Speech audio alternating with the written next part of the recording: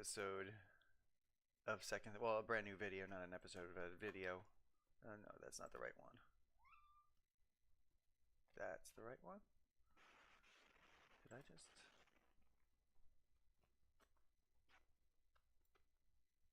Oh, yeah, okay. So I'm just... Duh, okay. How's it going, everybody? If we're awarded... Oh, I already have this set up. This episode, and others like it, are brought to you by the generous support of my patrons on Patreon. If you'd like to help... Also, by the way, we're going to be doing some quests today. We're going to do, Cold War, Hunt for Red Raktuber, from the Fremenic...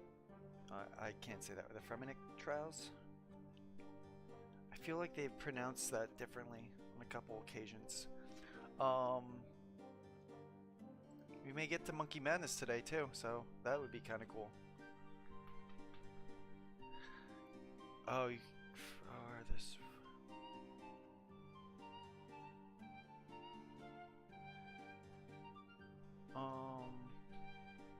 Ooh, the Fremenic Trials is actually going to be a little rough. Unless I can find a way to get Shark easily. That's like 86 though, right? Wasn't Shark really like high up? No. No? 76? 76. Yeah, I can't get 76 right now. There's no way. Okay, so it says you can get the raw shark from temple trekking or the swarm fish. Oh my god, temple trekking. I'm gonna be temple trekking today to do the Fremenic Trials, so that's gonna be fun. But let's get started with this video. Support this channel, join our patrons only Discord, and get early access to every video, consider becoming a patron at patreon.com/secondthought. Every week on this channel, I focus on critiquing a different aspect of capitalist society, and every week I get comments telling me that I'm not doing my job. Because it turns out that what I'm critiquing isn't actually capitalism. No, none of this is capitalism, stupid YouTube man. It's corporatism. Or better yet, it's crony capitalism. Or actually, God, it's the very trendy techno-feudalism. Crony capitalism is the best. As if there's like a difference. Real capitalism is basically perfect, so if anything is wrong, it's probably because of something else with a different name. In this video, I'm going to be debunking that idea as thoroughly as I possibly can, because I'm pretty tired of getting these misguided comments. It's not corporatism, it's not crony capitalism, it's just plain old capitalism. Let's start with the definition for crony capitalism, because although these comments tend to use the word corporatism, unless the US recently began running its economy on a model of tripartite negotiations or instituted a guild-based system of differentiated welfare and privileges, corporatism is the wrong word. So crony capitalism it is. Wikipedia says, crony capitalism, sometimes called cronyism, is an economic system in which businesses thrive not as a result of free enterprise, but rather as a return on money amassed through collusion between a business class and the political class. This is often achieved by the manipulation of relationships with state power by business interests rather than unfettered competition. Then it lists out a couple ways that might happen and sums it up: money is then made not merely by taking a profit in the market, but through profiteering by rent-seeking using this monopoly or oligopoly. So now that we have a good idea of what these people are saying, let's get three things clear. One, I have an a priori objection to capitalism. I don't just focus on capitalism's consequences on this channel, I think it's a messed up idea at its core. Capitalism, crony or not, is an economic system where a tiny, unelected minority of people get the vast majority of people to work for them so that they can get wealthier. You might think that's alright, I happen to think it's wrong. The place we spend most of our waking hours is run by a guy who has to prioritize profit over everything else, including the well-being of the people that work there. Under capitalism, you have the choice between working for the unelected guy, beating the odds and becoming the unelected guy yourself, or starving. None of that particularly appeals to me. I also happen to think that business acumen shouldn't be a justification for power. Just because Elon Musk is a business super genius, just look at how well he's handling Twitter, doesn't mean his decisions should matter more. The same way that the divine right of kings was a BS justification for feudalism. I think democracy should apply to the economy. Crony or not, capitalism isn't something I support. 2. The things that ANCAPs and libertarians complain about with crony capitalism, like monopolies and oligopolies, companies that can basically get away with whatever they want, are natural consequences of the pure free market capitalism they defend. When companies ruin competition, it's not necessarily because of something the state does. Free market competition always leads to this scenario where a few corporations dominate and extract rent. Monopolies inevitably develop within capitalism, and whether they got that status with the help of the state or on their own doesn't matter. They are still a monopoly. They still do whatever they want. It still sucks. 3. There's no such thing as a free market in the first place. The distinction between crony capitalism and pure capitalism is based on the vague idea that crony capitalism is when government too big. At some point, one that is impossible to precisely define. There's too much state intervention, and that's why it all goes wrong. At least that's the idea. ANCAPs incorrectly believe that there is such a thing as capitalism without a state, and libertarians are vague about the amount of state intervention they deem to be okay. And as a result, anytime something bad happens, it can just be chalked up to too much intervention, called crony capitalism, and they continue to clamor for small government. But there is no such thing as markets without a state, or without intervention, because markets don't exist in their own little world. All capitalism will involve state intervention. That intervention will necessarily benefit some at the expense of others. Companies will always find ways to influence that process to their benefit by using strategies like capital flight or capital strikes. And that means capitalism will always inevitably be crony. Therefore, the distinction doesn't matter. Let's start with the point about monopolies. Regardless of state intervention, collusion, or whatever, monopolies are an inevitable feature of capitalism. And that's because all companies want to monopolize. When it comes to making more profits than everybody else, which is the prime directive of every single capitalist, becoming a monopoly is clearly the way to go. When you're a monopoly, or don't have meaningful competition, prices are whatever you say they are, work conditions are whatever you decide them to be, and profit margins are pretty much up to you. Every company is gunning for the #1 spot, and in a competitive market, somebody will eventually get it. It's a zero-sum game. If you are less profitable than your competition, only a couple things can happen. You will gradually either be phased out and fail, because your competition attracts more investors who just follow the higher rate of returns, or your competition will buy you out before that happens. And if horizontal integration isn't an option, companies will integrate vertically and own every part of the manufacturing process to run a leaner business. As they get larger, whether they acquire vertically or horizontally, companies benefit from economies of scale. They have better prices because they buy in bulk or control production from the start. They have more money to invest into R&D to stay ahead of the pack. And they have a bigger market share thanks to a more powerful advertising strategy. The rich get richer, and what starts out as a fair competition rapidly descends into monopoly or oligopoly once someone gets an edge and the means to hold on to it. Google and Facebook aren't going anywhere anytime soon because they have hundreds of mergers and acquisitions under their belts. Hey, buddy. And just look at Walmart.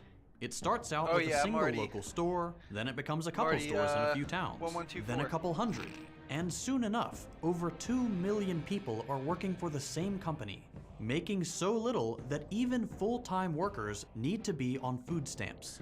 Mom and pop shops can't compete with their low prices. At the end of the day, monopoly or oligopoly is inevitable when there are winners and losers in a competitive market, because the winners take over what they used to share or compete over with the losers.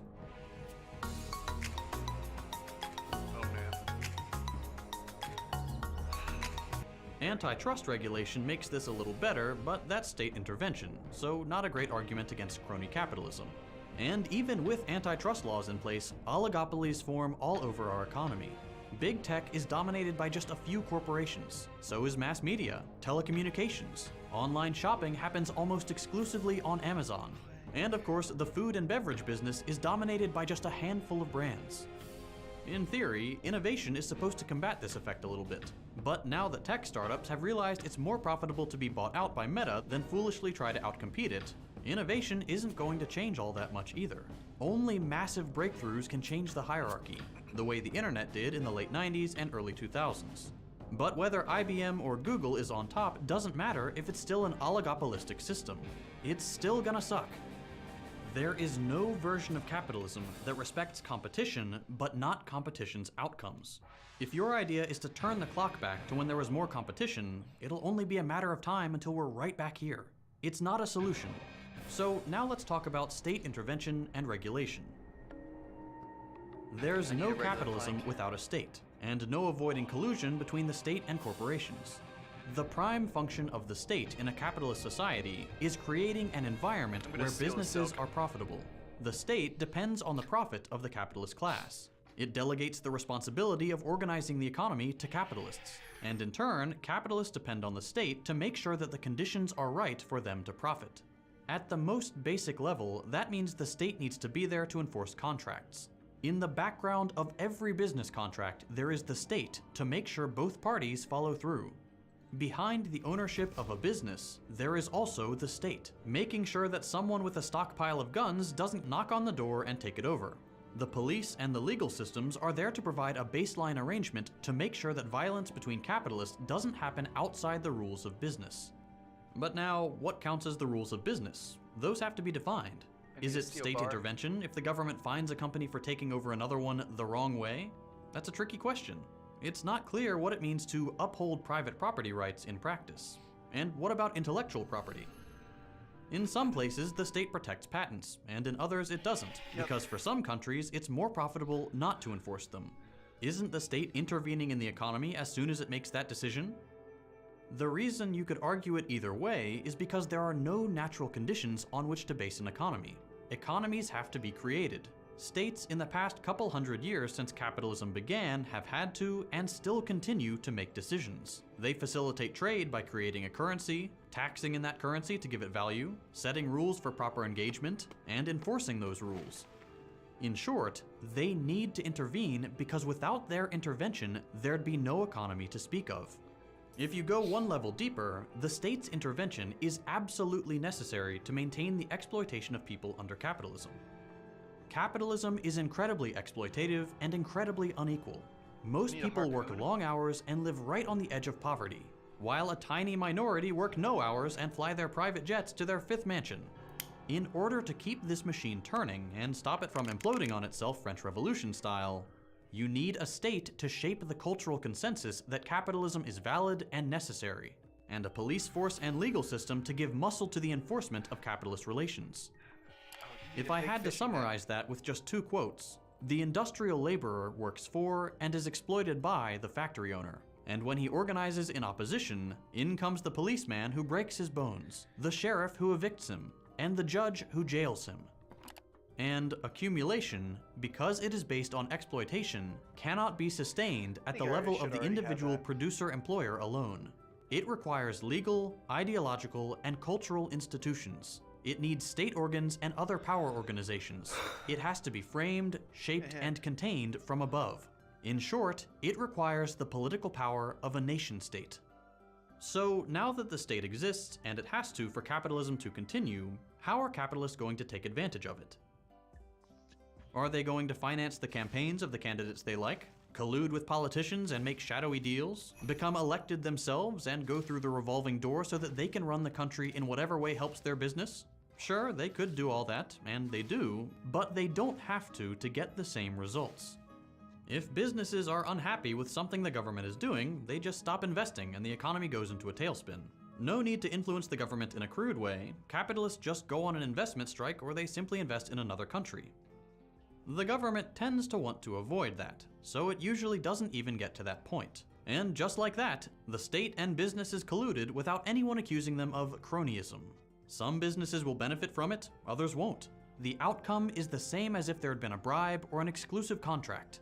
Except this is real capitalism because all the state did was guarantee the conditions for profitability, which any libertarian will tell you it should.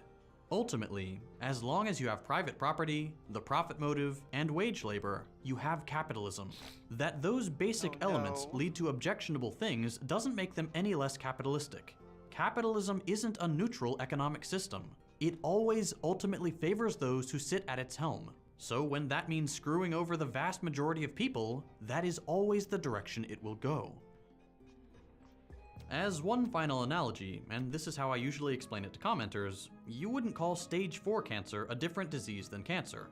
It's simply the progression of the same disease. No matter what perverse, mutated versions of capitalism appear, if the economic base remains the same, if the profit motive is still the driving force, we live under capitalism. You can call it what you want, but that won't change reality, nor will it solve the problem. The problem is capitalism. I mentioned at the beginning of this video that my channel is only possible thanks to my patrons on Patreon. As some of you may remember, I used to make general interest science videos. I didn't particularly enjoy it, but it was easy to get sponsors for that kind of content. When I made the switch to political content, something I actually do enjoy, most of my sponsors bailed. It's understandable, not many brands want to associate with anti-capitalist content, but that means I've had to rely more heavily on the generosity of viewers like you. I've got one reliable sponsor left, and it's a little nerve-wracking not to have much predictable income to count on. If you're able to chip in even $1 a month, I would greatly appreciate your support. As a little show of that appreciation, every patron, regardless of donation amount, gets early access to every video, plus access to our patrons-only Discord server. It's a great place to hang out. We've got everything from a recommended reading list, to a book club, to countless other channels to chat, learn, and explore your interests. We've built a great little community, and we'd love for you to be part of it. So if you'd like to help keep this channel afloat and get some great perks while you're at it, consider becoming a patron by visiting patreon.com/secondthought. If you enjoyed this video, consider dropping a like. If you hated it, a thumbs down. I currently am a Patreon to their to his deprogram podcast with Hakeem and Ugatnik. Which, now, we're back to this. We're gonna go right back to this. I think I'm gonna start from the beginning though, because it was late last night, right? Hi, I'm Randy with the Department of Labor and Industries, Electrical Supervisor for the Tri-Cities area. And we're hiring. Continue. Right, with their political system and whatnot. I had those.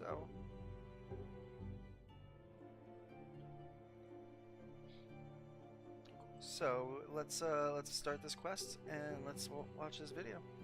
All right, Hakeem, let's get right down to it. I've got a question from Justin here. Ooh, and he's getting into the thick of it with my boy Gnome. So Justin, or actually is Jusin, Jusin. Jusin asks, one argument made by Chomsky when he compares Indian and Chinese famines is that India had a more open media environment, which forced the government to intervene productively when journalists would expose malpractices resulting in starvation or other humanitarian crises. The Soviet Union, like China, did not have this. They chose not to be public about the events in Ukraine because this would have been the basis of a crisis of domestic and international legitimacy. What do you make of this argument from Chomsky, and what may it tell us about how we view the scale of these famines that occurred in both communist states? And I just want to commend Jusin. Amazing question. That's a very interesting question. And I can reread it if you want to chew on it a little bit more there. No, no, that's fine. Don't worry. I think we can split that into two bits. The first part is about journalistic freedom, and then the second part is about the publicity of the famines. On the first part, I agree wholeheartedly. There is, and historically has been, an issue with, let's say, levels of journalistic observation, we could say, of these events. And that occurred both in China and the USSR, but with the necessary caveats I'll answer in the second half of this. But you're very much correct. This is something that needs to be rectified in the future. We shouldn't have... there is two sides to it, right? On one hand, we understand that the press, like everything else in a modern nation state, can be used by different entities for different purposes. So, for example, if there is a possibility for a particular group to use it to spread, let's say, anti-Semitic or racist or sexist remarks and attempt to popularize them in society, these are things that can be combated. But on the other hand, free access of information, especially when it is of vital importance to people's lives and access to the things that they need, this is something of utmost importance and should be allowed to an extent. So this is very much so an error of former socialisms that needs to be corrected in future attempts. As for the second part of the question on the publicity aspect, I would disagree. in that the claim there, for example, when we're taking the 1931-1932 famine, is that there was no publicity. The thing is that the central government didn't even know what was happening until maybe the mid 1931. So it's been already going on for a little bit. This happened because of numerous issues, particularly mid-level official corruption, and also the fact of that there was very primitive. We got to remember that most of these countries, for example, the USSR and China, came from incredibly poor agrarian, semi-feudal states. And as a result, they did not have the infrastructure for communication that we kind of take for granted today. Most of the time, it was either through telegrams or through people personally delivering letters. For example, in China, and with that, I think we can see that there's more nuance there. That it's very difficult to have this open amount of information be spread, especially when the government, who needs to know the most about the situation, could barely even get a hold of the information necessary, what's exactly going on. You even see it in telegrams that have been, what's the English word for this? Declassified, I believe? Yeah, declassified, from the Soviet archives, where you see the central government, some of the telegrams being signed directly by Stalin, saying, what is going on? We have no idea what's going on. Why don't you guys, where is this information? Why is it 2 weeks late? Blah, blah. There's several of these that you see. So it shows that the chaos of the thing. When it comes to the Chinese experience, it's similar, but it's also way more nuanced than that. Well, can I like, wait in there real quick? Or lack I'm sure that we could find. Yeah, I'm sure that we can find go ahead. Numerous telegrams from Donald Trump right now at the pinnacle of human telecommunications, where he's like, "What's going on? What the fuck is happening?" and so forth. The first part of your argument is really strong, where you say that that it took a while to understand the capacity of the depth and scope of what's going on. But they did have modern telegraphic communications at that point, or relatively modern. I don't. Well, let me not wade in too deep, but I do want to move the AMA along. I think that's a good answer. Sure. I'd like to get to Chimichanga's answer right here. Chimichanga's asks, why do you think the value of items is objective and not subjective when there are multiple examples to prove you otherwise? For example, the value of a coat changes depending on what season we're in. And if you're going to say price and value are different, then explain cryptocurrencies. Is there a difference between their price and their value when they directly correlate based on scarcity? Yeah, I really like this question because the person answers it, and then when they assume that I'm going to state the answer, the correct answer to that, then they're like, oh, well, if you're going to say this, then what is about this? But the second part is also answered by the first part. So first thing is, when it comes to objectivity of values, you need to understand that, first of all, there's a misunderstanding that goes on between price and value, between the basic... this is the best way of actually internalizing the Marxist criticism of capitalism. Always remember that when we have discussions, for example, between value and price, remember that the assumption there is that supply and demand is equalized. That's why, and we see that when we have such in the real world, these situations rarely occur, but we can empirically create them when testing, right? And when we do that, we see that price does generally fluctuate to levels as high as 98% around the value, the labor input of said commodity, which is very interesting. But the thing about, for example, like a coat is more or less valuable depending. It doesn't matter what you personally perceive it as, right? If supply and demand were equalized, then it would be the value wouldn't change. What you're seeing is a difference in the supply and the demand happening. There's a higher supply in winter and a lower supply. Higher demand in winter and a lower demand in summer. And as a result, because of the higher demand in winter, people want it more, hence the price goes up. If there's a lower demand in summer, then less people want it, and as a result, the price goes down. As for cryptocurrency, this is very interesting. Especially when we get into the discussion of fiat currencies and whatnot.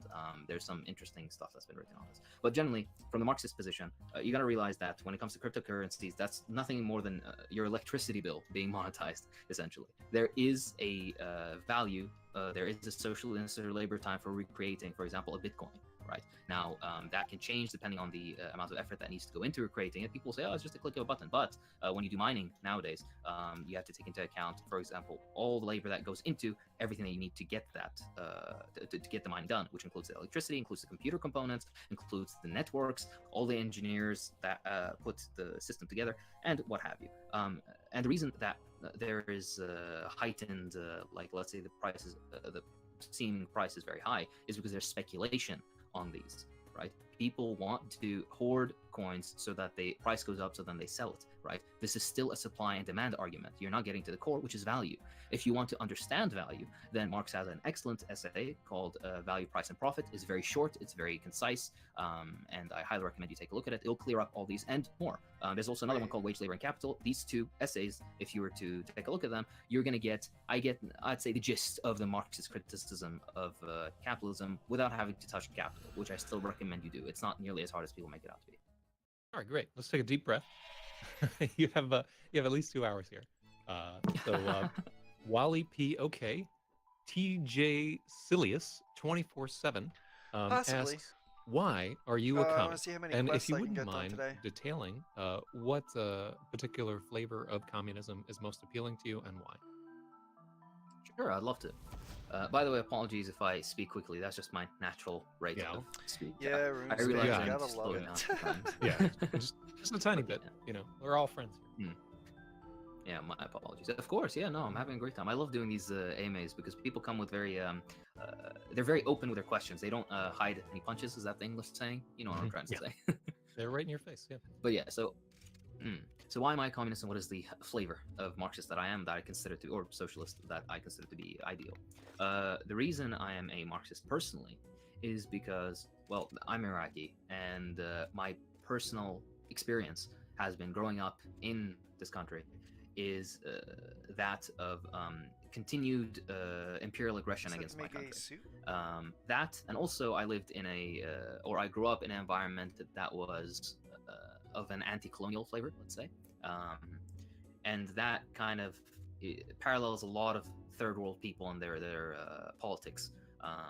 But for the longest time, I was just that. I was just a lukewarm, like anti-colonial, vaguely anti-imperialist. I know I didn't like the way that the big, quote-unquote, big countries bullied the small countries, and I had no fundamental understanding or framework around that.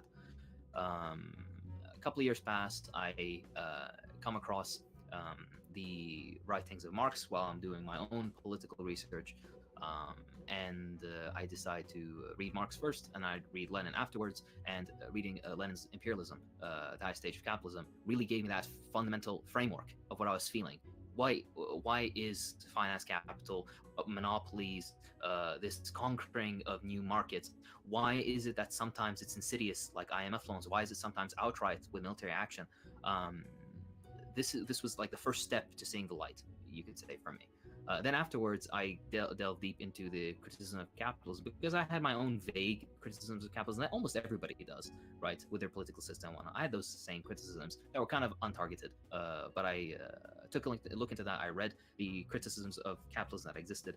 I looked into the histories of the different socialist countries. I looked into the history of liberalism, for example, and as an ideological trend.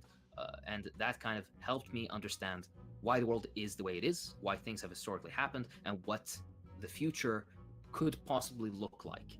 It kind of gives you like this holistic approach. It isn't a dogma. It isn't something that's meant to, like peer into the future, right? It's not like this crystal ball, but it gives you the tools to carry out an empiric and material analysis of the world around you and to arrive at answers that can somewhat at least reflect the realities of the world you live in, rather than give you, vague platitudes or sophistry about, freedom and all that kind of, relatively vague talk. So that's why I'm a Marxist. I was vaguely, by my environment, and I decided to read, and that made me. And that's my recommendation to everybody. If you have criticisms of Marxism, or you just kind of don't know where you politically stand, approach the literature. It's a lot easier to read than people make it out to be. It's very interesting, and even if you disagree with it, which you're well within your right to do, it'll still kind of give you food for thought. If you disagree with 95%, hey, you'll get 5% that's kind of good that you can incorporate into your own personal perspective. It's lovely. So if you want to do the reading, do the reading. Yeah. As for the next part of the question, flavor. Yeah. Yeah, don't worry, I remember. Thank you for keeping tabs on it, though. I really appreciate it. Yeah. If you hear me like being like, as- hey, that's me moving the conversation along. So Yeah. by all means. I do appreciate you. Thank you. My particular flavor, I'm a Marxist-Leninist, and I believe personally that it has Marxist-Leninism is the I don't want to use the word ideology per se, but it is the approach that has best described and understood the world as I see it and as I've lived it. And it is the thing that gives me the tools, or historically has given many different kinds of people across the earth, many millions of people across the earth, the tools to grab, like to grab life by the hand, by the horns, let's say, to be able to change their current state, and to be able to analyze the situation the way that it is. The reason I'm not an anarchist or other variants of Marxism is a mixture of lack of historical relevance and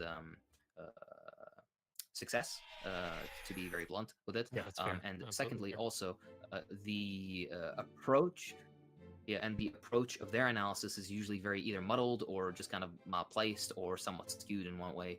And that's kind of why I choose Marxism-Leninism. But really, if you, the fundamental is, I read Lenin, and that kind of like brought everything into place. And then I read Mao, and I was like, wow, okay, yeah, this is really, this is the box that I want to sit in. So that's my recommendation. Read Lenin, read Mao, then see if you're a Marxist-Leninist. If not, hey, all's fair. Okay. So our next question comes to us from Ali Nali. So Ali Nali says, I've heard Marx describe democratic socialists or revisionists as dictatorship of the bourgeoisie. Can you elaborate more on how that looks in our current day and age? Sure. I would like to see where this person saw Marx commenting this, because the concept of democratic socialists didn't exist back then. Yeah, like I think he's a little bit incorrectly paraphrasing, but the phrase "dictatorship of the bourgeoisie." No, I understand. From what I understand. So, I think what he's asking here is to draw a parallel from his idea of a dictatorship of the bourgeoisie to perhaps how the party has been co-opted by wealthy status seekers now, or how you feel about it. For sure, yeah. I was just saying that just to give clarity. If we're awarded the grant, we will use it on rent in order to open up a few more avenues for us to. For people who are unaware of Marx's works, Marx, I believe, never really used the term revisionist, nor had he used the term democratic socialist. But if you're meaning generally like those that would be considered to serve the interests of a dictatorship of the bourgeoisie. First of all, let's define our terms. What is the dictatorship of the bourgeoisie? So when we have a state, right, the concept of a state, it is a class-dominated thing. It is not class-neutral, right? There is a certain class character to each state that exists in the world.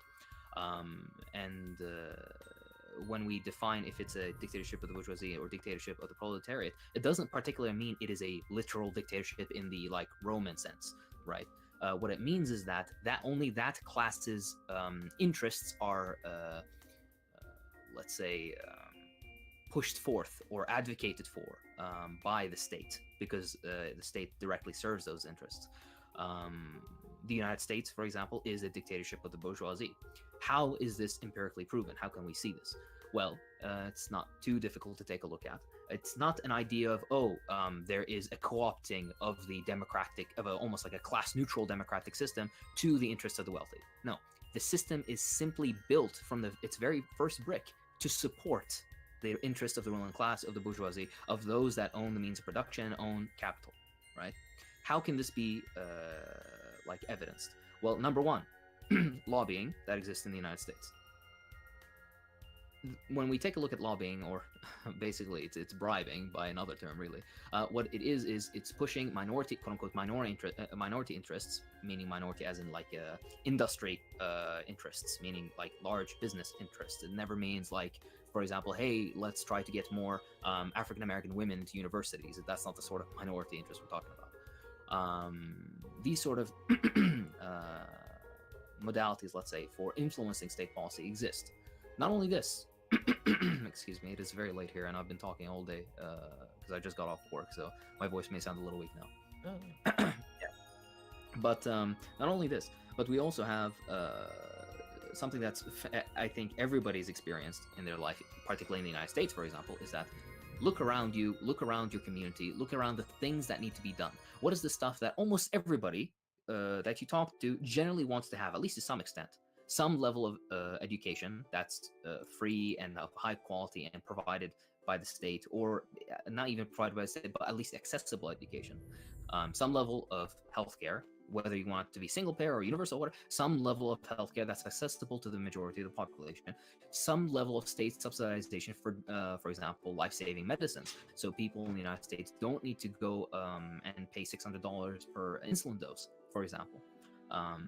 The infrastructure of the United States to help you get to and from work and school and to your grocery store and stuff like that.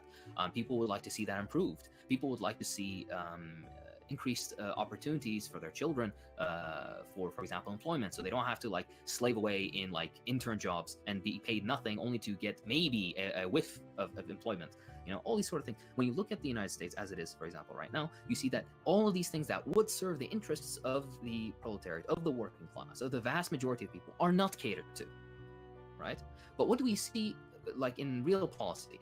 We see things that advance the interests of the military-industrial complex. We see things that advance the interests of pharmaceutical companies. We see hike-ups on prices on things that everyday people need, while also we see tax cuts for the richest.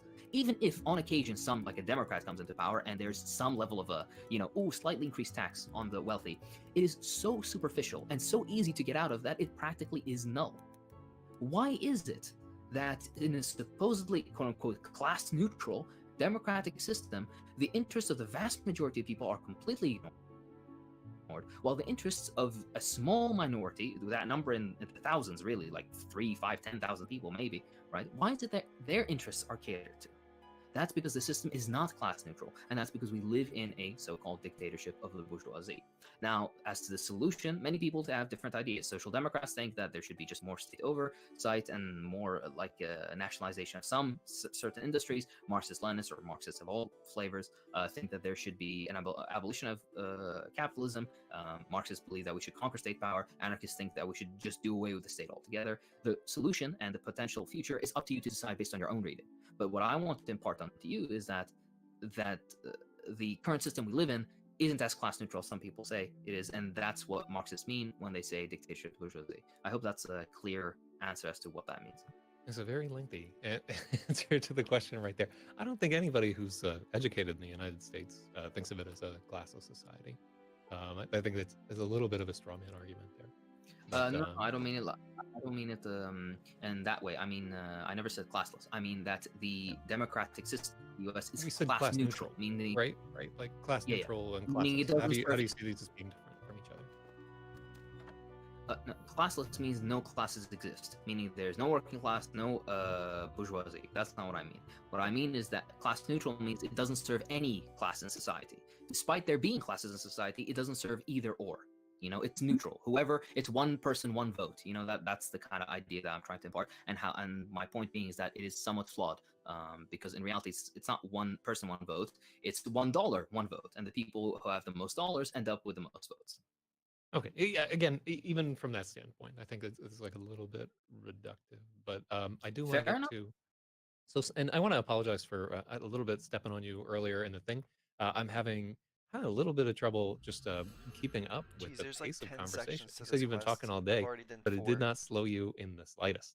All right, so Sniper King says, do you think the actions the Chinese government took during the 1989 Tiananmen Square protests were justified or correct? And I'd like to know, just in general, your feelings on the current state of China and how you feel it reflects what's going on with Marxism worldwide.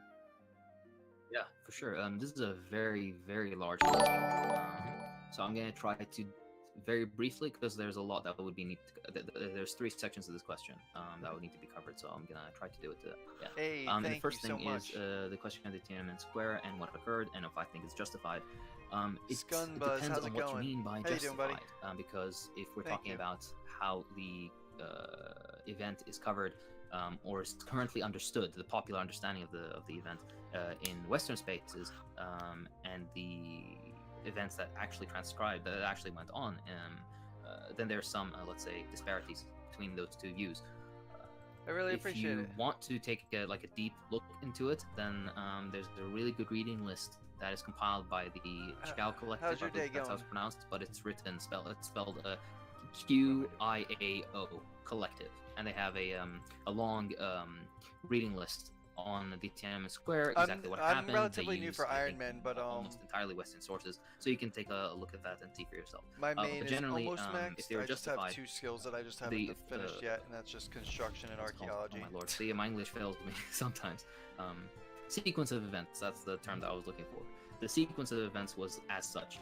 There was an occupation by mostly students within the square. Do I still enjoy the RS3?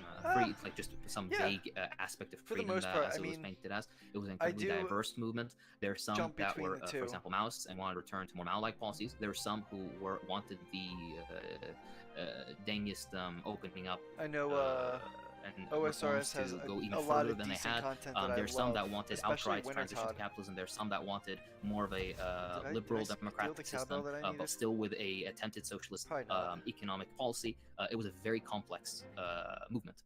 Number one. Number two, we should not overstate the size of the movement. We gotta remember that archaeology China's is a long country of a population of over 1 billion people. skill. I think at the time it was 1.1 billion people, and this I think it gets faster movement though was after no larger than 99 from what I've 70,000 seen. people that were present there. So it really isn't representative I already of have the Chinese cowbells. people. It is Okay. better to say it's more representative of a certain layer of the intelligentsia within Chinese society, particularly within the universities, and that is evident in their demands, which included mostly things that only catered to the intelligentsia, which included political power for intelligentsia, increased pay for those who are part of the intelligentsia, certain access things within universities and whatnot. It was a very this is the aspect that was really highlighted by Western media as almost like the only part of the movement. That's the part I'm talking about. But yeah, they occupied the square, and they were asked to leave, and they held their place. And thus the people on the square were peaceful. What occurred outside the square, around the square, though, was certain levels of violence. Yeah, you get a people lot are unaware of good before stuff, any especially troops if were you're farming, mobilized, like, before any shots were tetracompasses. fired. Numerous Chinese soldiers that were just if you don't know, by the way, in case you're unaware, because in the United States, I don't know if it's the same, but in most third world countries, and China is included in this, it's very normal to see a uniformed soldier on the street. In fact, it's very normal to see them just going out and about. Previously, or it used they to might be be more in charge of a particular place. Yeah, Like they just in the keep an eye on United a particular- States, if you're essentially if you're in proximity to a military base, you'll see in uniform or military personnel fairly frequently, but it's nowhere near the level of that you would see in a place like Mexico or Honduras, where some right now are I'm only there nine, for I'm security 96 presence. in And I think in archaeology China at the on my other time, account. we would see a lot more who were just there in uniform to lend security more so than just going on their day-to-day operations. For sure. Exactly. Thank you for much more eloquently being much more eloquent with what I was trying to say. But yeah, exactly that. And what happened outside the square before any bullets were even fired or any violence took place was severe violence against those soldiers that were present. Most of them were unarmed, by the way. Several were burnt alive, even. And this was recorded by by Western media. And that's when the events were transcribed. On the square itself, no massacre took place. What happened around the square, though, that's where the violence took place. It's maybe a pedantic point, but that's why I don't like the term, for example, Tiananmen Square massacre. It's a bit incorrect. And by the way, the Western media sources, if you go back and look at the BBC reporting and whatnot, you'll see. In fact, there's even the U.S. Embassy in Beijing. There was a WikiLeaks documents that show that they even admit that there was no American officials, which were in the at the square, and also reported to the embassy in Beijing, the American embassy, that there was no massacre that took place on the square itself. But yeah. So to say if it was justified or not, let me invert the question. Because by the way, if you didn't know, the movement, which is very, this is very well documented, all the student leaders and all the leaders of it, completely, the ones that were highlighted by the US, by the way, all of them got direct diplomatic and monetary financial support from the United States and associated groups that the United States supported. And you can see that by the fact that all of the people who were in charge of the movement, a few of them were imprisoned for several years and let go, like 2-3 years sentences and then let go. After which they immigrated to the US, or they just directly immigrated after the protest ended to the US, and all of them are in highly lucrative financial sectors. Okay. All of them live their lives in the US right now. And what I'm trying to get at is that is a very interesting point, and I'd like to turn that back to the audience. Imagine if in the United States there were like protests that occurred, massive protests that occurred, which were directly supported by Chinese money, that had people that were directly in contact with Chinese officials, that when the movement then fails, by the way, after they assault numerous officials and personnel, burning some alive even, and then afterwards they leave to China, where they end up being in very lucrative positions, wouldn't you assume, maybe China had some part in this movement? And by the way, I don't mean the entire Tiananmen Square movement. There are certain sectors of that movement that did have genuine grievances. That's not what I'm trying. I'm not trying to claim that China is perfect. It never was and never is. Even currently, it isn't. But the point I'm trying to get at is the American perception or the Western media perspective on the Tiananmen Square movement, and the small sector of it that they decided to highlight is suspect. But there are other issues that were protests at the time. For example, dismantling of the Iron Rice Bowl was something that was discussed, especially by the Maoist sectors of the movement that existed in the square at the time. That is a very fair criticism to be made. There are some criticisms that are made of corruption, particularly within universities, but also the government. Those are also fair criticisms to be made. But what I find interesting is that the United States and official support never highlighted those grievances that directly affected people's livelihoods, employment, access to education where they are. Instead decided to highlight very vague platitudes of, oh, democracy, oh, freedom. Yeah, that's kind of my hope. So do I have to do this every single time now? My hope is that you understand my perspective. If you really are interested in this, by the way, I strongly suggest people do the reading if they're interested to see what my perspective personally would be in more detail. Check out that Chow Collective, QIAU Collective reading list. You'll find it on Google if you look it up. As for the other questions on China, I think there in the AMA there are further questions on China. China later. We'll get to a little bit later there. I think that was a pretty extensive answer to the question there. Let's move up to. Do not trust the walrus. To be fair, there a lot of the criticisms there similar, and not to get into an argument or anything. Hi, I'm Will from Zager LLC. How about we don't? If you use Steam, the piece or whatever, but they're just about any large protest movement, whether it's happening in Hong Kong, whether it's happening in Russia, whether it's happening in the United States, will have foreign backers and agitators attached to it. It's just too profitable not to do. It's not unique to the situation. I think that your claims are most likely accurate, and the CIA was probably involved. But just about every place where power is shifting, foreign agitators will be in there trying to get a piece of the pie. Yeah, definitely. Okay, so let's go to Chief Potleaf, who says, you have read Settlers before and other books similar to this topic, but I have never seen you talk specifically about Native American or Amerindian / Canadian issues. So I want to ask what your opinions are on decolonization in North America generally, and what Marxists should do regarding that. Also, if you could say something about specific events or movements, like the Wet'suwet'en pipeline blockade, the Dakota Access Pipeline, missing and murdered Indigenous women and girls, etc. That would be amazing, but I don't expect you to know about these. Yes, thank you. The first, just on the first point that I have read Settlers, I have read Settlers. It's an absolutely excellent work. Of course, you should read it with a critical eye, but I would say it's maybe 80% correct, 20% a bit iffy on its political conclusions. But I recommend everybody, particularly Americans, particularly those who are non-white Americans, but even those who are white, should read Settlers. It's an absolutely excellent work. As for the question of indigenous issues within the U.S. and whatnot. You're correct that I haven't spoken about this extensively because I simply lack the knowledge. I'm sad to say, and this is actually a failure on my part, and I do apologize for this. I have not done the necessary reading on the topic, and I hope to eventually, but I currently, as of now, I have not. Not only this, but I have little to no contact of people of indigenous origin or sources of information about them.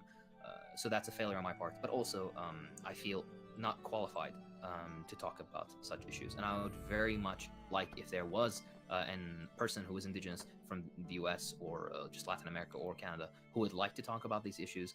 And if you would, by the way, and you'd start a channel and whatnot, then please just hit me up in the DMs. We can talk and I'll gladly boost your channel because this is something that does need to be covered. Yeah, we would absolutely do an AMA for it. Yeah. Oh, sorry. Please continue. Sure. Yeah. As for the question itself, and my perspective, I think that one of the, if not the greatest tragedy of humanity thus far has been the immiseration and absolute complete destruction, decimation of the Native American identity, Native American indigenous. I don't even like the term Native American because, you're ascribing already a colonial name onto them. Yeah, exactly. But yeah, indigenous people. Most Amerindians do not prefer Native American. It's a confabulation. Precisely. So I would say it's one of the greatest tragedies, if not the greatest tragedy of humanity, what has been done to them and how they have, to this day, not been able to achieve even a level of dignity from what they've had. For example, you look at the statistics, the unemployment and poverty and alcoholism rates amongst them are some of the highest in North America, particularly in the US, but even in Canada. The disgusting level of racial propaganda, like or give me 1 second. Almost like I'm gonna go grab a drink.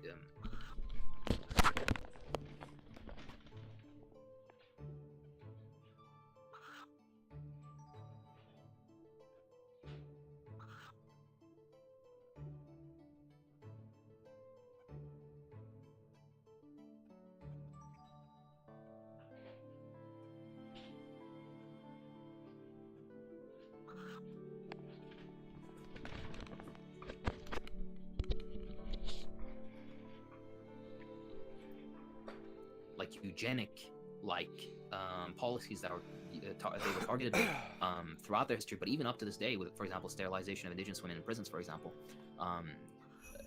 it is like it is beyond angering to even know about it. As to what Marxists should do, this is a group of people that we have to learn from. We have to boost their messages, and we have to personally internalize their assessment of the American question, meaning what to do with the United States. Suppose revolution were to happen, which we should be working towards, how the United States and Canada and all these post-colonial places, after the revolution, they've become post-colonial. What to do with them? How do we divide the nations up? Do we have to do a reintroduction of Native American languages and have them be like reinvigorated, spoken, and reused widely in society? Is there an issue with, let's say, educational access and whatnot, which there definitely is, but how we'd go about that? All these issues I'm not qualified to on. Native American comrades are. So those are the people we should talk to, and those are the people that should have their voices heard. And as for Marxist organizations, they should internalize their critiques and their suggestions, so that hopefully in the future, what has been done cannot be undone, but at least maybe some amends can be made, and their future history can be more bright. And that's kind of my loose answer about it. I'm sorry if it's a bit unclear. No, that's fair. And just to anybody watching or listening right now, if you are an expert in Amerindian studies or want to talk on here, we'd be happy to host an AMA with you. I will be in Window Rock doing research on the Navajo in early 2022. So I'm happy to meet up with anybody out there who wants to do a live interview on this thing. Okay, and Tex Defonks here, this may not be a fair question, but I'm going to read it anyway because I've read all the other questions so far. So Tex Defonks says, in your opinion, are labor camps a justifiable form of punishment in any case? And the reason why I feel that this question is not super unfair or is not totally fair at this point is at present, every prison in the United States of America is more or less a labor camp at this point. So not to get too deep into it, but if you feel this is an interesting question, we can proceed. If not, I'm happy to move to the next. Sure, go ahead. I'm sorry, I didn't hear the question. The question is, are labor camps a justifiable form of punishment? And just in the U.S., that's the only form of punishment that we really use. Yeah, for sure. So the question of labor camps. So historically, they have been used, and to this day, like you said, they are still used. For example, in the United States, with 13th Amendment and whatnot. So it is a thing that is done. Now, as to the question of its effectiveness, effectivity. My God, my English is failing me. Excuse me. Efficacy. Yeah, try efficacy. Efficacy is a superior. Thank you so much. Yeah. Well, in my personal perspective, there's two views. Number one, I would like to see extensive research into this and empirical data on this to see if it is a good method of rehabilitation. If it is, then it should be continued to be. Then it should still remain, at least as a form, not as the sole form, but it should be there. As for the second side, imagine you have a place. Let's remove all the political baggage. Let's say, okay, you have a bunch of people. You have three guys, right? One of them is like a known public harasser of, let's say, women. Another guy is known for, or has been caught embezzling state funds. And a third guy has been, for example, I don't know, some other more or less illegal activity that you can imagine. I don't know, let's say dealing drugs. Smokes dope, yeah. Right. Exactly, dealing drugs. And I don't mean just like as a low person who's who's in poverty and has to use this as a, you know, let's say it's like a middle level guy in a sort of organization that deals drugs. Maybe he's the guy who procures and he has like a great investment in this endeavor, let's say. So you have these three guys. Let's say you catch them all and you want to put them in prison. Now you have two options. Either you can leave them in prison and let them basically eat up from the social surplus. Let's say in the United States it would be taxes, for example, tax money. They'd sit, they eat, they live their life, but they don't contribute anything back to society, and they're not really being rehabilitated. They're just living their life, but in prison, so their freedoms are restricted. That's one option. What about you have another option where these people are put to work? Not only are they put to work, but after work they have to attend classes directly related to their particular crime. They get proper ideological education. They try to weed out whatever antisocial elements they may have. For example, the person who deals drugs would have access to people whose lives have been destroyed by drugs, who they would be able to talk to them, see the actual negative impact they have. The person who's embezzling state funds, maybe could see what that money would have gone for and what, you know, you get what I'm trying to see. Maybe the person... You're describing the way that prison currently exists here. I'm not qualified to speak on Iraqi prisons, but those are all things that we do right now in America. Yeah, but also you can't go to prison as a drug dealer and not see like people who are fucking literally smoking like paper that's been doused in Raid. That's true, but what I mean is there's I think a miscommunication in terms. What I mean is ideological re-education. It isn't just like, hey, come take a look at this person. I'm talking about actual classes that are relatively stringent upon this. It is practically like courses that they'd have to do. Not only this, but this is coupled with the labor. So it is more, let's say, maybe some people would dislike this perspective. Hey, if you want to disagree with this, that's perfectly fine. And I would be more than happy to hear what your proposals would be so that I could correct my view if your view that you believe is superior, if maybe you can turn me onto your side. But yeah, my general point is you can either have them just sitting and rotting, or you can have them put to work. In the United States, what happens is they are put to work and they do get some level of education, but level of education is not nearly adequate. There is massive levels of inequality when it comes to, first of all, exposure to it, attendance of it, as well as like racial and these more unpleasant aspects. It varies significantly prison to prison, and just because so many of the prisons are privatized by different corporations is really like a little bit of a crapshoot. Which prison supplying system in your area, like what subcontractor handles the education and so forth. And when you talk about cost to taxpayers, often like cost to house an inmate are upwards of like, in some cases, 150 juveniles. I know it can be like $300 to $400 a day just to house them. Exactly. So that's my point, yeah. So in the United States, the education they get is inadequate, and and they do labor, but the labor is for just cheap labor for like, Silicon Valley tech bros or other, like for large industries that society will never see the benefit of. Now that's in the capitalist system. In the socialist system, the ideal and historically what had been done to an extent is that they would have proper ideological education to weed out these elements that exist within this person, basically with extensive things like multifactorial or eclectic, let's say that's a better word, eclectic approach to it, either from like medical and psychological, psychiatric help to vocational training to on and on and on, as well as these people would be put to labor, but not for a small minority of very rich people to make stuff, but instead to basically not to give profits to a small minority, but instead they could contribute to, for example, infrastructure projects of the nation. So they could give back to the country that, for example, the embezzler stole money from, for example, right, to build roads and bridges and all that kind of stuff, to build schools and hospitals. Yeah, and of course we did that in the U.S. prior to privatization. There was a lot more of that kind of chain gang labor here in the U.S. But as soon as we started privatizing, all those gains were, they only did forced labor that was benefiting like the parent corporation. Exactly right. And just one more point I'd like to say. Historically, both in the United States and in former socialist countries and across the whole world, there have been grave, what was the word? Injustices committed in prisons. Funnily enough, when you look at the history, it's way greater in some countries than others. But that still doesn't excuse, for example, any sort of injustice that may happen. If somebody is being rehabilitated, that means they should still get an adequate, have adequate housing. They should still have adequate access to nutrition and healthcare. For example, the Soviet Union early on wasn't good at this. They got much better later on. For example, if people are aware, and activities that, they should be able to play a game of football if they want to, and have access to even education if they want it. So let's always strive to be better, and also recognize the mistakes of the past and criticize them very ruthlessly. Just leave and talk to Larry on the iceberg. That's my point. All right, great. Let's move on to our next question here.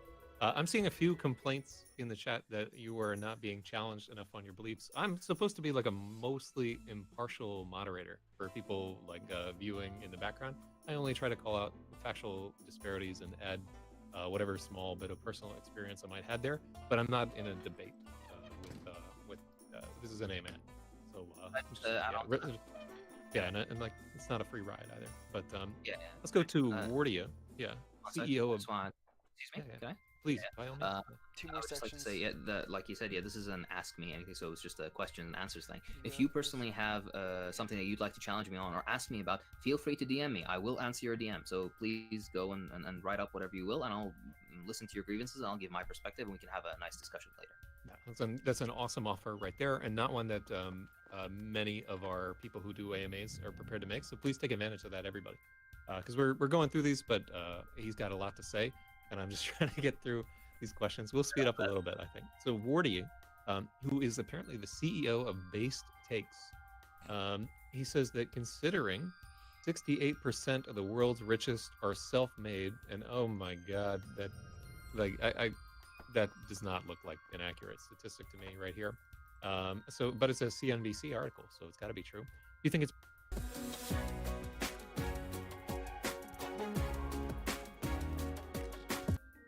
you think it's moral to seize the means of production from them? And he cites a CNBC article from 2019. Majority of the world's richest people are self-made, says new report right there. That's not how my understanding of generational work. And let me go, the report was released by WealthX. So I'm going to do some hustling on this in the background right there. But his question, once again, is he states that 68% of the world's richest people are self-made, which I doesn't seem accurate to me, but I'm going to look into it in the background. Do you think it's moral to seize the means of production from them? Yeah, sure. First of all, I would strongly or highly that the statistic is very suspect. I would encourage people to take a look into the methodology of how I'm linking it in the chat channel for the AMA if anybody else wants to look into this and potentially find if it's accurate or not. So that's linked in the AMA channel. I'm sure they're doing they're lying by omission, or they're trying to they've redefined a few terms to get to this pleasant statistic. Vast majority of wealth that currently exists within the United States, especially of very wealthy people, it's either generational wealth or basically gained through illicit means or less than illicit means, and most of the people who have generational wealth have got it through illicit means back in the day.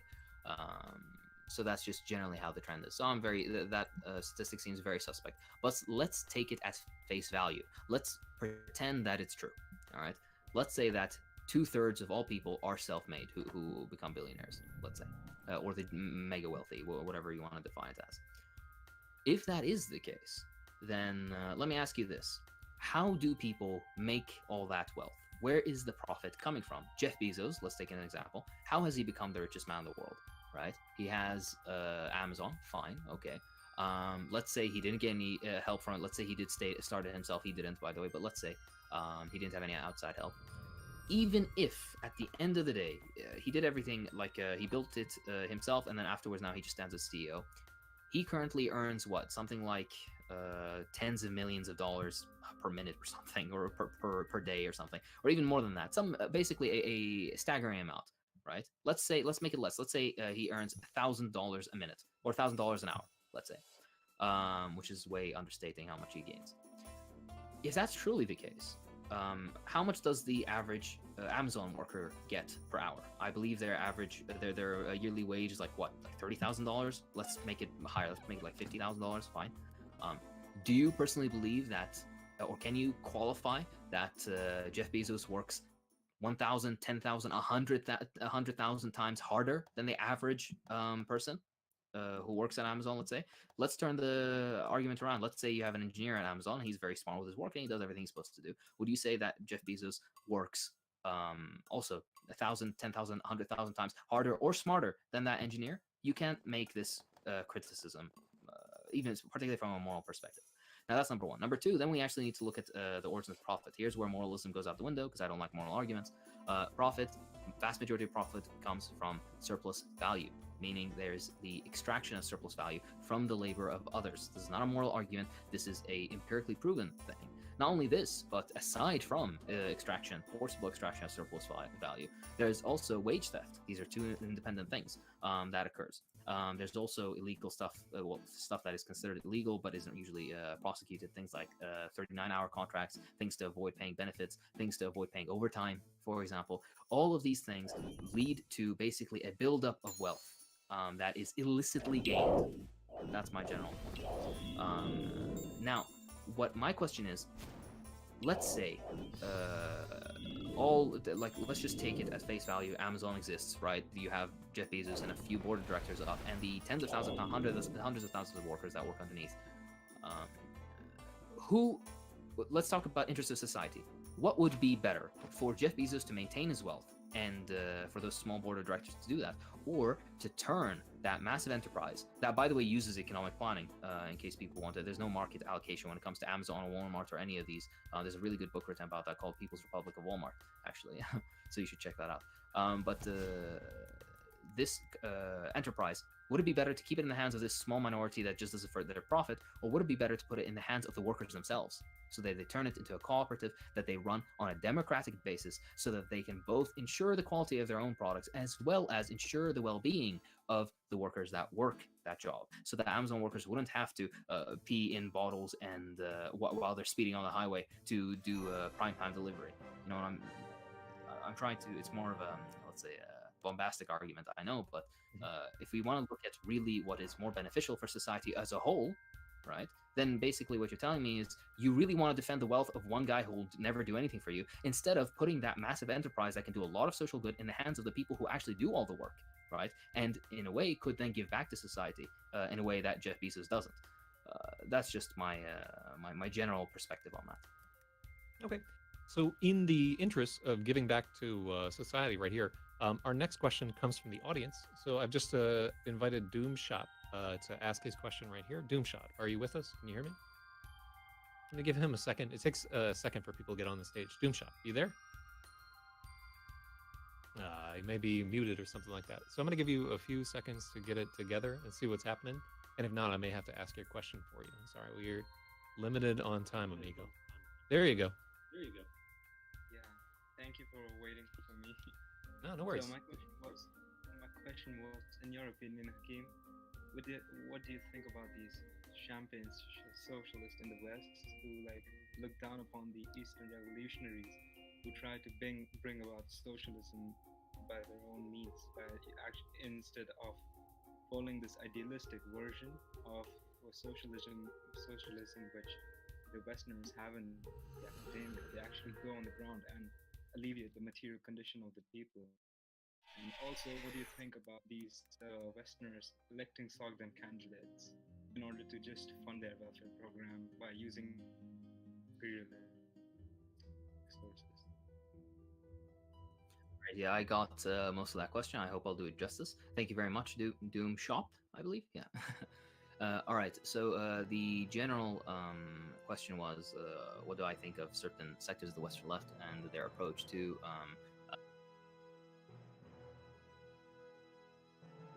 We're gonna watch another one.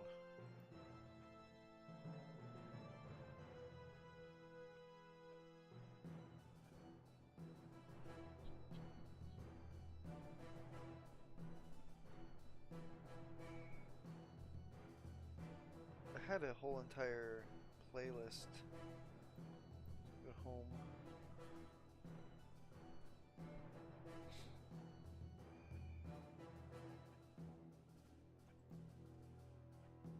Hi.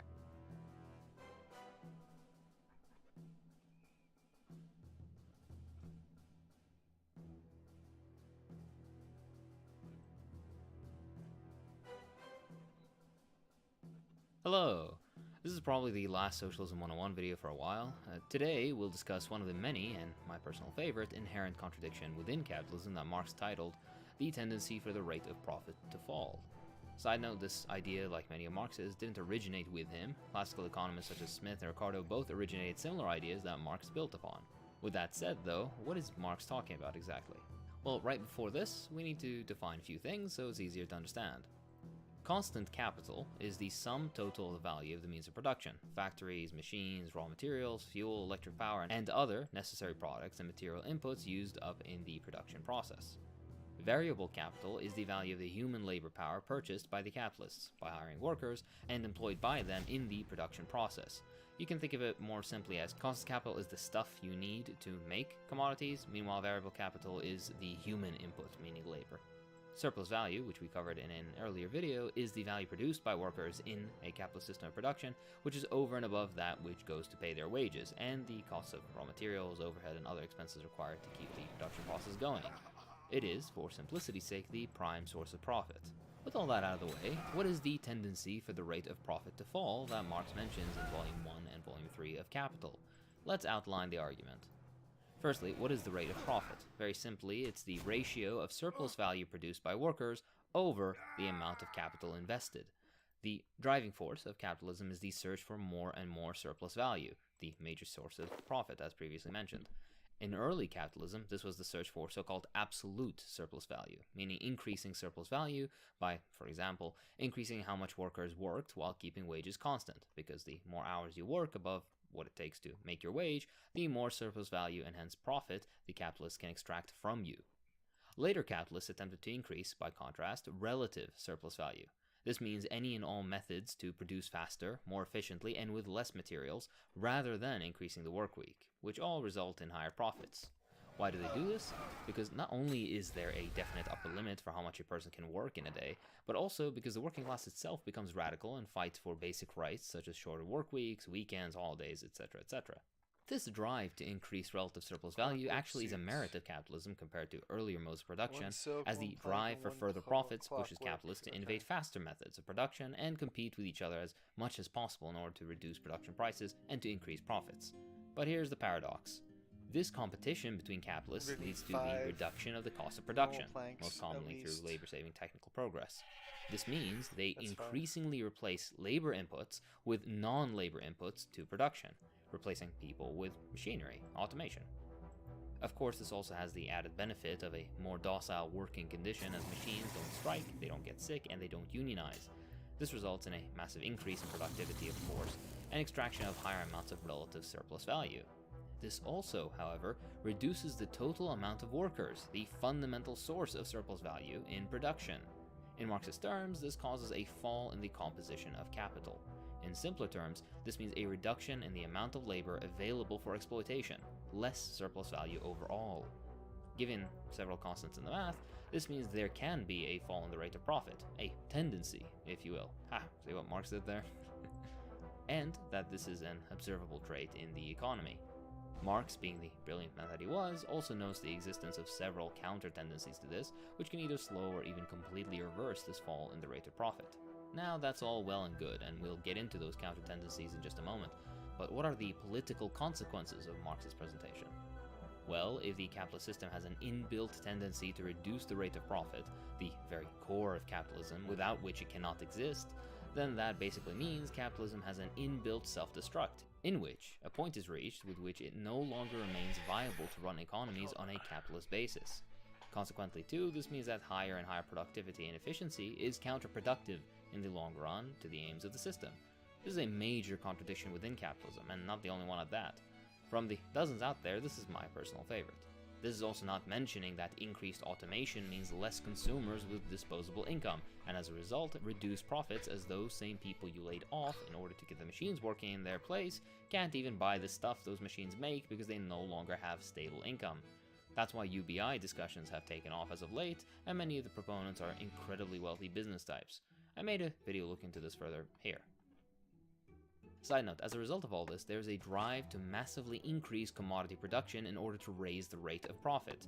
In yet another paradoxical turn, this leads to crises of overproduction, one of the many reasons for the cyclical crises that plague capitalism. To quote Richard Wolff, if you had a roommate as unstable as capitalism, you would have moved out a long time ago. This, too, drives imperialism, which attempts to solve these issues while simultaneously creating the conditions for further contradictions down the line. It's a long conversation, but TLDR, one aspect of imperialism is capital investment in foreign countries.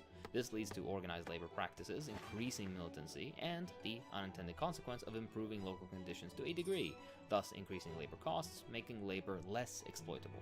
Via the hand of unfair trade agreements, the IMF, World Bank, support of local reactionary powers, and sanctioning amongst many others, attempts are made to control those local economies to maintain this high profitability. This means that no matter what, the fundamental consequences of late-stage capitalism are unequal exchange, value transference, imperialism, and the maintenance by any method the political and economic supremacy of the current capitalist ruling order. Several terms here were mentioned: imperialism, unequal exchange, value transfers, amongst others, that I'll get into in a future video, inshallah. Your friends are helping you renovate. You know you owe them dinner, right? Delicious Schwann's home deliveries in the freezer. That's... Now, what of the counter-tendencies? Marx and others have noted several things that can either slow down or reverse this tendency. These include more intense exploitation of labor, which could increase the rate of surplus value, either domestic or abroad via differing methods, the cheapening of the elements of constant capital due to the increasing productivity of labor or other means, the deviation of the wage rate from the value of labor power, meaning reduction of wages usually, the existence and increase of overpopulation, reserve army labor, unemployment, blah blah, the cheapening of industrial inputs, consumer and capital goods through imports, war or other events that result in the destruction or otherwise inoperative rendering of capital, monopolization within mature industries with little new capital investment, amongst many, many more. Interestingly, one of the largest increases in the rate of profit in recent history was World War II, specifically as a result of the wholesale destruction of entire industries because of, well, the war. An interesting yet terrifying idea is that capitalists might feel the need to egg on catastrophic conflict so that the rate of profit can rise. Now, what of the empirical evidence? Well, entire libraries have been written on this topic, but I'll mention a few in passing that you can check out yourself in the further reading section of the pinned comment. Minki Lee, an economist and world system scholar, has researched this globally. Basu and Manolakos have found supporting evidence within the US economy. Several articles looking at the relevant data have found similar trends in the US and UK economy. Similarly, Michael Roberts, too, has found supporting evidence in the UK economy and globally. Finally, Cockshot and Cottrell, too, have contributed immensely to this discussion, and Cockshot himself has a fantastic video regarding the fall of rate of profit here. As for rebuttals and answers, well, there are several, but the most popular one was put forth by the Japanese Marxist economist Okishio, in which his argument is, if you have an economy with equalized rates of profit, constant real wages, and the opportunity for balanced growth, then any cost-saving technical change for a capitalist will raise the rate of profit in the economy as a whole. He uses fancy math to prove this, but as far as I've looked into it, the math is sound. However, the fundamental presuppositions, especially regarding the economy he analyzed, Japan, aren't. Modern capitalism doesn't have equalized rates of profit, as for example, capital-intensive industries, as a general rule, experience lower rates of profit. Japan and most individual economies, too, have not had constant real wages, but instead have shifted either up or down, depending on the situation, meaning the second presupposition is incorrect as well. Finally, by balanced growth, Okishio means equal expansion rate across all industries and equal growth of capital stock and employment. This is a criteria met by very few countries and only for short periods of time, so much so that it renders it too on shaky ground, especially for Japan, the economy in question.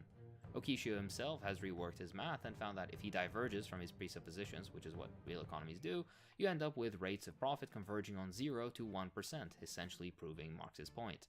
Cockshot himself has made a magnificent video on the topic that you can see here. There are others, but they're more mathematical, boring, and most importantly subject to similar limitations to the above example. There's a reason this little point of Marx has been so controversial for over 100 years.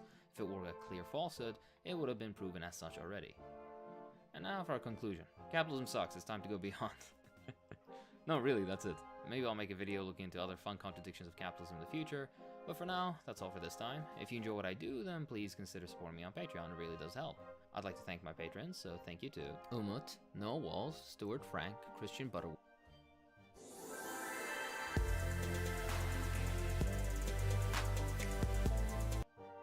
Hello! Today we'll be responding to common objections you hear in regards to the labor theory of value. For a quick rundown of the labor theory of value, let's mention a few definitions first and then we'll get into the nitty-gritty of it. Several terms I'd like to get out of the way. First of all, commodity. A commodity is a product of labor made for sale rather than for direct use. Not Witch Haven. To quote Marx, a commodity is a use value which has a certain exchange value. Now, two new terms. A use value is the quality of an item which is useful, meets a need, or satisfies a desire that someone has. Everything in an economy has a use value, more or less. That's why it's in the economy, to begin with. An apple pie has a use value because it serves a social purpose of fulfilling a need. A pie made of mud has no use value as it does not serve a social purpose or fulfill a need, unless you're a weirdo. An exchange value is the value of a commodity, product, or service produced for sale, as it is bought or sold in the marketplace, so it's roughly the same as price. Price is more specifically the value of a commodity expressed in money, but the differences are subtle and we don't really need to go into this at the moment. So if that is use value, exchange value, price, and commodities, what is value then, exactly? What if I just, well, value is the social labor as materialized in the form of commodities. The amount of value in a commodity is determined by the socially necessary labor time incorporated into it, meaning the amount of labor time performed by a worker of average skill and productivity, working with tools of the average productive potential to produce a given commodity, all measured in work hours or other temporal units. There's a lot more nuance to the concept of socially necessary labor time, but I'm trying to keep this quick and simple for now. Now finally, what is the labor theory of value? The general idea is that the economic value of any commodity in a capitalist system of production is determined by the average socially necessary labor time that it takes to produce that commodity. For example, if the average labor time necessary to produce a car is 100 times as great as the average labor time it takes to produce a loaf of bread, for example, the car will have a value 100 times as great as that of the loaf. To reiterate, value, not price. The difference is significant between the two terms. Marx, however, completely understands that the actual prices of that car and that loaf of bread might vary somewhat from this ratio for a variety of reasons. But, and here's the core of the matter, the analytical foundation and most basic explanation for the differences in the prices of two commodities will still lie in the different quantities of labor time necessary to make each commodity. This is all explained relatively well in Marx's first volume of Capital towards the beginning, so I do recommend people check that work out. Otherwise, his much shorter essays Value, Price and Profit and Wage, Labor and Capital too are pretty great. With all the definitions out of the way, let's get to the objections, shall we?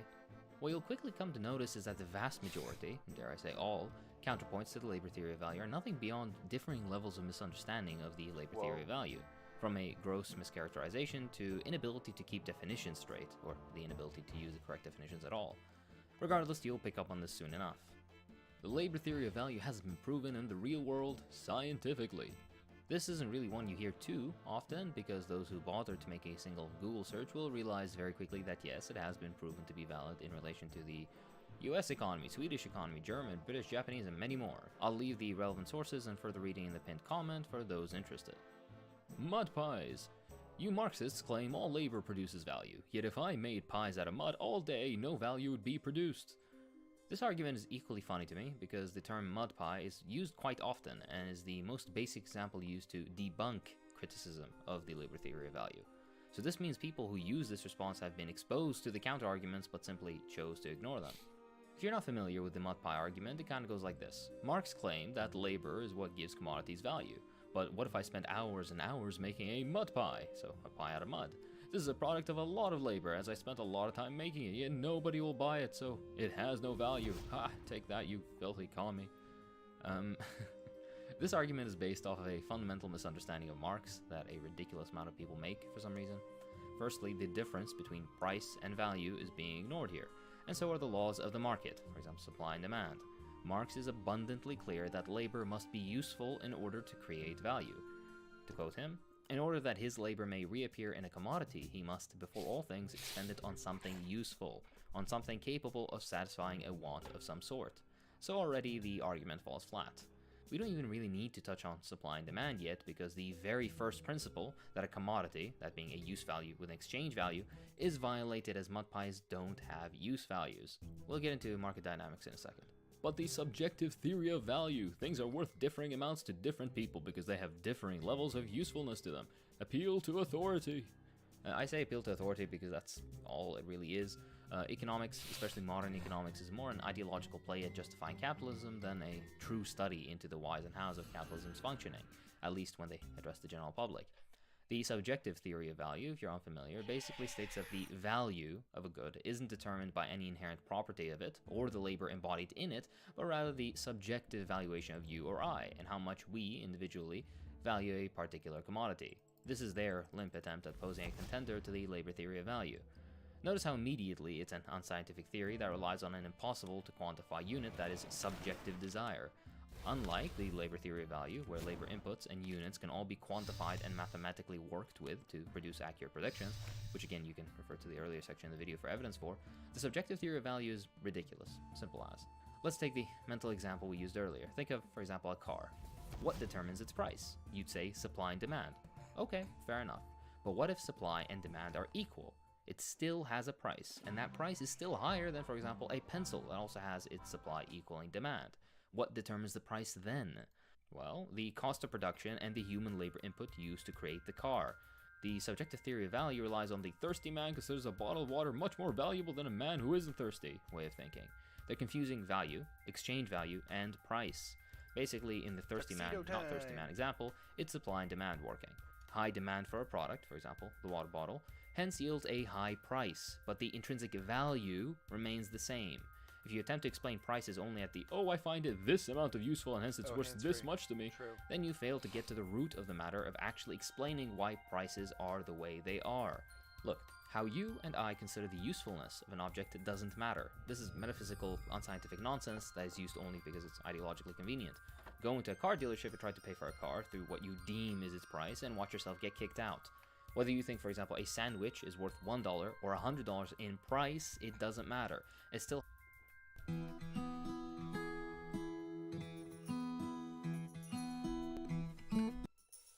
has an intrinsic value based off of the cost of production and the labor input. The price can be generally dictated by the value, but this is usually taken as averages across an entire industry, not on single commodity bases. However, the concrete price you pay is influenced too by other factors already mentioned, such as supply and demand, monopolies within industries, etc., etc. The subjective theory of value was adopted by bourgeois economists because the labor theory of value yields some uncomfortable conclusions, and as the priests defending their false idol, economists chose a different idea with barely any explanatory power because it was ideologically convenient. Why? Because it reaches the magnificent, incredibly ideologically convenient of, oh, capitalists don't exploit the workers, it empowers them to produce narrative that perfectly fits into the status quo. The discussion of profit leads into the simple concept of surplus value, which I covered in the previous Socialism 101 video I made. But Marx claimed that value only comes from labor. This is objectively wrong. What about land and resources? This is a strawman argument that you encounter once in a while too. Nature is also a source of value. Marx says this in the very beginning of the Critique of the Gotha program. To quote him, labor is not the source of all wealth. Nature is just as much the source of use values, and it surely of such the material wealth consists, as labor, which itself is only the manifestation of a force of nature, human labor power. That's about that. What about one-of-a-kind, priceless works of art? The food of a sought-after chef? Diamonds? Those that make this argument seem not to be familiar with supply and demand. Again, low supply and high demand result in high prices. This is especially so for priceless works of art. But the original will always be worth more than digitally printed copies. Yes, and that doesn't change the fact that the original work of art is in very low supply, effectively resulting in monopoly prices. There's usually only one of them. Monopoly prices too are a deeper discussion, but I'd like to mention that we also see this in monopolized segments of the economy too. For example, natural monopolies in regards to oil markets. Regardless, back to art. A one-of-a-kind original Picasso, for example, could cost millions, but imagine if Picasso himself painted millions of the same painting. All of a sudden, any one of those same paintings won't fetch such a huge price, now will it? As for the chef example, the services of the chef are in high demand and in low supply. Add on to that the artificial scarcity of his type or style of food. These restaurants are usually status restaurants that place all sorts of restrictions on who is allowed in, and you end up with expensive meals. If his food was being served as school lunches and you could get it as a takeaway from your local falafel shop, meaning it was in high supply, that's what I'm trying to get at, then the price would be much, much lower. Similarly with diamonds. This is all also overlooking possibly the most common mistake already mentioned when discussing Marx, that being misunderstanding that value and price are different things subject to different organizing conditions. Most of the time, those criticizing the labor theory of value, as in with this case, only think of price, while erroneously using the term value and price interchangeably. The labor theory of value doesn't take into account differences in individual skill levels. Differences in individual skill levels is a silly argument, as we don't have artisanal labor and guilds organizing modern industrial production. Under capitalism, the processes of production are incredibly highly developed, and the desire for profit has reduced workers to basically cogs in a machine, doing minute simple tasks that really wouldn't affect the overall productivity of an enterprise, so differing skill levels don't matter too much. Also, Marx always spoke of the social average, the socially necessary labor time that we mentioned earlier. This is an average of the time necessary to produce a certain product, and enterprises that produce that product hover around this average. This is an observable fact. Those enterprises that innovate a faster way of producing will produce below this average, sell their products cheaper, and earn a massive profit, while those that produce above this average will incur losses. Eventually, all successful enterprises within a sector of production will drop down to this new, lower social average by adopting this new, faster or more efficient method of production, thus effectively rendering differing skill levels as an objection to be both incorrectly formulated as well as just factually wrong. And with all this said, I think you'd be equipped to handle like 95% of the criticism of the labor theory of value out there. All the rest isn't any stronger or more sophisticated, by the way, it's just deeper misconceptions or misunderstandings on what Marx said that would take longer to debunk, and those that reiterate those criticisms, for example Bauer's relatively ineffectual criticisms, are either parroting criticism they don't understand and as a result are undeserving of your time, or, if informed, are too intelligent to be consciously relying on criticism derived from false pretenses concerning Marx's arguments. Regardless, that's all for today. Let me know if you like these 101 type videos. If you enjoy what I do, then please consider supporting me on Patreon. It really does help. I'd like to thank my patrons, so thank you to Jesse Kleino, Uria, Vincent Wiley, Ashley, Mitch Schiller, Mimi, Joshua Dobbs, Freeborn PAT, Snooze Ann, Did You Know Music,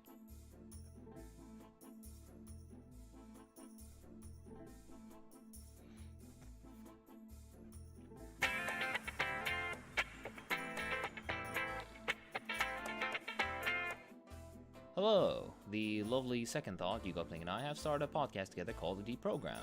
In it, we talk about intertopics on socialism, some history stuff, current events, and memes.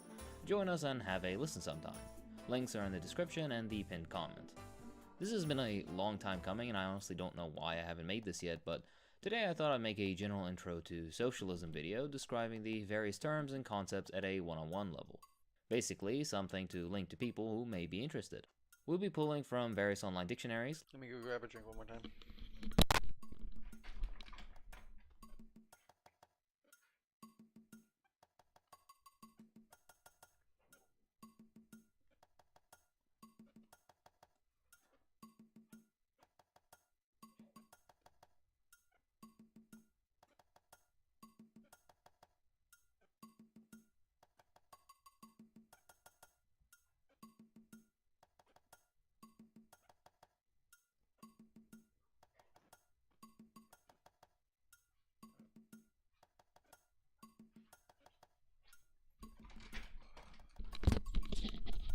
Cool. And let me spark like this up Maslany, again as and well as several continue historical this ideological quest. dictionaries, such as the What is What series of Soviet academic textbooks for definitions, so they're all in one convenient little video. It's all timestamped, so feel free to jump around. With that said, let's get started. Firstly, since we're so critical of capitalism, what exactly is capitalism? Now, capitalism is a socioeconomic formation based on the ownership of the means of production by the capitalist class, and the exploitation of hired labor by capitalists through the extraction of surplus value. Other prominent features include the existence of markets, for example. The Marxist definition is really the only objective definition of capitalism, as usually the ideologues of capitalism try to define away the exploitation aspect and center in on the fact that markets exist, for example, despite the fact that markets both predate capitalism as well as have the ability to exist after capitalism to an extent. To quote Lenin, the essence of capitalism is the appropriation by individuals of the product of social labor organized by commodity economy. Hold on though, we just introduced 4 other terms: means of production, exploitation, surplus value, and of course the capital part of capitalism. Let's define those two. Now, means of production can be defined as the totality of the material elements of economic production.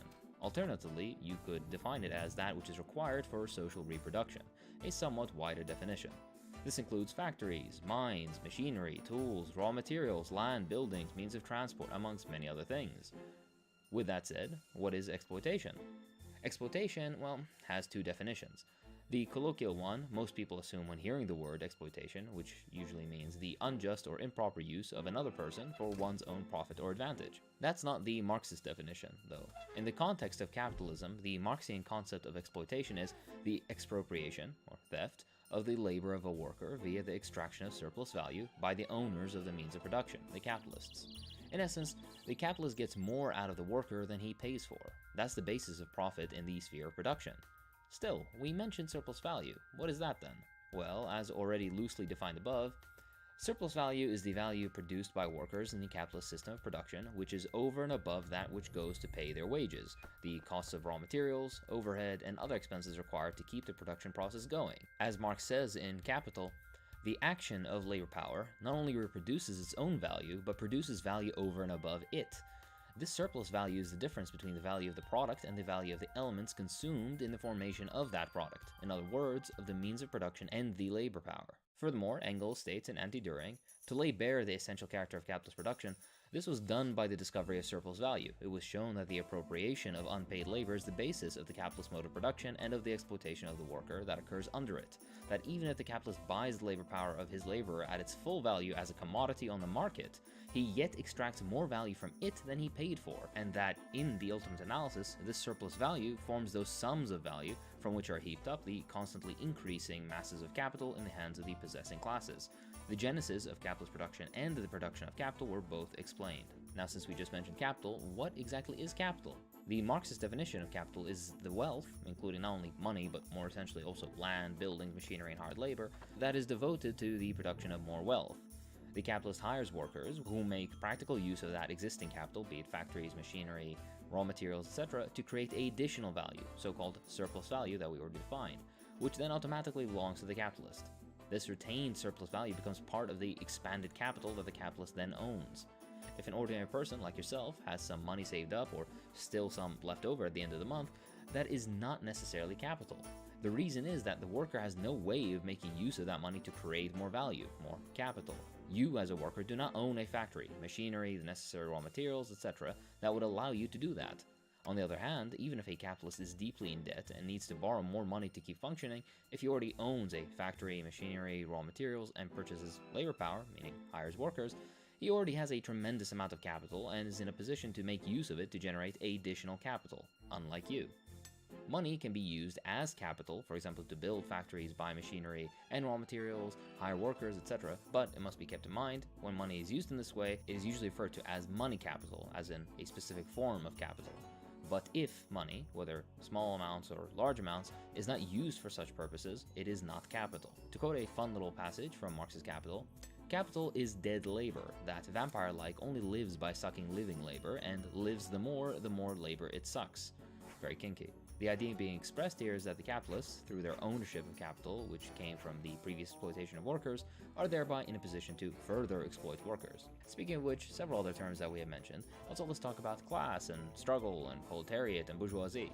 Well, to quote Lenin, classes are large groups of people differing from each other by the place they occupy in a historically determined system of social production, by their relations, in most cases fixed and formulated in law, to the means of production, by their role in the social organization of labor, and consequently by the dimensions of the share of social wealth of which they dispose and the mode of acquiring it. Classes are groups of people, one of which can appropriate the labor of another owing to the different places they occupy in a definite system of social economy. In other terms, a class is simply defined by their relations to the means of production. If you own means of production, then you are a member of the capitalist class, or the bourgeoisie. If you own no means of production and as a result must sell your labor power, then you are a member of the proletariat. Now, with that said, what exactly is the proletariat? Well, it is in general terms the working class. The class of people in capitalist society who, deprived of any ownership of the means of production, must sell their labor power to the capitalists in order to survive, as aforementioned. Hence the exploited class in bourgeois society. To quote Engels, by proletariat is meant the class of modern wage laborers who, having no means of production of their own, are reduced to selling their labor power in order to live. Now, in contrast, the bourgeoisie are the capitalist class, the ruling class in capitalist society, which owns the means of production, factories, etc., and exploits hired labor. To again quote Engels, by bourgeoisie is meant the class of modern capitalists, owners of the means of social production, and employers of wage labor. Now, when discussing the proletariat and bourgeoisie, we enter into the concept of class struggle. Now, class struggle is the struggle between social classes with antagonistic or irreconcilable interests. To quote Marx, the history of all hitherto existing society is the history of class struggle. Now, with those simple definitions out of the way, how about we define the various systems that exist around capitalism? The first being social democracy. So, not to avoid any confusion, in some older texts, for example Lenin's, you'll see references to social democracy when in reality they mean our modern conception of socialism, in the revolutionary and scientific sense. The reason for this is because at the time, the term social democracy was usually used to refer to socialism, until a split in the movement happened, in which one side remained convinced of the necessity of revolution and the abolition of capitalism, those being socialists and communists, and the other side just want a tamer, gentler capitalism, that being the ones that self-identify as and are currently referred to as social democrats. In essence, that's the difference. To quote Richard Wolff, and I apologize in advance for the lengthy quote, in the past, social democracy called for using the state to offset, correct, regulate, and otherwise manage the workings of capitalism.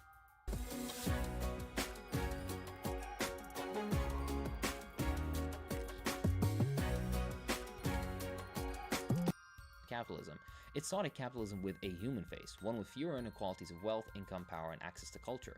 The state was to manage capital investment, regulate markets, and shape the distribution of income and wealth, all in the interest of a society with a deeper and more widely shared sense of community. Economic growth and efficiency attributed to capitalism were to be supported, while state policy would prevent or counteract the socially undesirable consequences of private capitalist production and commodity markets. State interventionist capitalism was the solution. Private capitalism, free of state controls and intervention, was the problem. The social democratic solution thus constrained what private capitalists could do in their profit-driven competition with one another and their profit-driven relations with employers and customers, but it left them in the position of receiving and dispensing enterprise profits. Social democracy thus left private capitalists with the incentive to weaken, deflect, or remove those constraints. It also provided capitalists with the means, their retained profits, to do so. In a sense, this was the historic capitalist-socialist compromise of the 19th and 20th centuries. Capitalists could keep their positions as receivers and dispensers of enterprise profits, but the conditions of those positions would be constrained by social welfare state policies. Whatever the benefits, this historic compromise set the stage for new struggles. Welfare states became contested terrains. Social democrats sought to strengthen and expand them, while capitalists sought to reduce, weaken, or eliminate them. From gains, the trend moved in the direction that favored capitalists. The trend turned into a route in the 1970s and has remained so ever since. The capitalists used their profits to improve their business prospects and performance by, amongst other strategies, undoing welfare statism. By lobbying, moving production outside national borders, immigration, common markets, media campaigns, and countless other mechanisms, the capitalists succeeded in bringing social democracy to its current sorry state. Even where trade unions and socialist and communist parties were strong, they proved no match for the profits capitalists could use against them. In essence, this was an analysis that was already made by Marx, Engels, Lenin, and other thinkers at the time, and history has proven the social democratic path to be a failed one, especially when it comes to minimizing the power of capitalists and instituting socialism. I go into this further in my video on the problems of the Western left here. Check it out if you're interested. With that said though, what is socialism then? Well, socialism is considered to be an intermediate and transitional form of society between capitalism and communism, characterized in its economic aspect by the principle of from each according to their ability to each according to their work, and characterized in its political aspects by the control and rule of society by the revolutionary proletariat and its party or parties. Various policies include the abolition of private property, the suppression of markets, the reorganization of the workplace along democratic lines, public ownership of all means of production, the initiation of economic planning, the elimination of wage labor, and semi-contentiously, cultural revolution. The latter taking the form of fighting reactionary ideology in the party and society as a whole, be it sexism, racism, etc. To remind us, socialism is still a form of class society where class struggle still exists, and bourgeois and proletarian ideology and tendencies still conflict with one another. Now, this goes a little bit beyond the one-on-one presentation I'm giving here, but the general idea is this. Even after the capitalist system is defeated and socialism is instituted, we'll still have certain remnants of bourgeois ideology within this new fledgling socialist society. And as a result, these different tendencies will need to be fought against. If you're interested in the idea of class struggle continuing into socialism, then I really highly suggest reading Mao's work, because he was the first to really develop that more than just a vague idea. Of course, there's much more nuance to all of this, but again, I'm trying to keep this all simple, so do forgive me. Since that's socialism though, what exactly is communism? Now, communism is a classless, stateless, and moneyless socioeconomic system in which all the means of production are owned and controlled by the people as a whole. The basic economic principle of communist society is from each according to their ability to each according to their needs. Now, how do we go about dismantling capitalism and building socialism? Well, revolution. Revolution is the overthrow of one class by another class, and the subsequent suppression of the overthrown class through limitations on their power and differing forms of capital, be it monetary, social, etc. More concretely, a socialist revolution is the overthrow of the bourgeoisie by the proletariat. Hopefully this is peaceful, but ruling classes have very rarely given up power when politely asked to. A neat historical tidbit is that quite a few socialist revolutions were relatively bloodless. It was usually the reaction against workers seizing power by former disgruntled capitalists, landlords, monarchists, and their connections abroad that was extremely violent. And I think that's enough for an intro video. I do want to make more of these, so let me know if this was interesting, and I'll make more in-depth videos on specific concepts, as well as just go into other more obscure terms that require definition or explanation. I have reading suggestions for you in the video titled The Only Leftist Reading List You'll Ever Need, which is a semi-joking title, but you can find that here. If you enjoy what I do, then please consider supporting me on Patreon. It really does help. There's a Discord and everything. Go have fun. I'd like to thank my patrons, so thank you to KLE, Marxist882, DD, Finlay Campbell, Egg Yolk, Eric Botswick, Rowan Wall, Nikolai Stefan, Kimberly Fredericks, Nico Schubert, Big Boto, Snake Max Hyphen, AC, Johnny Rocket, Marshall Iverson, Thomas Grazier, Don C. Rockmore, Curry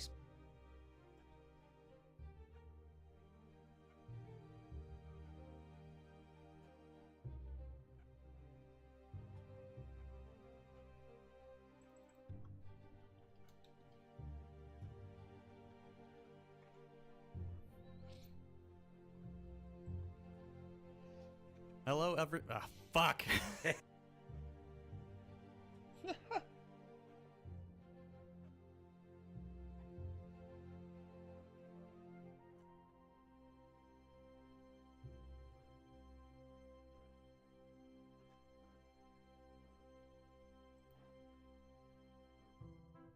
You want to marry my daughter? I don't even.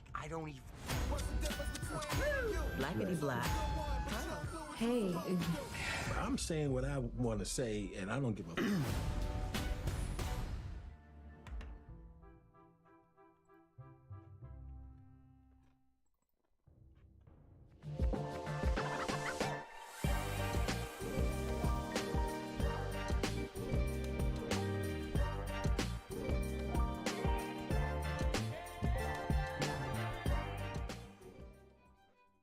Yes. Oh, fuck. Oh, Someone's man. a sleepy boy. Yes, I fucking tested. wolf among us. Guys, I tested Among us. positive. Mongol. I tested positive for being all tuckered out. Okay. Oh. I still don't understand that. Say, what does being tuckered out mean? I mean, That's the first time I'm hearing that, and I consider myself Really? a connoisseur of such sayings. So thank you, Hakeem. Turns out you're not as old as you might be thinking. Let's look it up. Let me look up the origin. I'm sure everybody can hear our lovely JT's sweet, stuffy voice. He's a little bit sick. I'm dying. He's a cozy boy. Exactly right. He's there with a cute little button his cute button nose is all red and scratched up, and he's all cozy in an oversized woolen what's it called sweater. I can imagine it's orange and goes past your wrists. That's me. With a hot chocolate in hand. I imagine you in a cabin as well. Sorry, speak.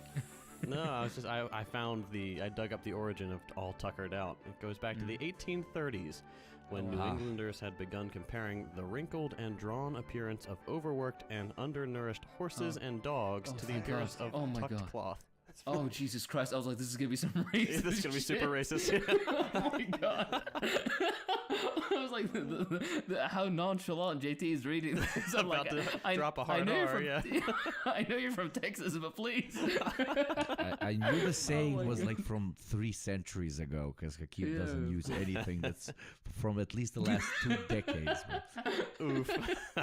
I mean, you're not wrong. Aside from these nuts, this is something I'm fucking obsessed with. Oh, my God. Yeah, you're very obsessed with these nuts. Oh my, yes, that I am. Oh my God, I love nothing but to suckle and juggle. But what was I gonna say? I was with a much younger relative recently over the holiday season, and like kids, man, they absorb the weirdest shit from the internet. And we were talking about something completely unrelated, and then he looks at his dad, and all of a sudden he describes his dad as sus. Yes. And I'm like, I'm speaking with the kid, I'm like, where did you learn this? And the dad's always like, yeah, obviously, like, yeah, it's from the internet, blah, blah, blah. And he was like, what does it mean? I explained it to him. I told him it's from a game called Among Us. The second I say Among Us, the kid starts going, Among Us. Oh my God, it was the funniest shit. The new generations will be all right, I swear to God. Yeah, they're fucking fantastic, bro. I fucking love it. JT, your kid is gonna be such a vibe, I swear. Oh my God, I'm getting her started early with all the terrible dad jokes. Yeah, good. Oh my God. You better. Yours are very good. Speaking of new generations, how did you spend your New Year's Eves? I went to bed at 10:30. Jesus Christ. But, just mood, vibes, honestly. Oh my God. Do you know what I fucking did? I had to go be packed in a fucking room the size of a shoe closet with 40 fucking people. We had some amazing food. Amazingly catered food. But it was and yeah, you know, fucking Arabs and Kurds. My family is very, what's it called? Multi-ethnic. I'll put it, that's one way of saying it at least. So you just hear, like, everybody screaming 4 languages over each other, and I'm just sitting there like, shut the fuck up. Fucking diversity. This should all be only one people, only one language. Should all be cleansed. Why?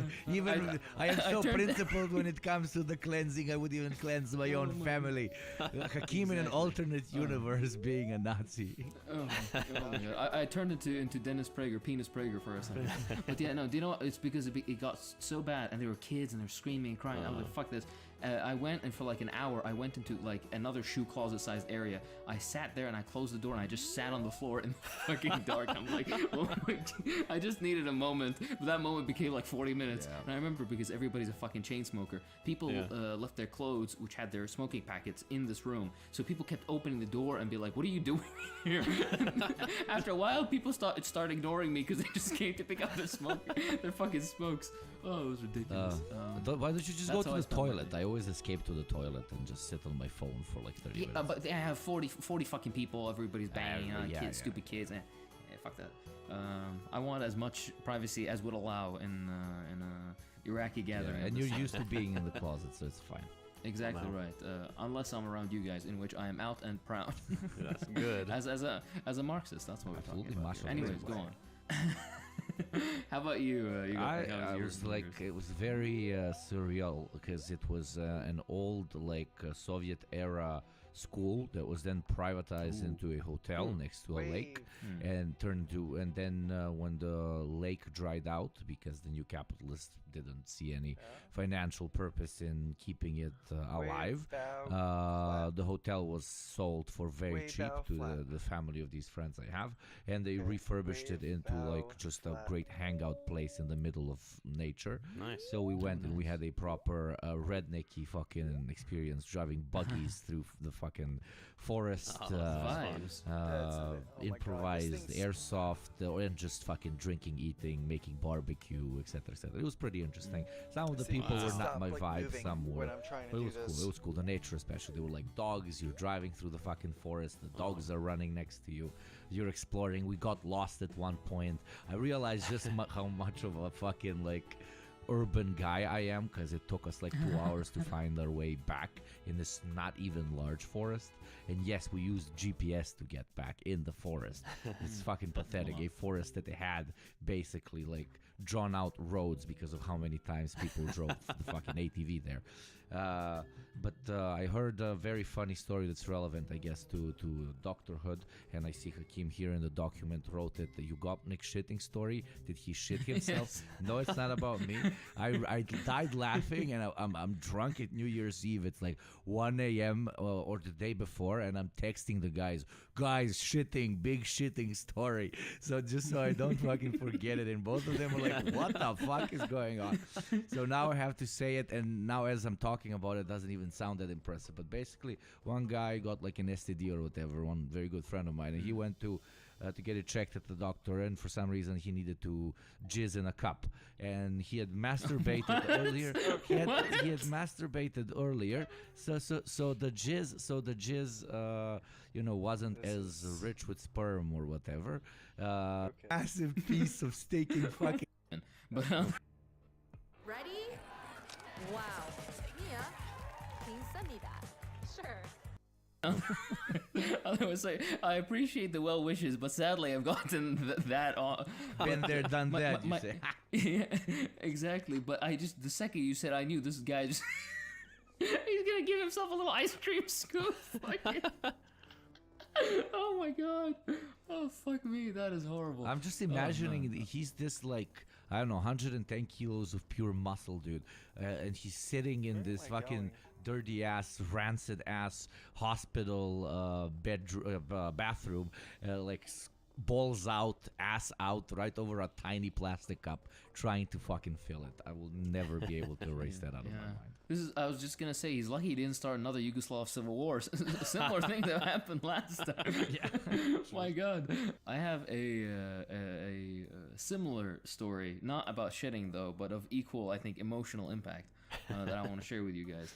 I had recently, prior to New Year's, I was out of the country, in a neighboring country, visiting family and whatnot. So I was just vibing, seeing some people, just chilling. And in the middle of the night, at like 9:30 in the evening, I get a call, and it's one of my coworkers, and they're like, "Hey, so we kind of need you to come in." And I'm like, "Yeah, that's pretty cool, but I'm not I'm not around." So I don't know what you want from me. And basically, long story short, they terrorized me into forcing me to come in, basically. Jeez. Yeah, it was a very uncomfortable experience. But then afterwards, finally, they're like, you know what? There's absolutely nobody who can come in. Which, by the way, turns out, that was a lie. In the end, they found somebody. You stupid fox, motherfucker. Yeah. But in the end, basically, they still needed people, so they bamboozled me into. So I got on a fucking train at on a bus. A fucking. My God, at 11 o'clock in the evening, I got to the hospital at 3 in the morning. Oh my God. I took a taxi from the station to the hospital, and then I just got to work. Fantastic. Oh my God. And I had been up since 8 in the morning, so I had basically been up for 25 or 26 hours at that point. So yeah, that was my yeah. It was a night shift, in case that wasn't clear as well, that they wanted me to work, which is kind of. You know what? I think I honestly would rather get shit on me. Yeah, right. than do that honestly, again. yeah. That's my point. Absolutely. I mean, fuck it, man. With your job, it's a bit more difficult because you can't directly tell them to fuck off, because if literally the hospital is understaffed, somebody might get hurt or whatever. So that's the big minus, I guess, of you don't get to be lazy ever. I signed the hippopotamus oath, guys. I don't know what to tell you. I think we actually, our cultures have this in common, Hakeem. Have you told Yugopnik about the Mind Goblin? No, I have not told them about the Mind Goblin. Yugopnik, have you heard of the Mind Goblin? Sounds very familiar, but tell me about the Mind Goblin. Mind Goblin, these nuts!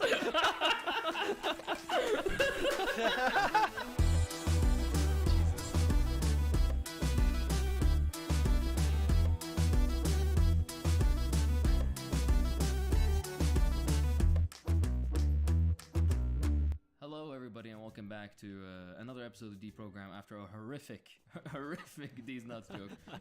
I apologize to all sides, including myself. The person being wrong the most here, honestly. But yeah, aside from this, today we have a very interesting episode for you. Today will be the first part in a hopefully 4-part, possibly 3, but hopefully 4-part expose of liberalism, where we're going to go over, you know, the foundations of liberalism, amongst other, you know, the tenets of it, its relation to capitalism, property, historical liberalism, as well as relation to socialism and revolution. Basically, an entire little neat theoretical package for you to not only understand liberalism but also understand why it's bullshit. So if you allow me to begin, liberalism, as is the meme of the century, but not only this century, the past 2 minimum. Our entire purpose, as I mentioned, is to give you a breakdown of the most prevalent currently, as well as all pervasive, if I can use that terminology, form of capitalist ideology that currently exists.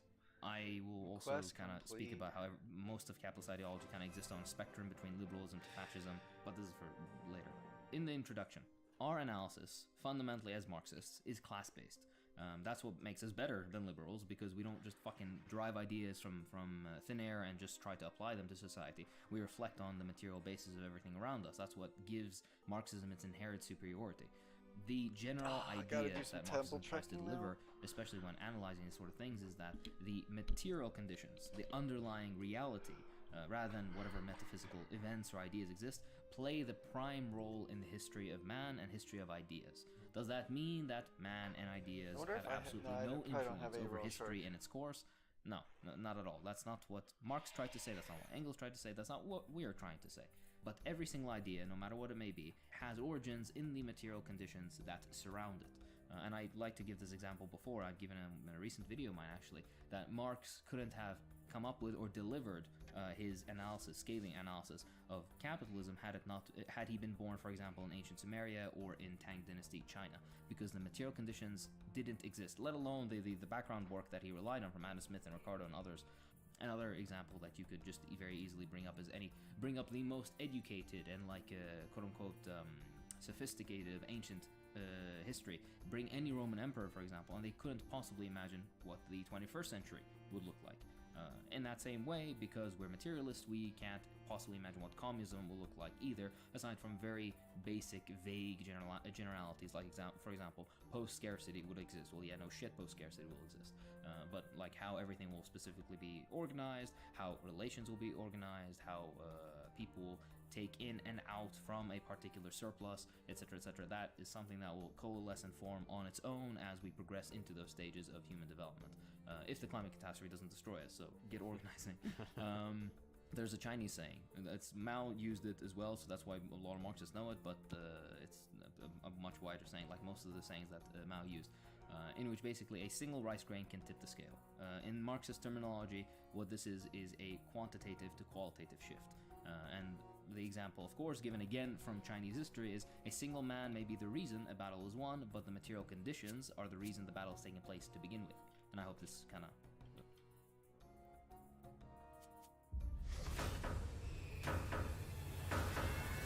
Make a choice. Knock at the cabin.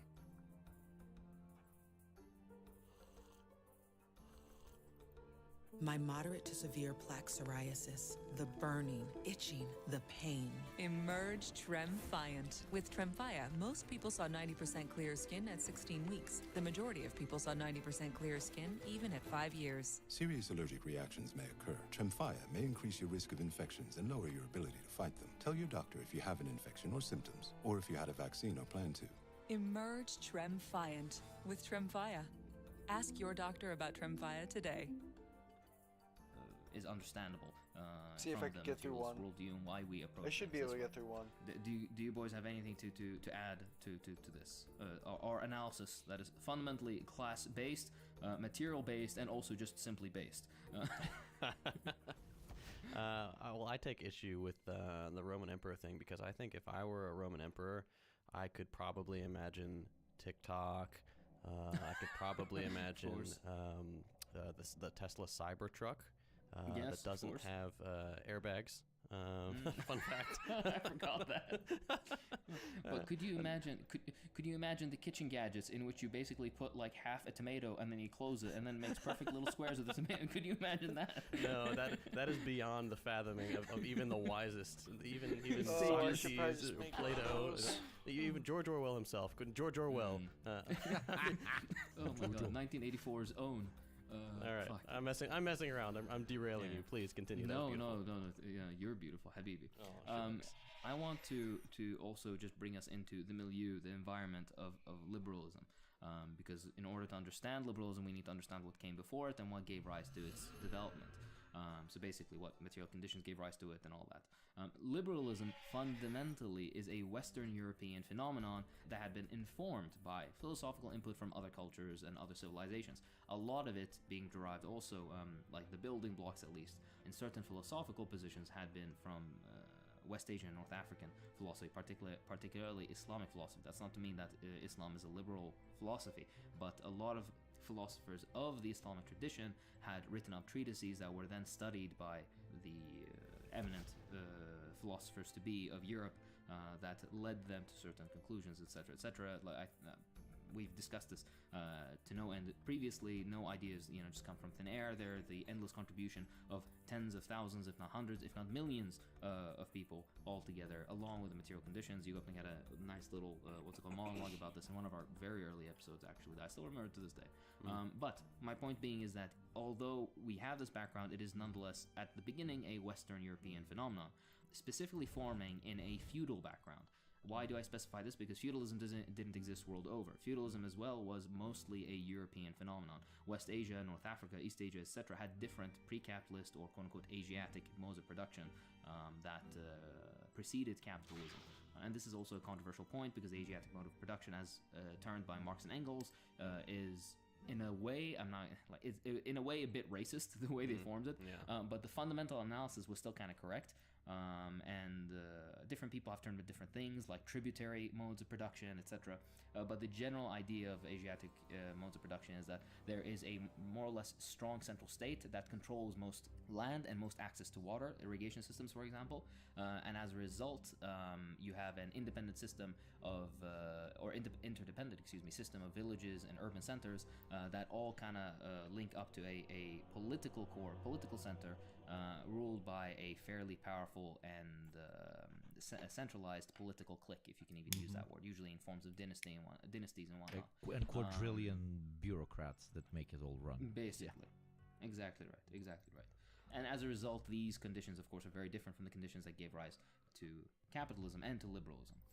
Because of these pre-capitalist formations, or Asiatic modes of production, or other forms of pre-capitalist formations that are even more complex that we don't have time to get into, the material conditions that gave rise to liberalism were not present in, for example, in China, or in my country in Iraq, or the Ottoman Empire, as it was part of at the time, or in like Morocco or wherever else. And that's why, for example, the political as well as philosophical liberalism only finally made its way, or only arose in these areas in East Asia and North Africa and whatnot, after the military imposition, number one, of capitalist class relations, as well as general hegemony by being incorporated into a world system of capitalist trade relations, etc., etc. So it only came after the forceful imposition of these new material conditions to give the necessary background. But let's get back to Europe. In most urban centers, there had been, or at least not in most, but in several urban centers, particularly across Western Europe, you had a growth of something called the burgher rank or title. Burger? Yes, exactly right. There's a way to pronounce it, but I don't give a shit. So yes, the McDonald's rank, or the burger rank title, the Whopper rank and title. JT, does Wendy's have a dedicated fucking burger name? I think theirs is the Baconator. Yeah. Oh, okay. That is so lame. Interesting. Oh, Lord. You seem to be aware of Wendy's nuts. Okay. I'm sorry. You got me again? No, this is garbage. I'm sorry. You don't even laugh at that. Don't give me the dignity. Or the indignity. I don't know which. But anyways, getting back to the material. There had been a growth of the burger rank or title in certain European urban centers, particularly in Western Europe. These people happened to be privileged urban citizens, either because they owned land or found a way to basically purchase or through other illicit means get land underneath their ownership. or through aristocratic lines, amongst other ways of attaining the position of being a borger. This simultaneously coincided with urban expansion that happened with the formation of guilds eventually, and this economic concentration at the same time also within urban centers, because of course technological expansion that happened in like the 15th century. We had the printing press, was it 15th or 16th? I don't remember. Gutenberg, right? Fuck, I don't care. You know what I'm trying to say. The march of progress is slow but steady generally, right? People will figure out new things to do stuff. And as a result of this, regardless of other developments, this technological expansion combined with economic concentration within urban centers as well as enlargement of urban centers themselves gave rise to these guilds that at the same time began standardizing and expanding productive forces. Now what does this mean in fucking in non-zero pussy getting terms, if I'm allowed to say that? What this means, I'm sorry, that was a horrible fucking joke. That was really good. I'm just trying. Finally a good one. He fucking curses it out. Continue. I'm just trying to keep it light. Yeah, exactly right. What do I specifically mean by standardizing and expanding the productive forces? This specifically means that the way things were produced and the way raw materials were collected and then... Sorry to interrupt. Are you okay? I need to get out of a toxic relationship. One afterwards turned into things, commodities eventually. This was number one, standardized, so there was, or slowly being standardized. That means there's this one way, which is the best way to do this. It should be done according to these steps, A, B, C, D, E, etc. And also, because of the standardization, it could be more easily copied across different urban centers. So as a result, this expanded the productive capacity or potential of different areas, different societies. These guilds, because they start accumulating a certain amount of economic power underneath them, arose when these burghers themselves, which were mostly either craftsmen, artisans, people of former aristocratic lineage who had done mercantile activities, so merchants, these people conflicted with feudal landlords who were rent-seeking. They asked for way more rent than like previous agreements, basically previous contracts, etc. And then this began a class struggle. I believe a certain bearded individual had told us that all hitherto existing history has been a history of class struggle, but this is a very a microcosm or a very simple low case example of this, in which the interests of these borgers in their guilds completely clashed with the interests of the landlords, who basically rented the land to them. What's it called? This resulted obviously in a class struggle in which it was fairly clear that the borgers, they won out. Increased economic resources, specifically as a result of the aforementioned increased productive capacity, standardization, etc. These increased economic resources at the hands of the borgers meant basically increased ownership of property as they grew. And afterwards, along with property, meant capital. So usually this meant money at the time, but it could have meant also private access to certain raw materials through fucked up, common enclosure nonsense. This is a way bigger story about the development of capitalism. We can't get into it right now. But as a result, all this capital and property and whatnot, this led to the opportunistic support for this or that lord or king in accordance with the interests of this new burgeoning class, which then eventually became termed the bourgeoisie. And as time marched on, as they accumulated more, first of all, property and capital, and then after, meaning economic power, thereafter they began accumulating social, and then finally began being able to, through this opportunistic support for the people who are currently in power, they became the principal economic and then thereafter political and military support of the current existing ruling order, which were aristocrats, lords, kings, etc. So they basically pulled the rug from underneath them. The people who used to have all the power, they took all the power and basically controlled things behind the scenes, if you want to put it that way. So the image of the political power was the king, but the king couldn't raise an army anymore without the help of these of this new class, because these are the people who have all the money, all the property, etc., etc. Exactly. At the same time, this burgeoning new class and these developments socially slowly gave rise to a new philosophy that had found the new material realities to arise, this new philosophy being liberalism. Slowly but surely, they consolidated their power until they overthrew the former feudal order, and this being, of course, in the various bourgeois democratic revolutions of Europe throughout the 18th and even 19th century. And this is, by the way, in the liberal presentation. Of course, we understand that there's a quote-unquote bourgeois democratic revolution in China after 1949, but this is like the socialist road to this is completely different. And don't think about the Mao's conceptions right now. We're speaking specifically about liberalism as it was practiced in Europe prior to Marxism being, or scientific socialism being founded, at least up until this point. Anything to say, boys? Anything to add? Yeah, it was really interesting because one particular differentiating factor between for example, proletarian revolution and the way the bourgeois revolution, which was incredibly successful, is that at the point at which the aristocratic order and even in a lot of countries the monarchy itself was overthrown, it was not overthrown from a position of disposition. The bourgeois class had in most countries, including in France, had at that point accumulated so much what we could at this point even call capital, that it indirectly held all the power in the particular state.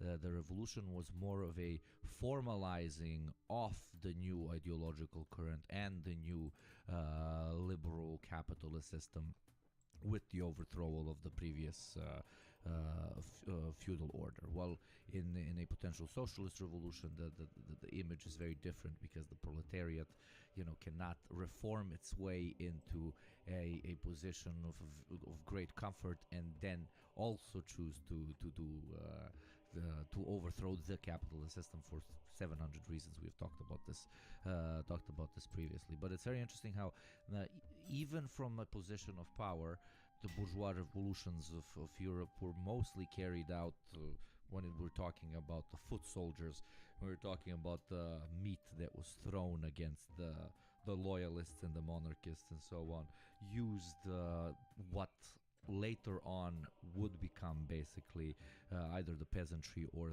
the proletarian classes, kind of under the promise of a much better society than the one that their forefathers had lived under. And arguments could be made, but I don't think it's really debatable that the crushing destruction of feudalism, well, yes, being replaced by capitalism, which now in the late 20th and 21st century has been kind of outgrown, but that system being implemented instead of all right, the European feudal let's start these trials. Europe here was a great success let's see. For our species in general, and the step in the right direction. It just, I don't know, to me it's super interesting how if you lived in that time, it would have been absolutely unimaginable that somebody could hold more power and control over, be it the state and be it just everyday regular life, than people quite literally ordained by God, the monarchs, and then the people ordained by them.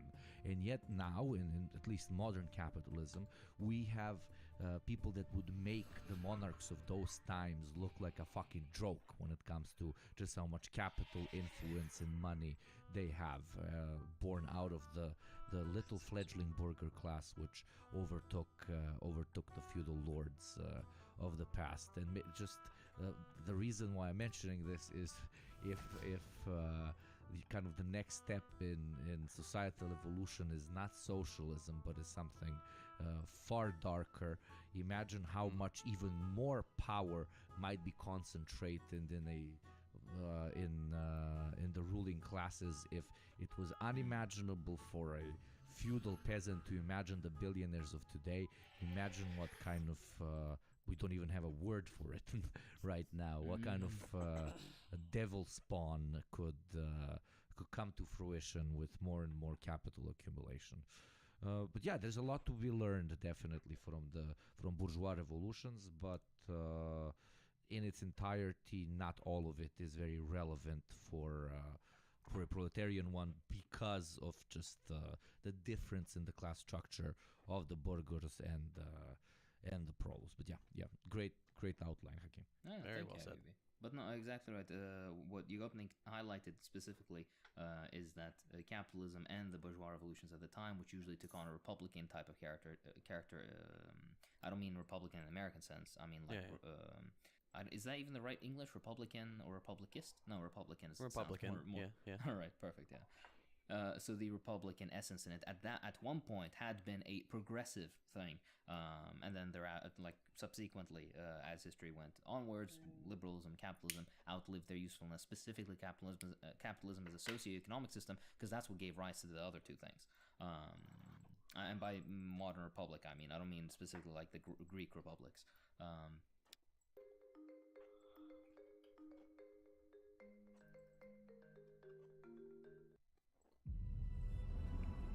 You might not be her father, but you were someone's. But yeah, very beautifully put. And it grew a lot through. Sorry, just last thing. It grew through universities, which is very funny because the capitalists of today all the time are scared about, Marxists in universities and professors converting us and so on, because historically people with money invested in universities. Then they required professors to teach liberalism to a bunch of motherfuckers who also had money, who then propagated that further on, spread that propaganda further on, and then led potentially to a revolution. But that cannot happen with our universities, because I'm not seeing Marxists walking around opening fucking Harvard libraries and asking for the installment of, it's the opposite material reality of how this can grow and that can grow. Please show me these universities. I went to arguably the most anti-communist fucking shithole. Oh my god, I'm not even gonna get into it. So yes, if you have one vaguely leftist, not even Marxist, vaguely leftist professor, Ahmed Allah shukra, that's what we say in Arabic. Like, be thankful to God, all right, for this benefit, this privilege, okay, this blessing that you have, Jesus. Anyways, on to the ideology of liberalism, because we gave lots of context of our approach here, but let's specifically say, what the fuck is liberalism? The material conditions, again, I keep harping on this point, it's very tired to hear Marxists say the term material conditions, but we say it because clearly it hasn't fucking made its way through to the liberals around us, but the material conditions prior gave rise to the philosophical presuppositions that liberalism basically developed. So it's not like, people thought up liberalism and then enacted it and then made this society. It's that the social conditions within society changed, and as a result gave rise. I already repeated this like 10 times, okay? All this happened because these philosophical presuppositions were in the interests of this new developing class, the bourgeoisie. In a nutshell, just to highlight the tenets of the ideology of liberalism, number one is that it was pro, quote-unquote, individual liberty. We're going to get into for who and how and whatnot in a second. Number two, it's that being anti-concentration of power, or pro-plurality. Fuck, I can't speak. Number three, constitutionalism. Number four is pro-minority rights, not the minorities you're thinking of, but pro-minority rights. Number five, a sanctification of private property. Of course, again, for whom, blah, blah, blah, white, male, landowner. We're going to get into this, just wait, right? And of course, I don't remember what number I was on now. The final one being capitalism. So let's discuss this a bit. I want to open up the floor to you lovely boys. I want to start with the individual liberty, pro-individual liberty point.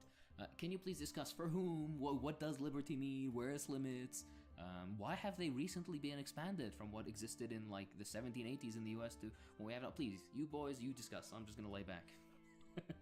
Ajay team, do you feel like you have many liberties?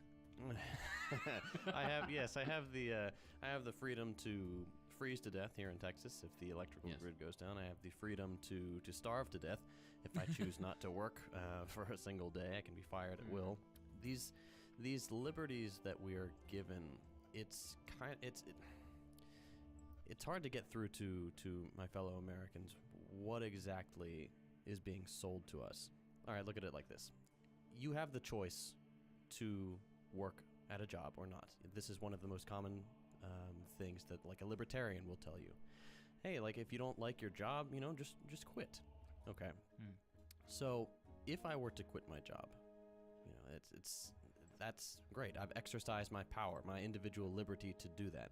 But I do not have the means to support myself without selling my labor power to one of these people. So really, there's no choice to be had there. It's you work or you starve. It's a coercive relationship between those who purchase labor power for a wage and those who sell it for a wage. So these liberties it's a facade. It's a mirage. You're not free to exercise any of these rights if you are trapped in this coercive relationship as a worker versus the all-powerful business owner, the billionaire class, Jeff Bezos, Mark Zuckerberg, all those people who actually own the places that are so graciously offering you employment as a choice, of course. Yeah, perfect example. I mean, individual liberty is at worst propaganda and at best an oversimplification.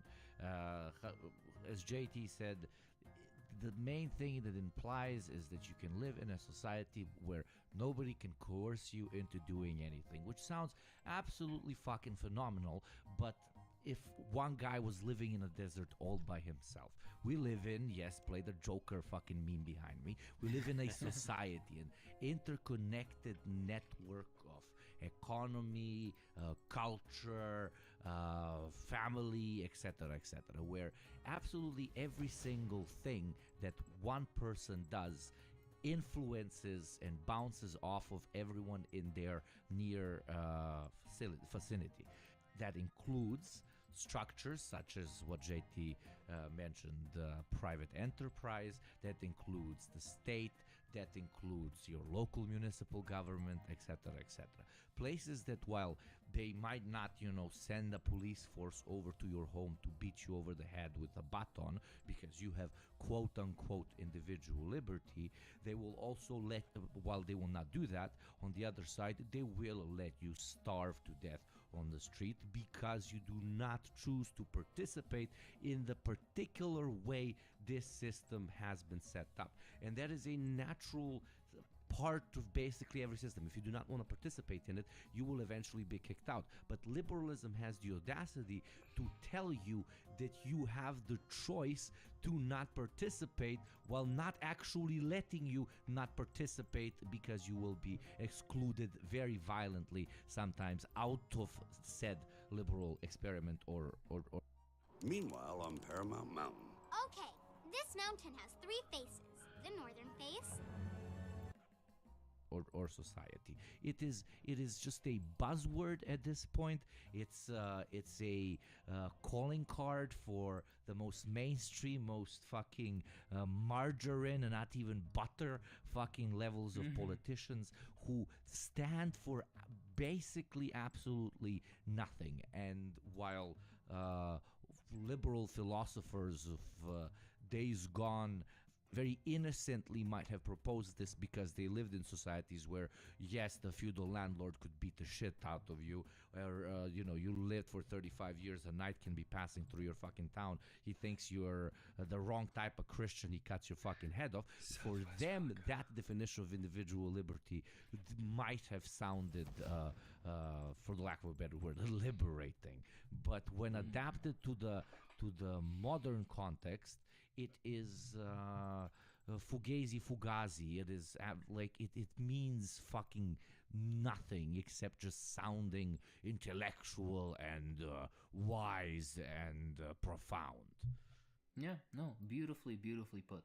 I agree with both of you guys completely. The entire concept of liberty is so inherently, or individual liberty is so inherently self-contradictory as to be meaningless, especially when this individual liberty can be suspended practically at whim.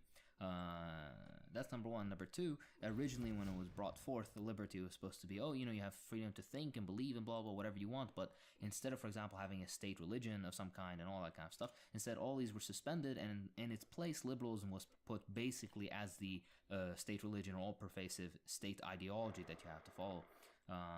And we'll get into this and how this actually plays into capitalism society. on the top, yeah. Exactly, yeah, where instead of it like a private property and markets become the things that are basically deified, sanctify the things that you have to essentially worship in a funny way. And if you see how they speak about it, it does very much sound like worship. But we'll get into the details of this. Let's move on to the second beauty, which is the anti-concentration of power, or anti-tyranny, fuck, I can't speak. Plurality. Thank you. Point. So, do people still think I'm fucking fluent in English? Fuck you. These people. Stuff it all. Okay. Anyways. So yes, the anti-tyranny point. Please. For whom? Why is it that liberal or pro-capital concentration of power is okay? For example, as opposed to other forms of quote-unquote concentration of power that are maybe anti-capital. When is this relaxed? When is this tightened? I will give one point and then I'll allow you guys to discuss. But this is something that really irritates me, because when you read into liberalism as it's taught in textbooks, like how this is university taught liberalism, there is unironically a party line about the plurality point. So yeah, I got it there, thank God. There is generally, like, hilariously enough, a party line about this, in which they believe that this the various political parties, for example, as opposed to centralization, is the godsend of liberalism, and this is basically the tip-top creme de la creme development of human civilizational thought and society that we've reached, that we can have several parties. I'm going to quote from the Massline dictionary here, because they have a beautiful little point. The quote-unquote multiple bourgeois parties under classical liberalism almost always agree on the most important issues for the capitalist class, and virtually always unite as one party when their class rule is threatened by a rebellious working class or by another capitalist power. And this is something that has been repeated over and over again. You saw this in World War I, you saw this right now in the US against China, where the Republicans, Democrats have basically one fucking line. What's it called? By the way, the Democrats and Republicans against the BLM stuff. And another, like, grassroots movements that became co-opted by liberals again. So this is the essential nonsense of this, but I'll leave it to you guys. You please discuss.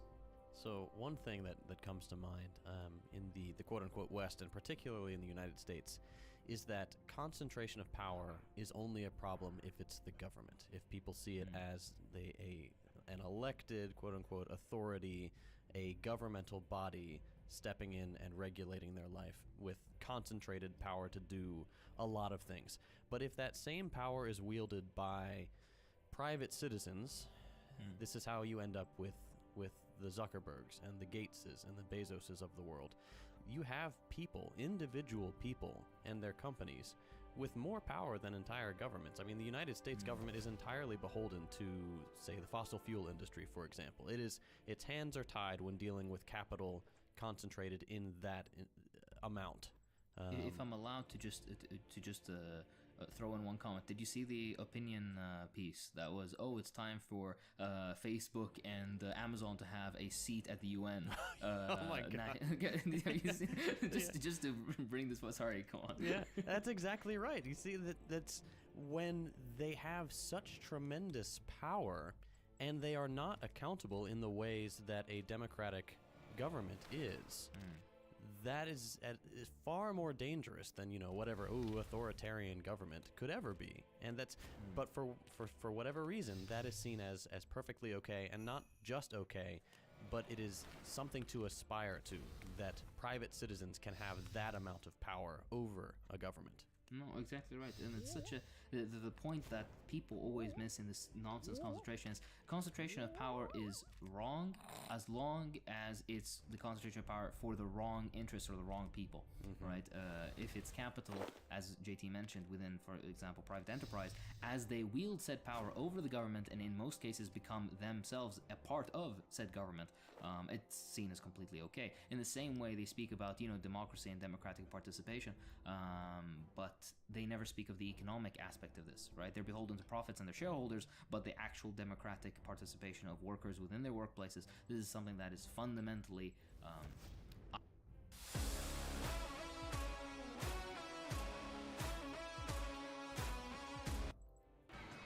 7 feet tall.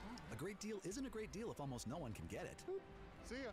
At US Cellular, everyone qualifies for our best deals. Choose from any unlimited evolved plan and get $500 off any phone with no trade-in needed. I dare say, I have never once seen it brought up in any official capacity or in any official, like, I'm not a fan of this one. Shining the city on the hill, shining example of democracy type countries. Never once have I seen them bring up economic democracy. It's always boiled down to simply just parliamentary bullshit of usually capitalist parties versus other capitalist parties. Even the quote-unquote socialist ones are basically capitalist parties who fundamentally agree on like 98% of things, except we want less pensions, we want more pensions, we want kind of more taxes, we want kind of less taxes, etc. Yeah, I mean, even if they disagreed on more things, I mean, at this point, this is a tired Dr. Wolf point, but still, it's worth mentioning for the context of anti-tyranny. Like, we are anti-tyranny 8 hours of your working day. You can vote, and then your government will listen to your vote, and it will influence how you spend your free time. But we are absolutely supportive and absolutely okay with tyranny for the 8 to 9 most important hours of your day, where you are in a hardcore motherfucking authoritarian government, quote unquote, inside of a corporate structure, which the only thing they're not doing yet is beating the shit out of us. But trust me, kids, and if that's need be, coming. it would be done. Yeah. Then let's move on to the next beautiful point. Of course, JT, I think you because your heart is so close to the Constitution, you have it tattooed on the inside of your eyelid. I know that you're gonna have the most to contribute to Careful, this discussion. Nicolas Cage is gonna steal your eyes. Exactly. Oh man, that'd be a privilege, honestly. Okay, so constitutionalism, the idea that there should be some basically a static piece of paper, or is it static? Ooh, that's a question. Some sort of declaration in which certain ideas are presented in order to set up your particular political structure. The idea is constitutionalism, but for whom? Are they static? Is there when or can a constitution be suspended? Who are they written for? Who are they written by? Can they be changed, etc., etc.? Please discuss. Yeah, here in the U.S., it is a second Bible. It is a dusty old piece of paper written by slave owners that is held in such high regard that it is blasphemy to even consider, hey, maybe we should do a new one of these. Maybe this one's a little bit outdated and doesn't reflect the current culture of the United States, stuff like that. And it's the things enshrined in the Constitution are not to benefit the average working person. It was to defend the rights and interests of the wealthy white landowning males that wrote the thing. So it's incredibly frustrating when you see, you know, a normal working class person say, oh, you know, the Constitution is basically an inspired document, and they do treat it almost like a holy book. And I'm curious how constitutions are seen in other countries, because growing up here, it would be absurd to have one thrown out and rewritten, but in places like Chile, it happens all the time. Constitutions here are to wipe your ass with. That's what they are. Constitutions basically are they're worth less in most of the world. I believe they're worth less than the paper they're fucking written on. And I dare say, if it wasn't for the weird civic religion and the weird deification of the American Constitution, I would say for most Americans, they don't give three shits about the Constitution if they weren't told to worship it so much. Are most Americans even, have they even read their Constitution? They were forced to read it in like third grade and stuff like that. It's like the core curriculum of your youth. Like when you're in elementary and middle school, you learn about the founding fathers. You learn to recite the Pledge of Allegiance. You learn about the Constitution, why it's prime so indoctrination. Yeah, exactly. Yeah, that's all. But like every state, so let's not overstimulate our jizz all over the face of America. Just America is, you know, younger than half of the houses in the neighborhood where I'm living at, and it needs a mythos of what is the definition of America, because it doesn't have the mythos that most nation states do, which is motherfuckers that look like me and pray to the same God as me. So you guys need something else, and you know, this shiny piece of paper is what was chosen, and worse things could have been chosen, and but you know, arguably nobody could have predicted just how deified it's going to become, and it's very fucking weird for the rest of the world to listen to you guys talk about your constitution, which you did amend a few times, and like those amendments were like the fucking, you know, like the Pope coming down and accepting gay people or something. Like, oh my fucking God, we're doing this. But constitutionalism in general as a part of liberal doctrine just implies you need to have set written out rules, which is like oh my God, something evil is swallowing up this. Okay, bro. It's like you're fine, very yeah, no smart. shit, yeah. The fucking kings had that. Okay. The thing is about constitutions or constitutionalism, because there's nothing. I want to bring up this point, okay? Because you can have, for example, a concept of constitution or constitutionalism in a way that isn't inherently a component of liberalism. This is a very deepened analysis. We're not going to get there right now. Likewise with other stuff that we mentioned earlier today, kind of like, for example, there is a socialist approach towards basically plurality or anti-concentration of power in certain segments that could be delivered. You can have a criticism or an opinion of this form that can be delivered, but we're specifically talking about liberalism and in the liberal conception of constitutionalism. At the end of the day, again, they will abide by the sacred, dictum, the sacred document of principles by how to govern until it becomes inconvenient for the people that benefit from liberalism the most, that being the ruling class, the capitalist class. So that's why, for example, you see constitutions all over the world basically either torn up or amended to fit these ideas. For example, the example I always like to give is that if you really wanted to, you couldn't constitutionally basically reform any European country, or for example the US, for example, to outlaw private property and to institute an economic plan. It would never happen. It would never be allowed to happen, and that's kind of the point. As long as you exist within the capitalist system, the Constitution exists as basically not a fail-safe, but a secondary protection of the capitalist mode of production and capitalist relations, to protect profit, to protect private property, which is at the root of all of this. That's number one. Number two, the idea of them being static or not. Again, it matters little unless there is some form of development that makes it matter. And what I mean by this is, for example, in Venezuela, when the constitution was basically rewritten and then handed out to every citizen, basically, and they knew their rights, and it became part of a constitution that was written by the people. For example, in Cuba, the 1936 Constitution of the USSR, for example, is another perfect example of this, amongst many other examples. In this case, then it becomes a different analysis that we can deliver. But yeah, this is the inherent issue with the idea of constitutionalism. It isn't necessarily progressive unless you're still back in the 1700s. But moving on, and it's directly linked to whatever the system in which you are writing the constitution in with, meaning a constitution of a socialist system obviously will completely disregard private property and the core tenets of capitalism, and it will establish the core rules in which you can participate in a socialist economy and a socialist system, and all of those things, most of those things throughout decades and centuries will be modifiable except for the core tenets. Just like a constitution in capitalism, almost everything is modifiable, almost all rules can be changed except the core tenets, which in capitalism is private property, basically. Exactly right. Speaking of which, we're almost to that point, but one point prior, which is a big thing, is the pro-minority rights point. And of course, they don't mean minority rights as in,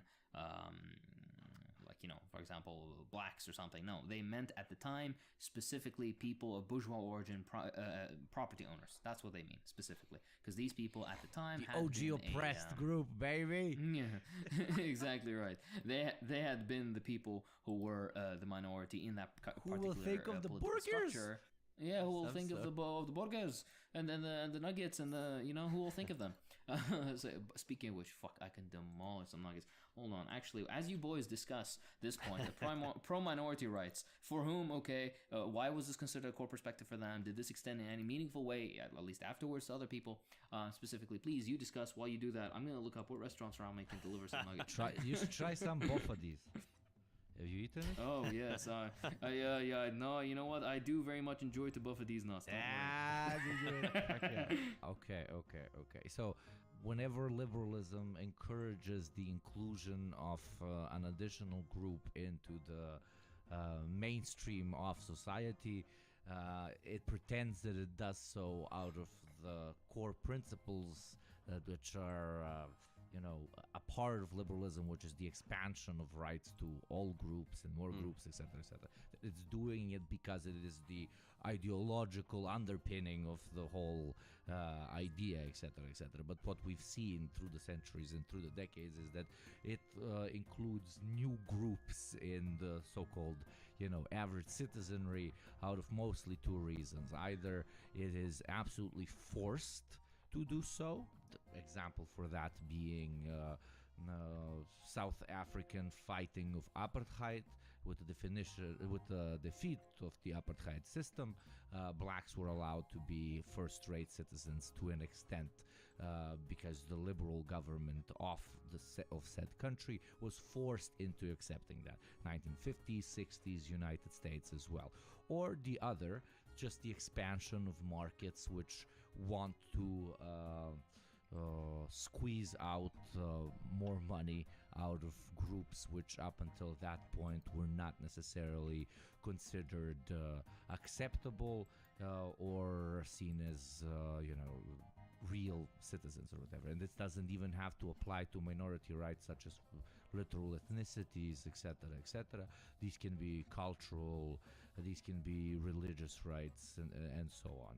When capitalism at one point realizes that it can sell shit to these people, that it can employ the shit out of those people, it will start pitching ideas of equality, love, acceptance, and coexistence. You know, that blue sticker with all the religious signs at them, because they want them to buy, Louis Vuitton hijabs and Gucci pride flags. Well, exactly if you want to see a perfect encapsulation of what minority rights means under liberalism, look no further than the George Floyd and Black Lives Matter protests back in the summer of 2020.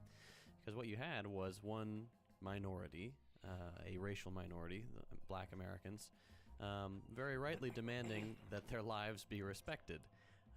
And They're breaking in! Your family's been chosen to make an impossible choice. You must sacrifice one of the three of you. what was juxtaposed against that by the mainstream media, the state media, or corporate lamestream media, more like the fake news media, was property rights, was the rights of business owners, because these people were, marching across their property, and sometimes they'd smash a window, or the Arby's that burned, and people are tweeting like, "Oh, Arby's has fallen," stuff like that. Oh my God. It's like it was very clearly skewed against one minority to favor the one that has always been favored under liberalism, and that is the property owning class. Exactly right. And even if they do give them something, you get just Nancy Pelosi kneeling while wearing some African shit. Yeah. That's exactly. literally empty gestures. Yeah. Exactly right. And that was a very important point that JT delivers. Like, we're the minority that's almost always, that not almost always, it's always basically catered to. And this is where our materialism and our materialist outlook plays the core part, or the most important part, is because we differ from, for example, a fascist who are like, oh yeah, and that small minority are the Jews, because they're stupid and they don't know they don't know that, hey, just like they're Jewish, for example, capitalists, there's also Jewish workers, and this is what there's one of the few recorded speeches of Lenin that we have where we can hear his voice. He's speaking about this particular point that anti-Semitism is inherently stupid. It's a ridiculous take. It's not even a hot take. It's just stupid because at the end of if you were to carry out the material analysis, you'd come to realize that, just like with any other group, the relations to the means of production are what matter, not the particular ethnicity and whatnot. Yeah. Is the capital ownership, not the circumcision of the PP. That is what you should be looking at. Exactly. And as a circumcised Semite myself. All right. We have all types of dicks here. We have a circumcised for religion, uncircumcised or intact, as I like it, and JT just circumcised because America, like you motherfucker. I'm assuming, exactly right. Hey, you know what? Over here. I just assumed it, but right, you're cut. It's right? most It's likely a very true. safe assumption. Yeah. It's a safe assumption. Yeah, exactly. Yeah. But hey, you know what? Good for you. All right. Hey, do not start. No. Shut motherfucker. Hey. Circumcision. They mutilated you. Okay, no. Let's not even go there. Let us not go there. Just easy. Islam 10 out of 10, but alcohol and cutting peepees, man, what the fuck? Okay. I mean, I said it just because I knew it would get arise. I love you so much. Oh fuck. All right, Layla. The next point, which is of course a very nice segue, is private property, specifically private property as some sort of like deified concept. Specifically private property, when we talk about it, who do we speak of? For whom specifically? I mean, if you remember, Iran believed that the Native Americans their land wasn't their private property because they didn't have a European bank deed that deemed it such. By the way, the British basically called India Britain by coming and just putting a flag on the land, and the Indians were like, what the fuck is that colorful thing? And they're like, it's a flag, this is ours now. And the Indians were like, what do you mean? We have been here forever. And they're like, but do you have a flag? And the Indians are like, what? Yeah, you don't have a flag, do you? Like, we don't have a flag. I got you, bitch. Mine now, motherfucker. I stole this joke, by the way, not mine. Yeah.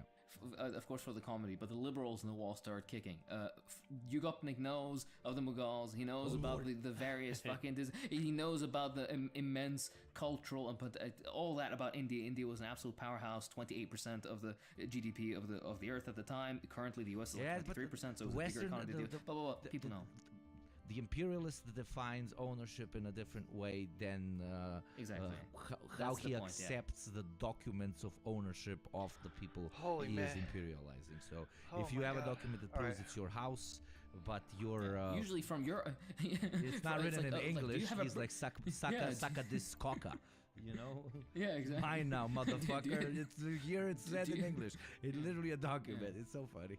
I mean, it's not funny. It's very fucked up. But I just like, obviously they never had conversations, right? The motherfucker gets hit in the head with the butt of the British rifle, and he stops talking. He gets kicked out of his house because the local British regent for that particular Indian subsection needs to chill there, needs to sleep there with his wife and 17 concubines. But just I love imagining if it was actually a civil discussion. You know, like my house now. And he's like, no, sir, you see here, it says it's my house. He's like, what is that? And he's like, sir, it's in Indian. He's like, but here I have another document that says this is actually mine. But here, mine is stamped as well. Well, I don't accept your stamp. I accept my stamp. Get the fuck out of the house. And they just leave the house. I mean, kind of what is happening in Israel, basically. Yeah, basically. I was going to say, and with most, like, third world to first world documentation, basically, it's like, I don't recognize your stamp, so fuck you. Up until today. University degrees, ownership documents, even marriage certificates. My entire life is this. But let's stick to the point though. Thank you for the lovely contribution. But private property specifically, why is the primacy of property specifically? Why is it this core thing? Why did they specifically set it for liberalism? And could anyone attain property even back then or now? Discuss, please. Well, it was the bourgeois revolution. The bourgeoisie won. All their wealth and power comes from private property. Therefore, they have to instill it both into liberal and capitalist ideology. Otherwise, everything goes poof. All of their power is concentrated in this one particular concept. So they will never let it go. I absolutely understand. Fair. But we don't give a fuck. We're going to change it. But if I was them, that's exactly what I would do. And when the proletariat comes to power, they will establish their own rule. For example, absolutely no private property, motherfucker. Obviously, we discussed this 700 times, the differences between personal, blah, blah, blah. Capital generating, Jesus, liberals in the wall, they're fucking attacking. But they're getting these are actually like orthodox Marxists in the wall that are like, you're not differentiating. Oh my god. Please, Don't start. Don't even fucking start. Well, what did I want to say? I wanted to say, and then maybe there's going to be a new.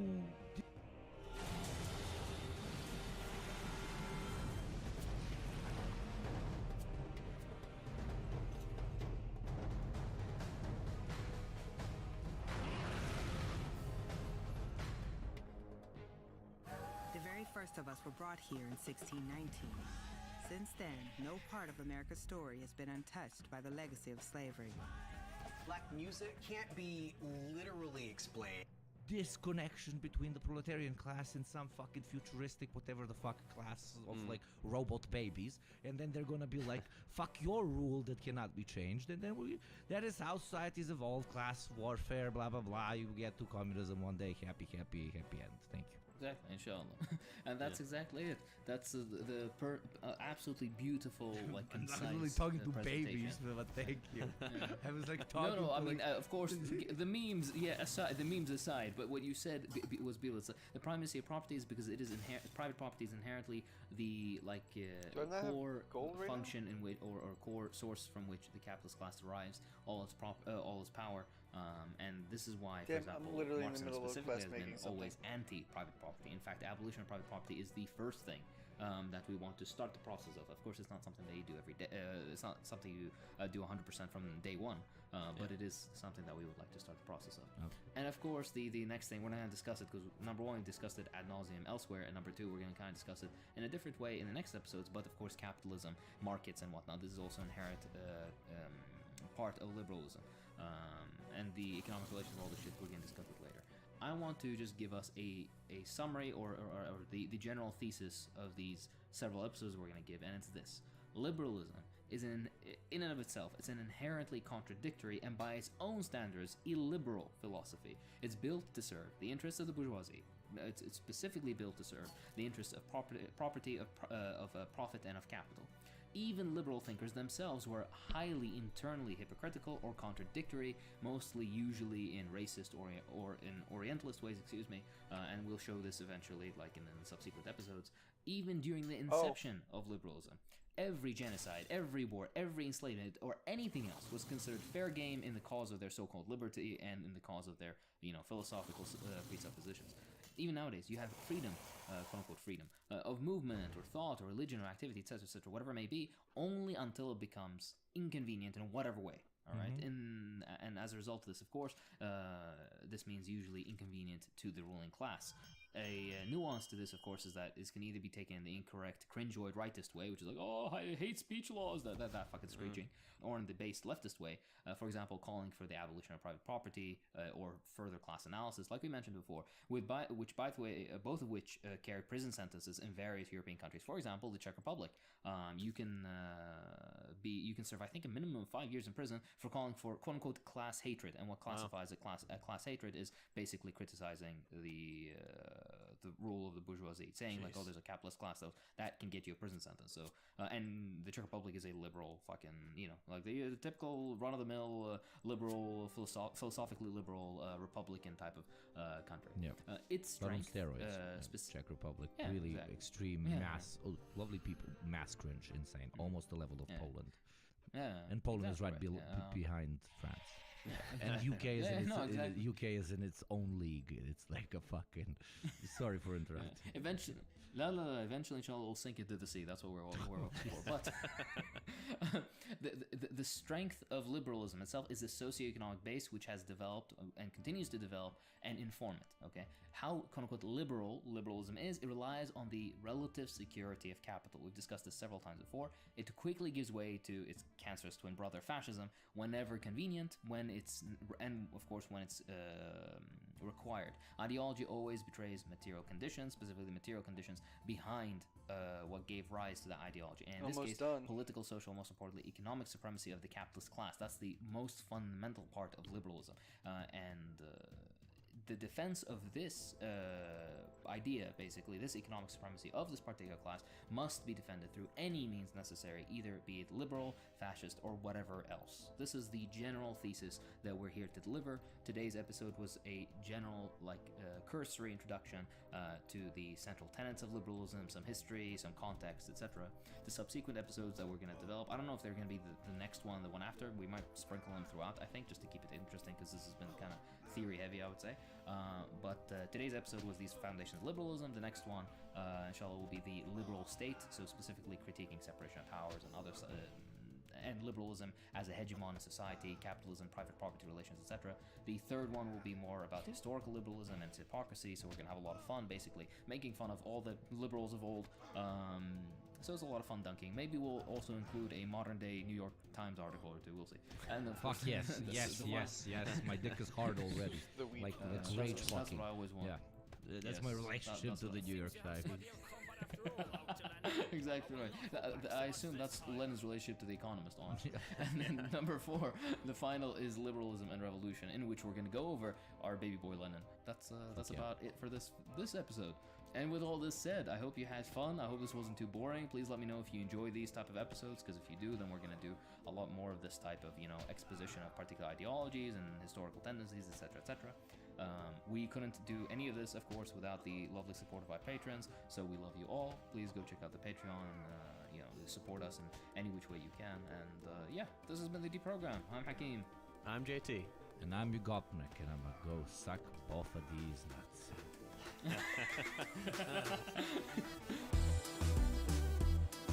Alright.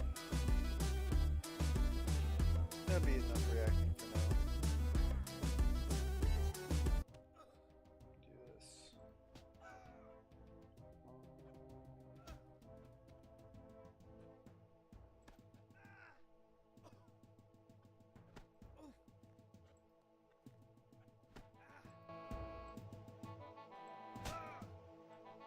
Impressive start, but now we fight for real.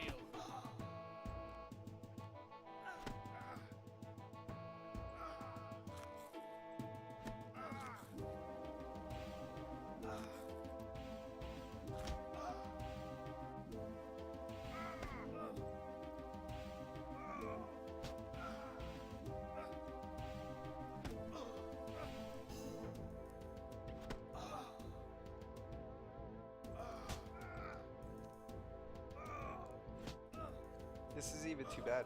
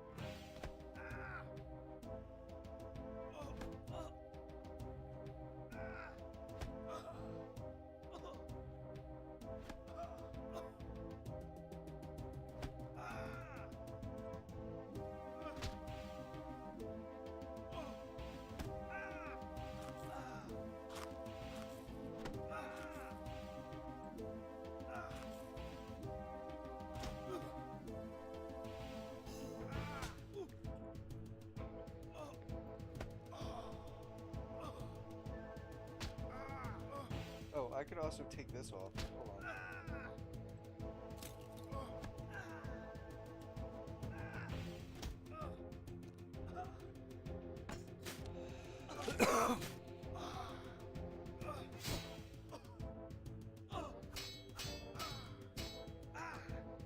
This time you lose your prayer, however, and fight like a warrior.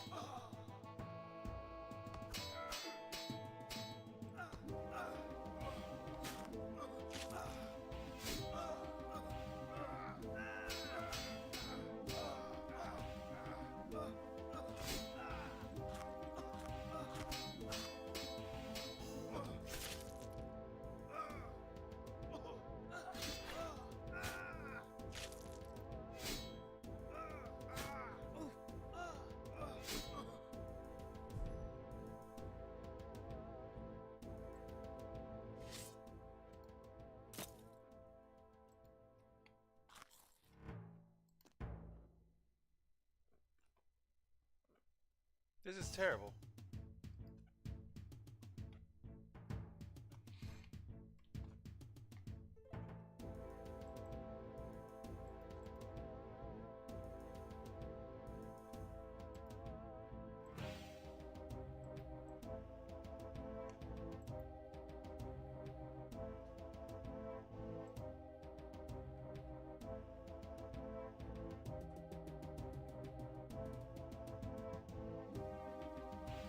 How do I? Oh, there's a ladder up here.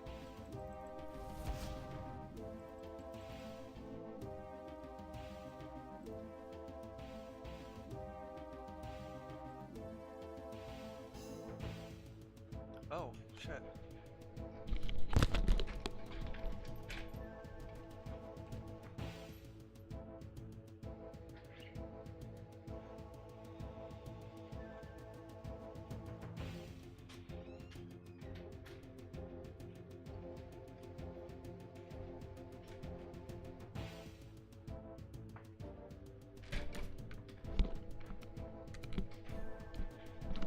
I genuinely forgot I did that.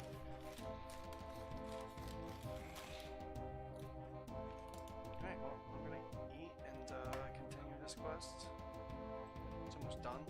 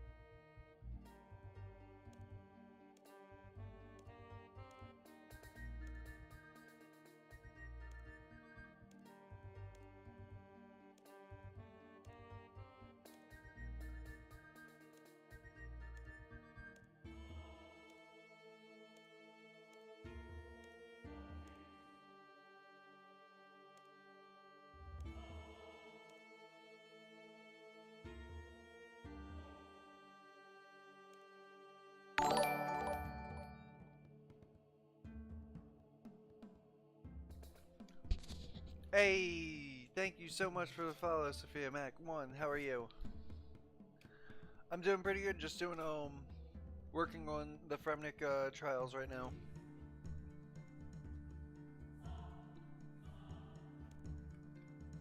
I've been working on the efficient Iron Man guide, and I'm actually really impressed with how far I've gotten. This is like my other account probably took me like years to get to this. I was also very not efficient when I was younger. So do I stream regularly? Kind of, yes and no. I mean, right now is my day off. Usually I try to stream when I'm available. I know tomorrow I have work in the morning until probably around a half hour from now, and then I stream like I'll probably end up streaming for a bit after work. But like there's other days where I'll work from 2 p.m. to 10 p.m. and I'll try to stream earlier in the morning.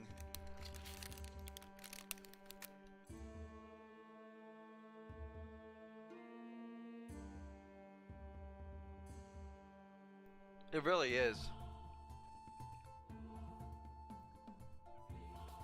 I'm like, I end up with like 30, 40 hours a week streaming.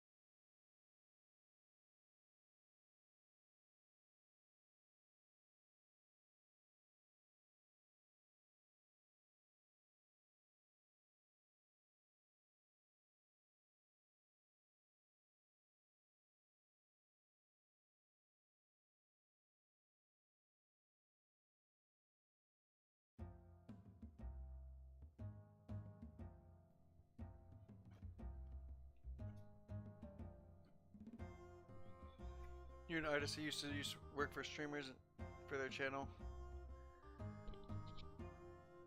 Oh, that's cool. I have a couple things going on at the moment, but maybe I mean I have a Discord. Let me give you my channel, my Discord. You could message me in there for it.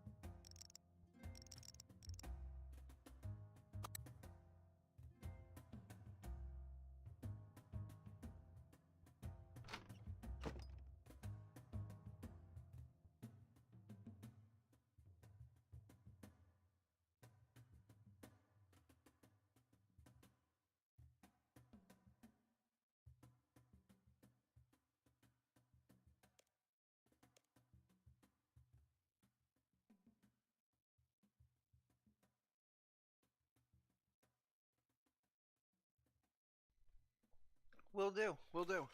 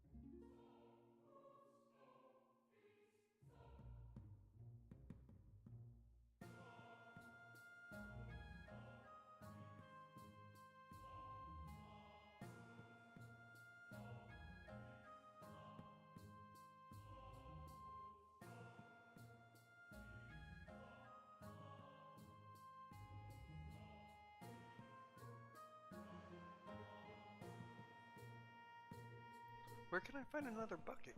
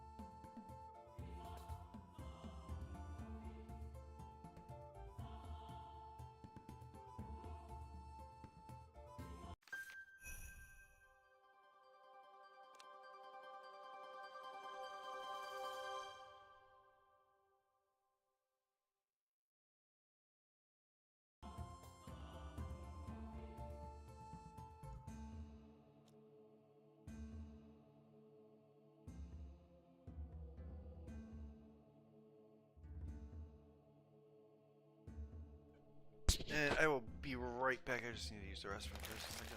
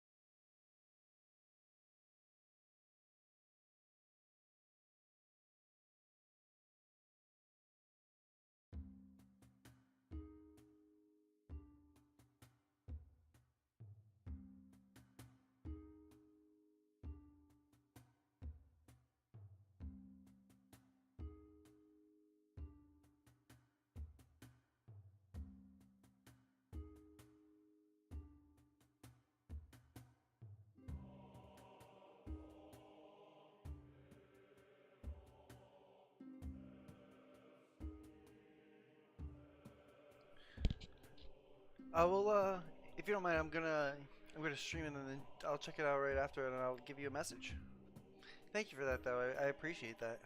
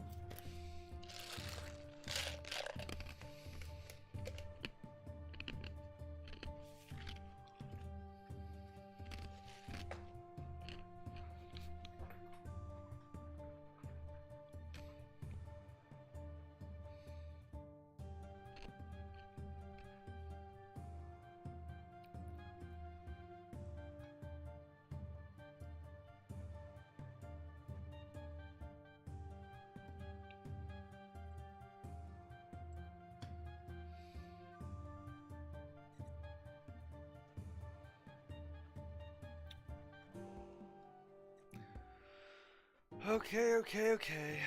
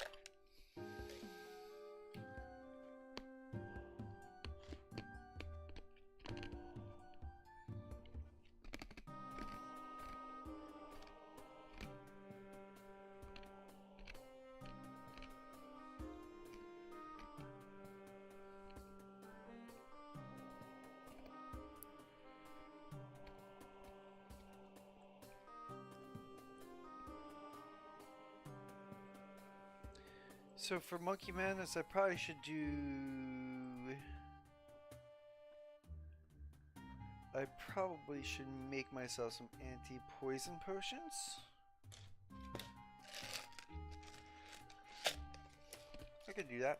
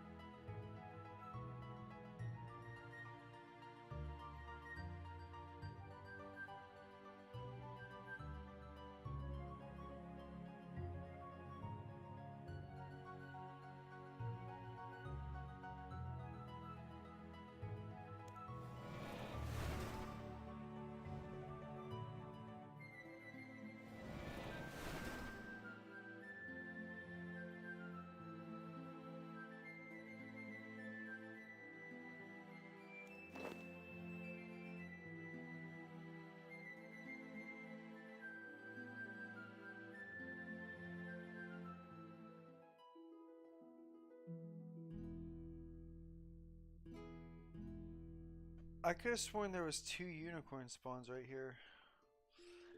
Is that wrong?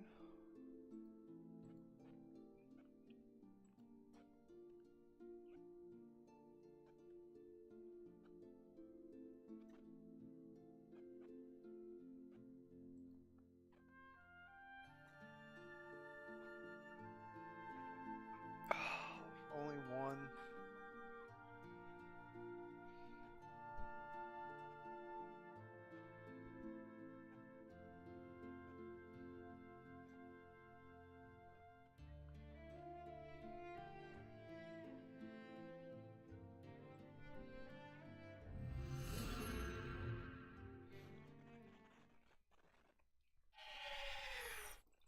There should be 2 over here.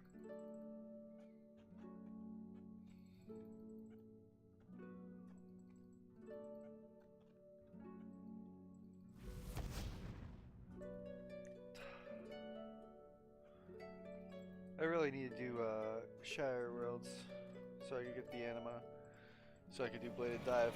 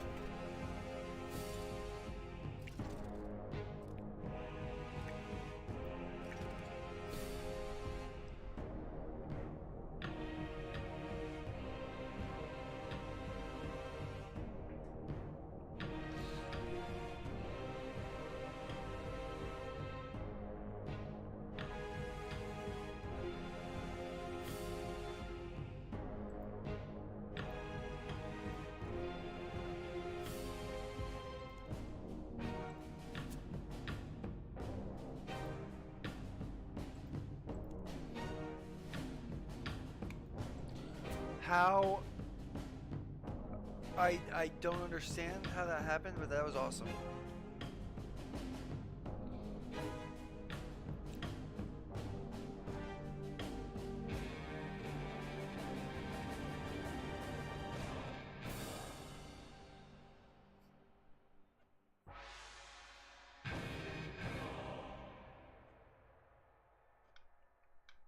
I'm just looking through everything.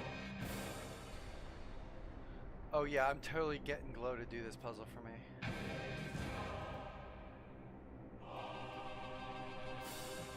I'm just gonna bring 65 extra thousand.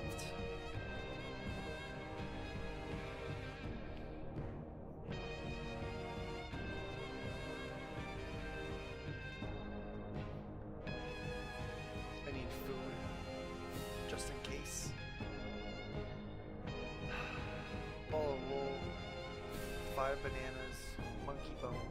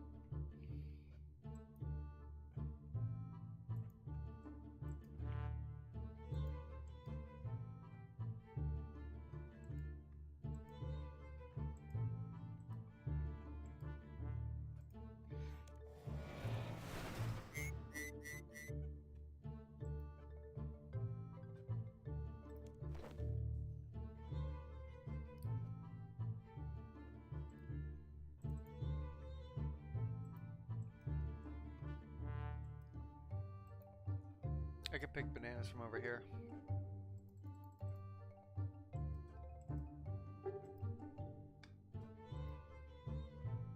Time to do monkey madness.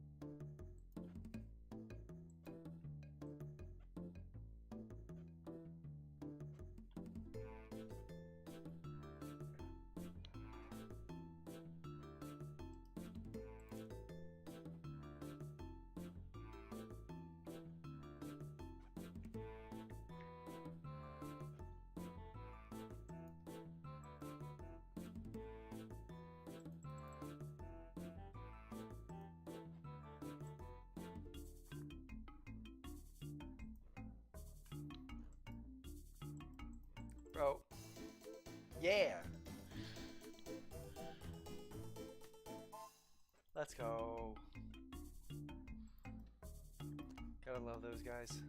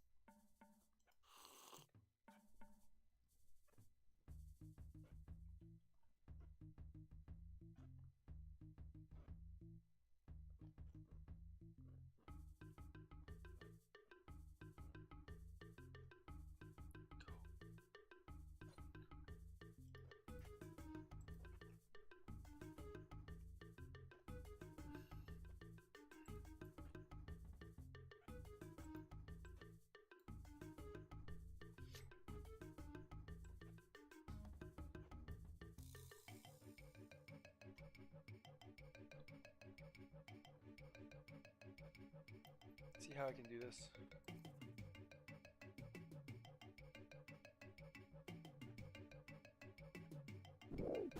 Ow.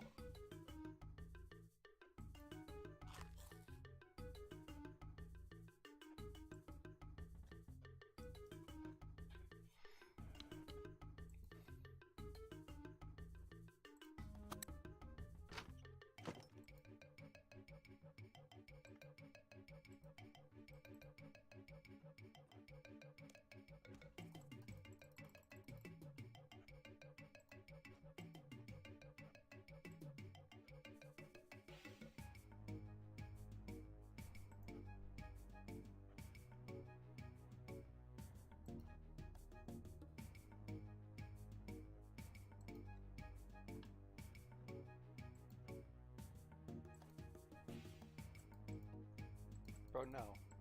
You can't be serious. Oh my god, you can't go around? Are you kidding? God, this is bad. This is real rough. Oh no. Let's go this way.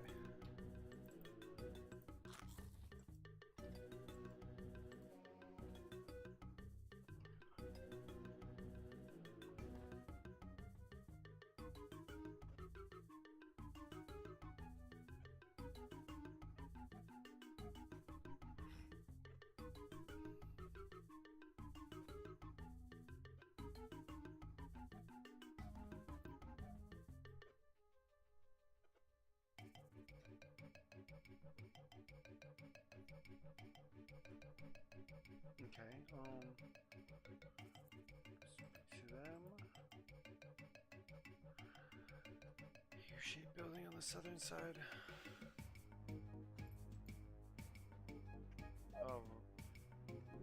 Oh, yeah.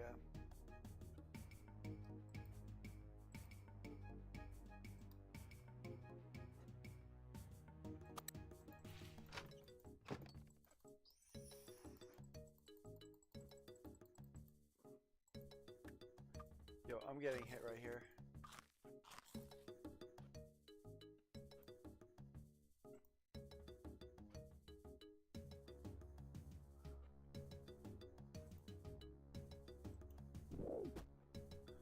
Oh.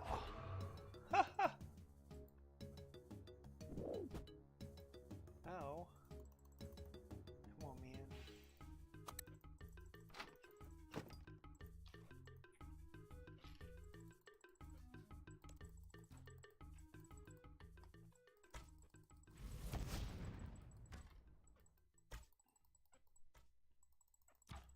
Over here.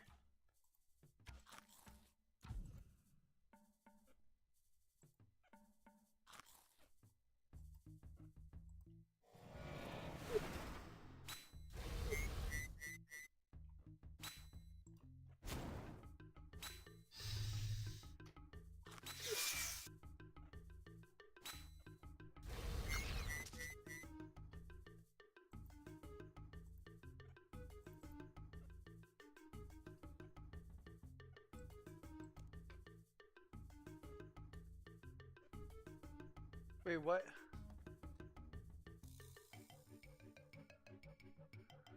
Oh, I wasn't supposed to go down yet.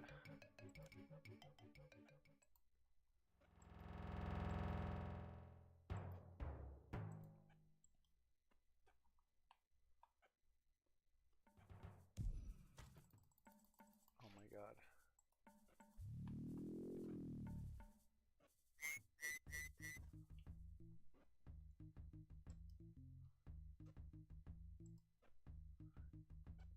Search the stacked crates 2 tiles east of the trapdoor. Oh, right there? That sucks.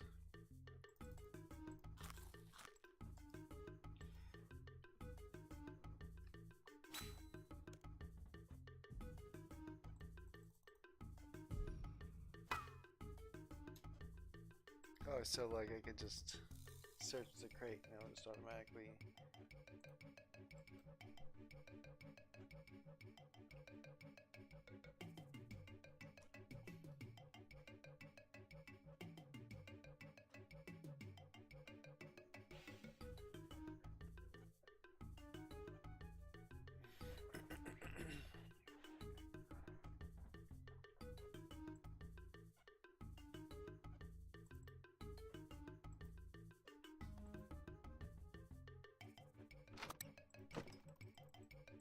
Oh man, this is bad.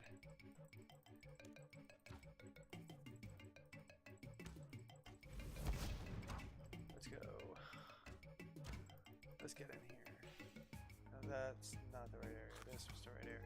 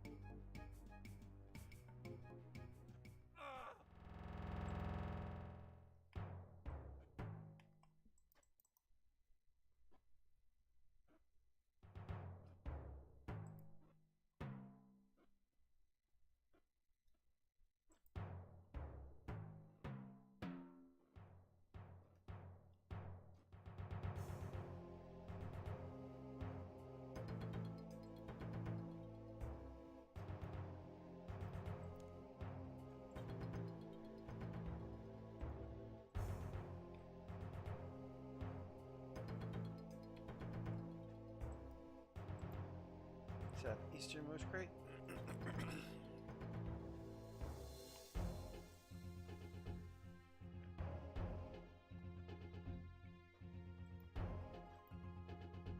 Oh wait, no.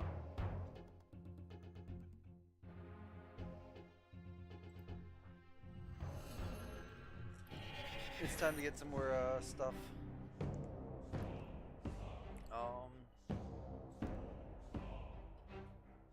This. Gotta go to Lumbridge. A lot of stuff to do. Gotta go to Lumbridge, gotta get my prayer points. Yeah, I'm sure there's a faster way to do this. Probably just get 200 kills and get that thing unlocked, but...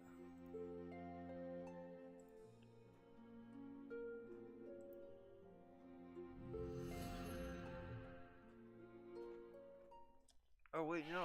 What am I doing?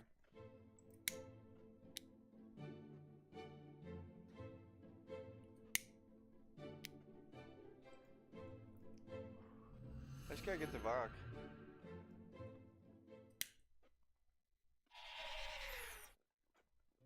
Cause then I just go to G.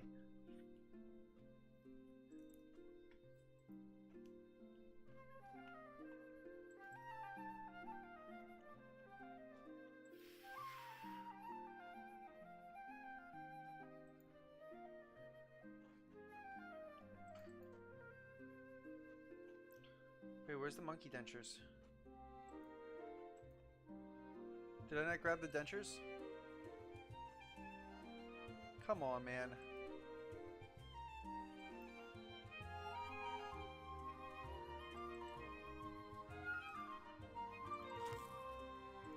I guess that's the first thing I gotta do once I get back there. Cool.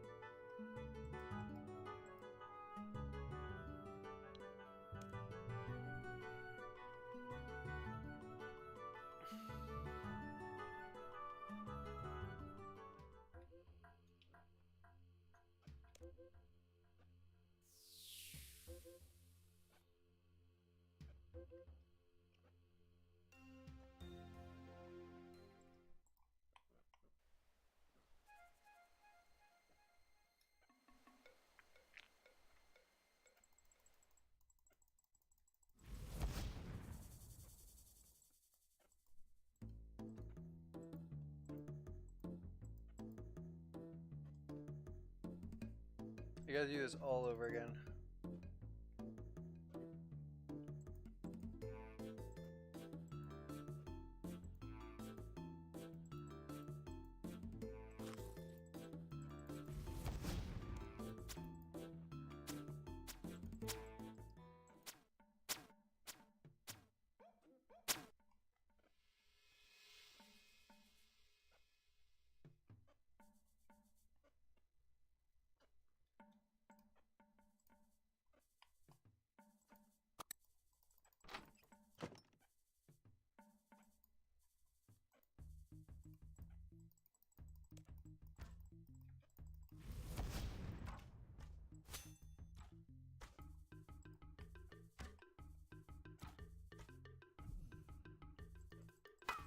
No, damn it.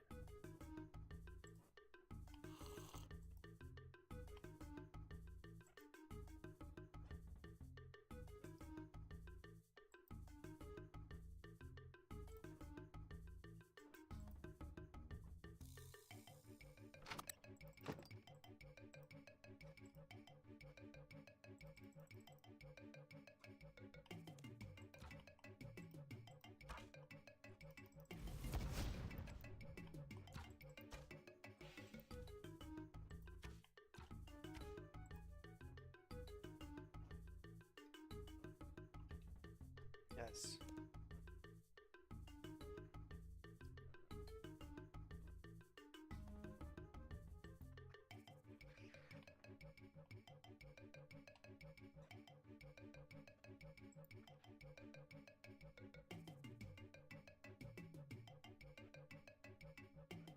Yeah, I actually do need to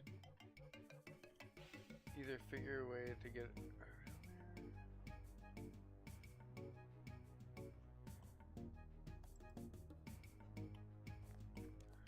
I will probably have to just yeah.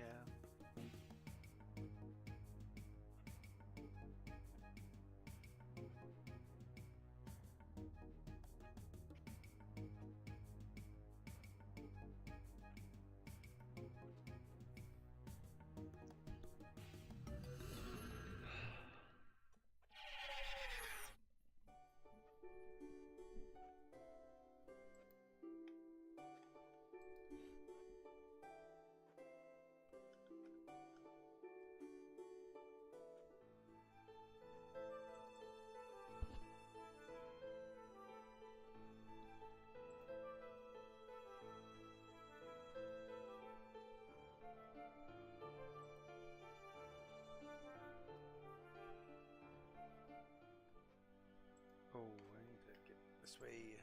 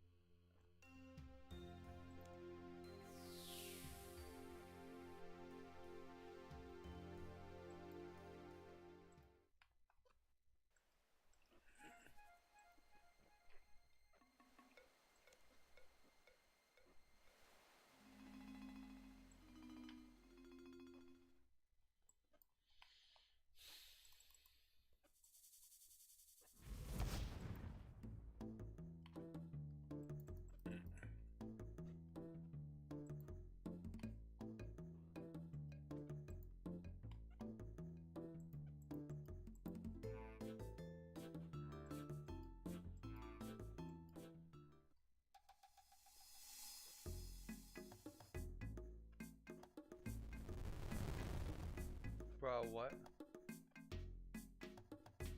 Zunok is all the way over there. Okay.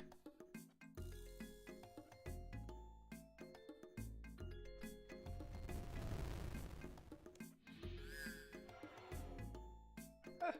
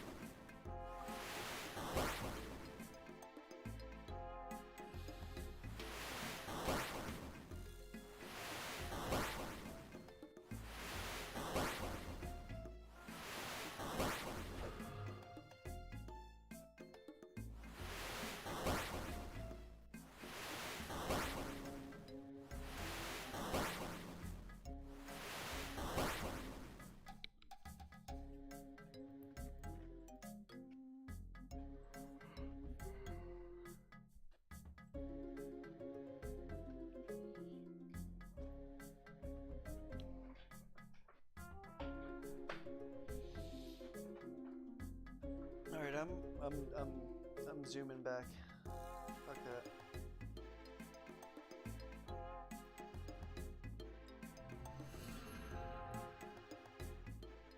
This is actually the fastest way. Thinking about it.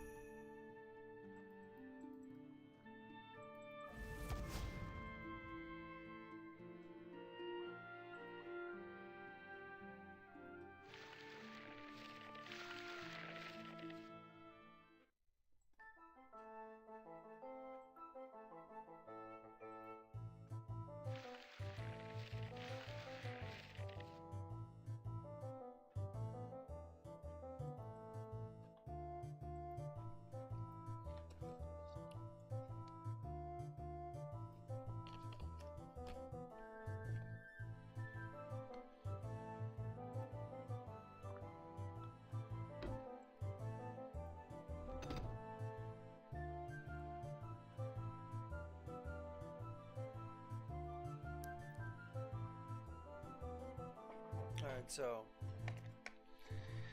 got a little conundrum.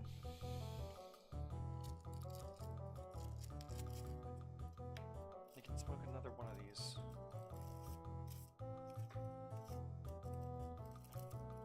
Do this way.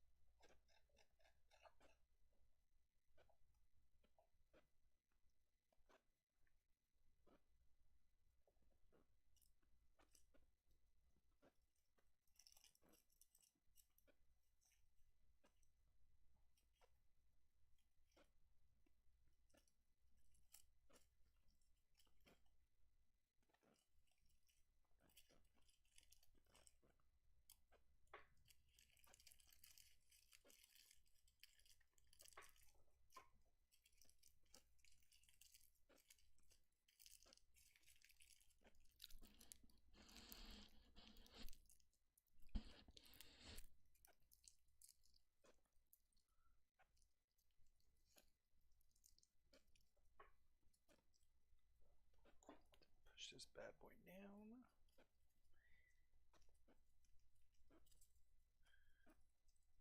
Cool.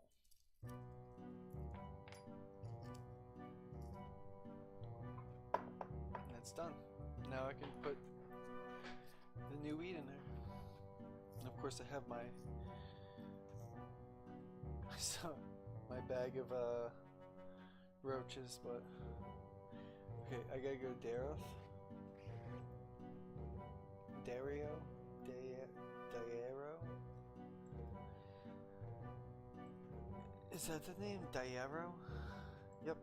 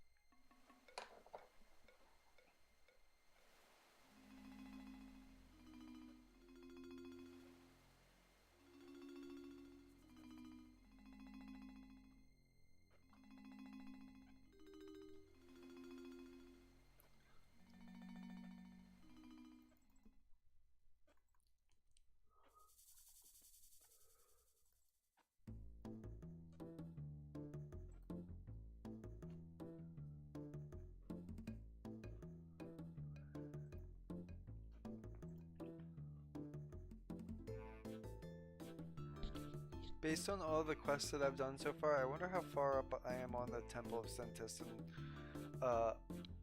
ladder.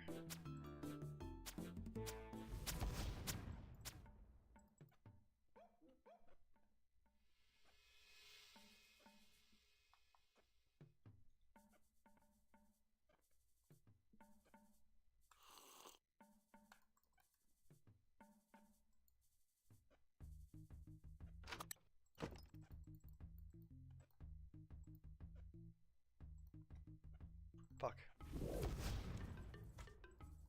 Let's go, let's go, let's go, let's go, let's go, let's go. Oh, where am I going, to be honest with you? Run east into the temple. Okay, that probably would be... Oh, I'm eating my bananas. I wasn't supposed to eat the bananas. God damn it.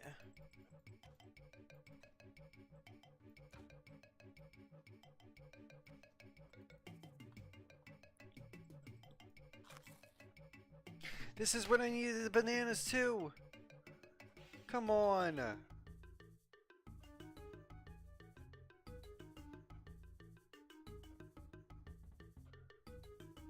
I might as well just fucking go back now. There's like literally no point.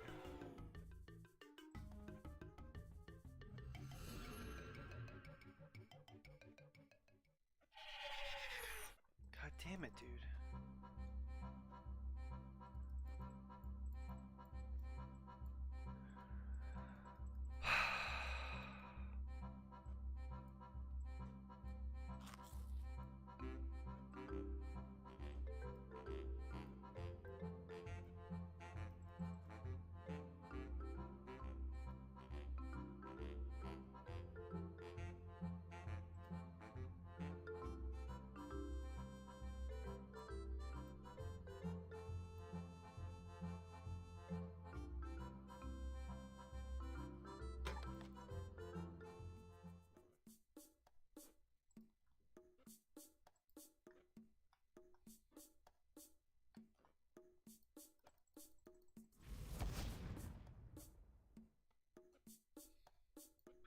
You know, I probably should do some fishing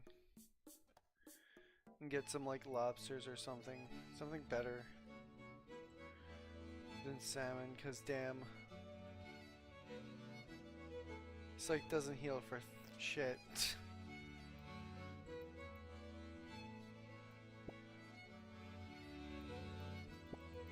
In case one gets eaten again or two. Okay.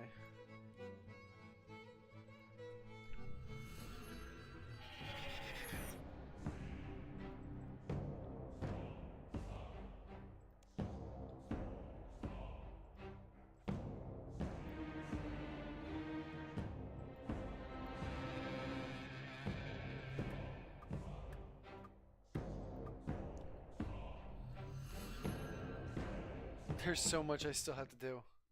I think I have 3 more sections.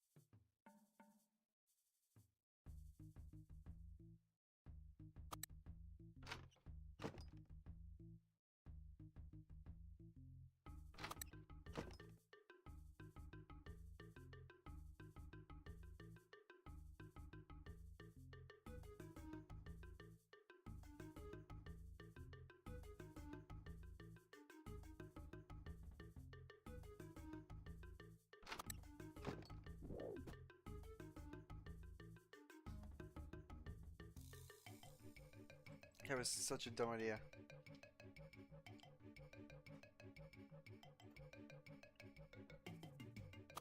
Why does it always happen like that? Where like, dude, I don't want to pick it right now.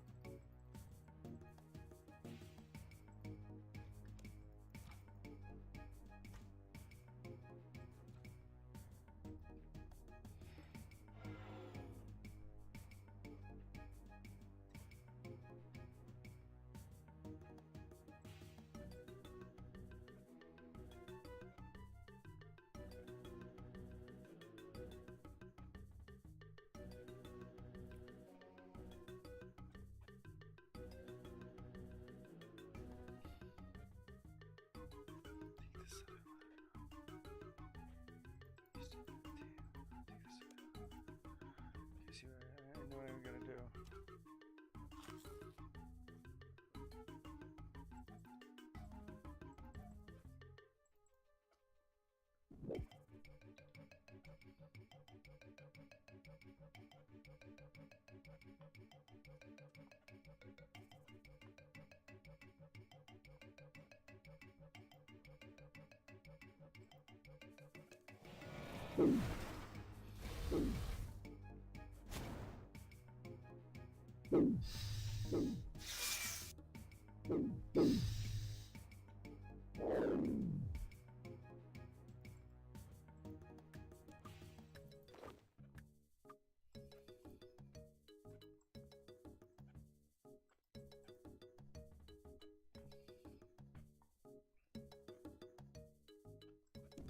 Oh! Certainly not what I was trying to do. What's going on? Okay.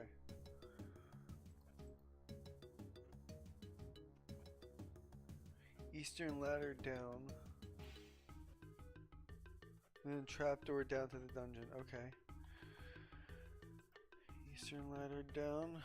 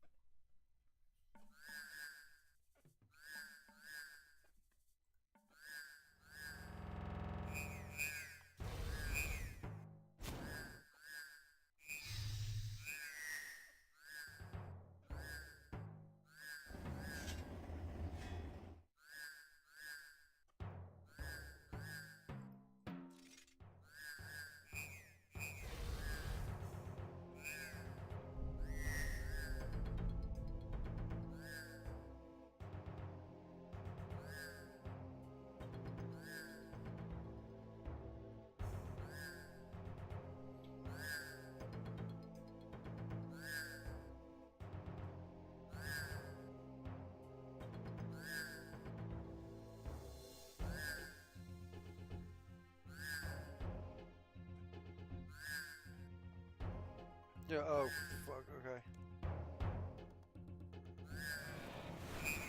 I do want to kill these guys right now. Hold on, let me... Zavala will create the ammo monkey speak of the banana garden west of the prison. Banana garden west of the prison.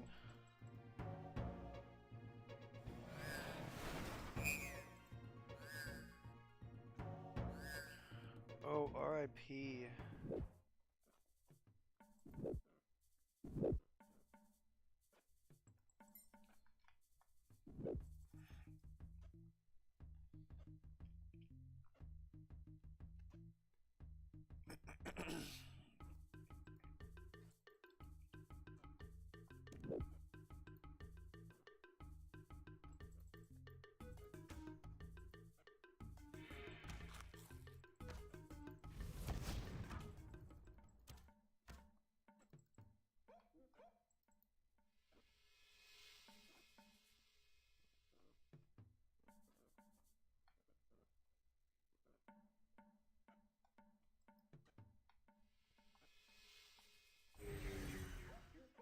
no.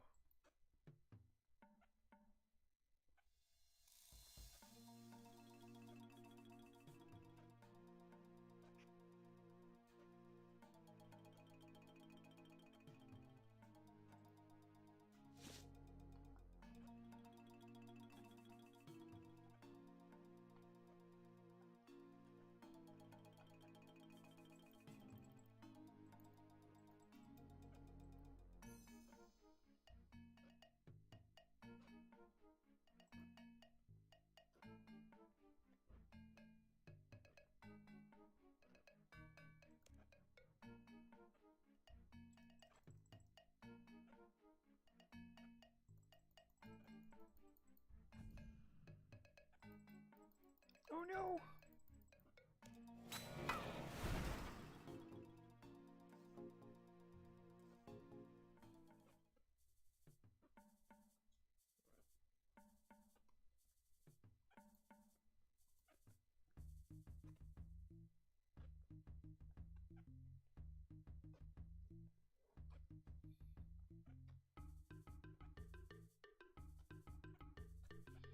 I'm gonna have to talk to the child again.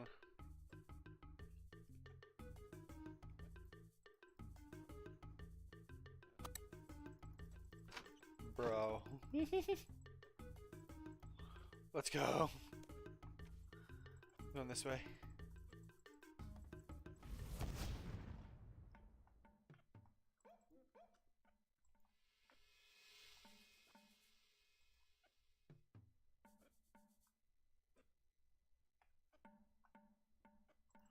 Let's not go that way.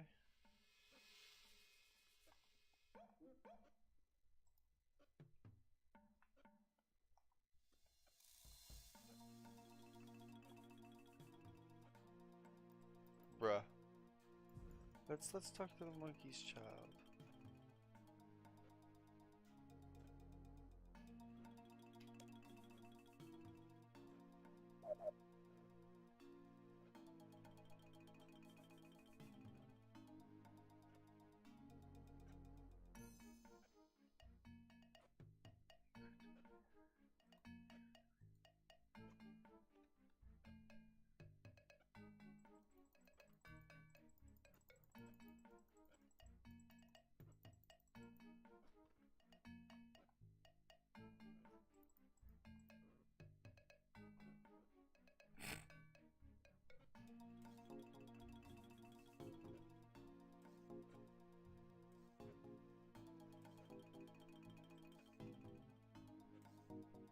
Where's your child?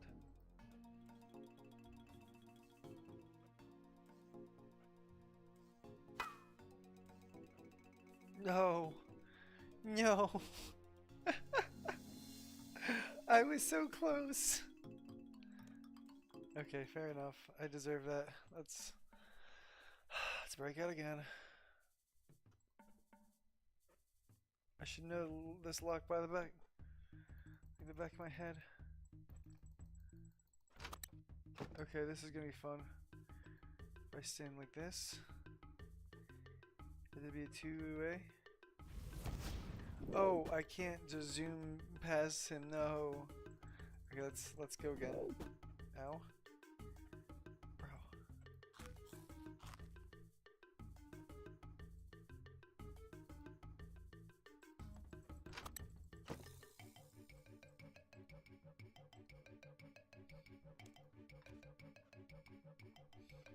Okay, I need that talisman.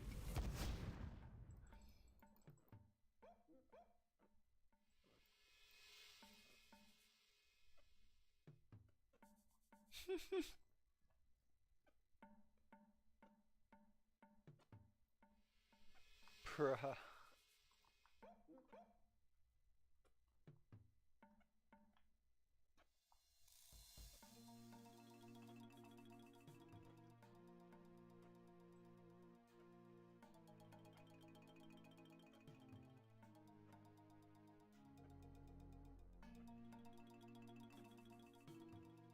Come on.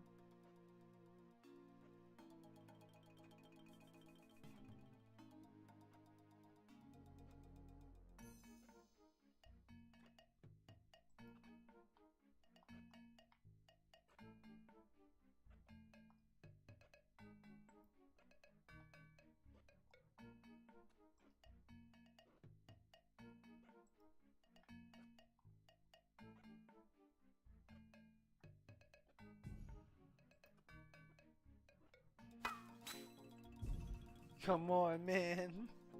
Oh, I have to go all the way around. Okay, fair enough. That has to be. I'm going straight through this time. I don't care at this point. Should I kind of do? Let's go. Let's go. Let's go.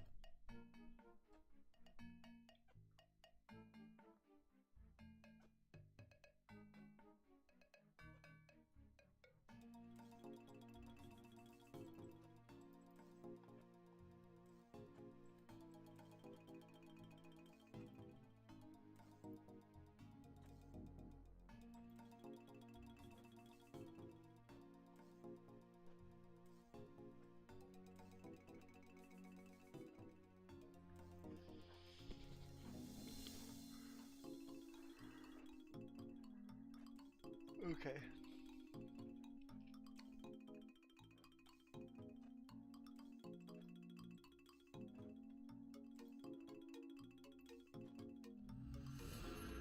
I don't trust this.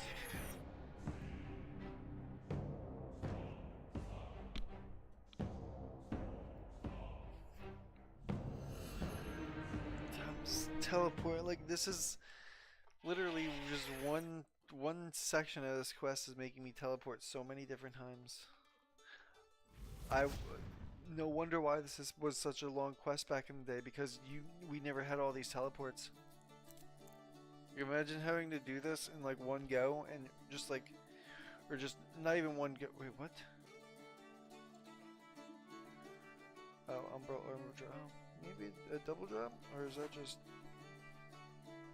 double in the chat?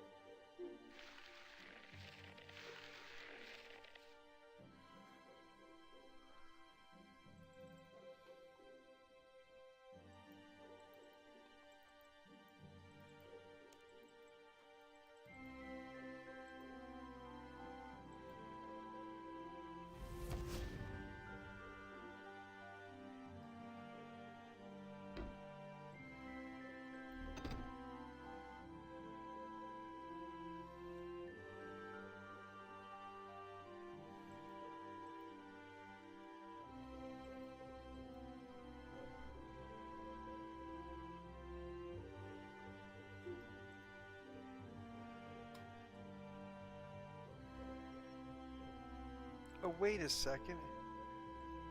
Oh, I don't have the Gree yet. That's why.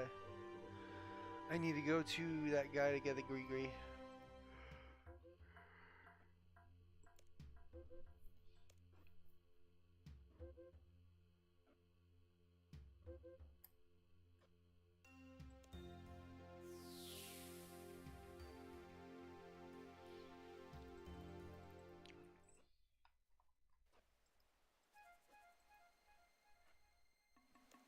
I'm gonna have to go through this dungeon again with 9 pieces of trout or salmon.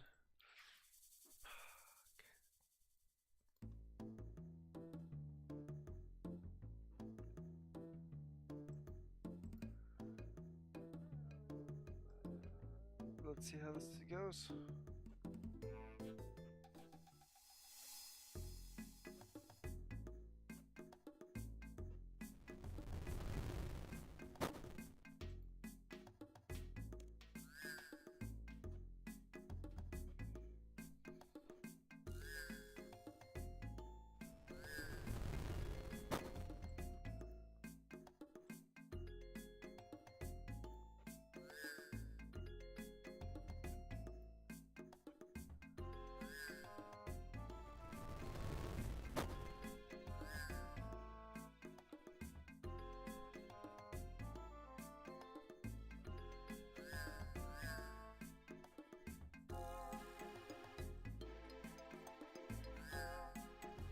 I can make it.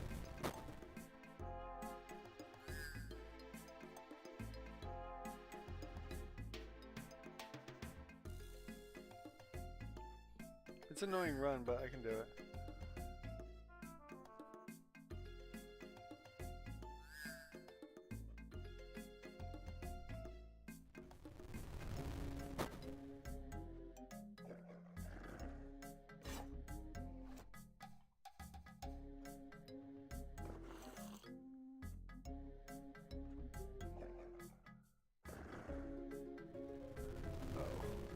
That kind of sucks.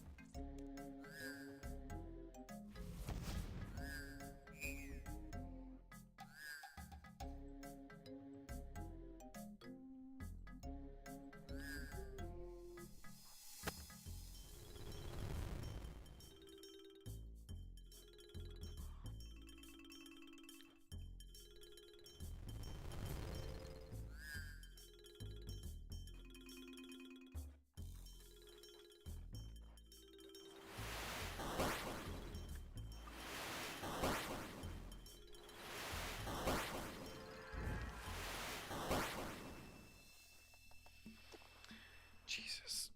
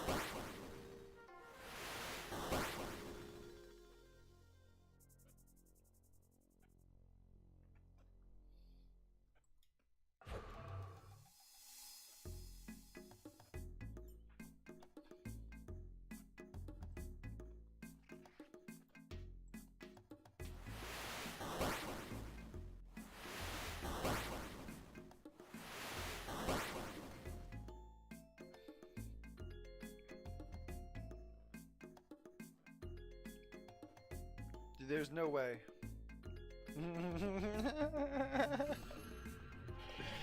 There's no way.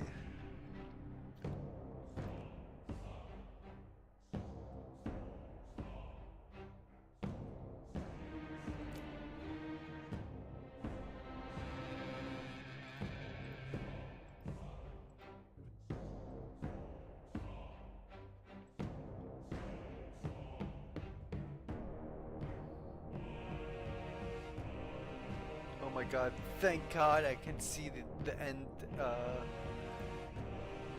the ending section. Holy shit.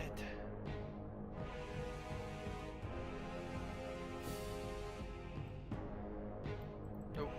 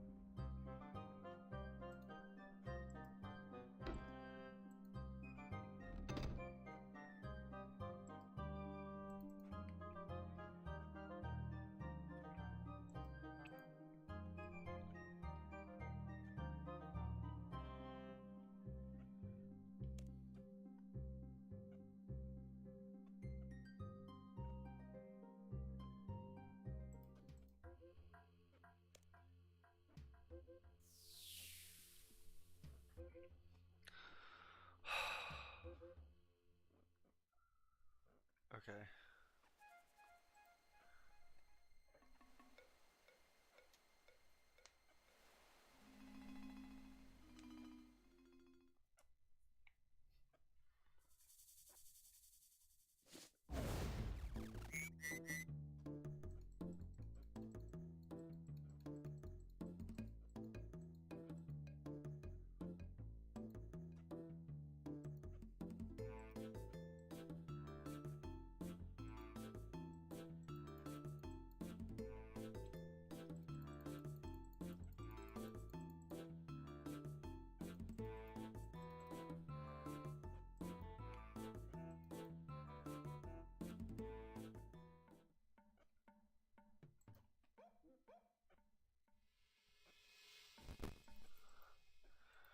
Okay.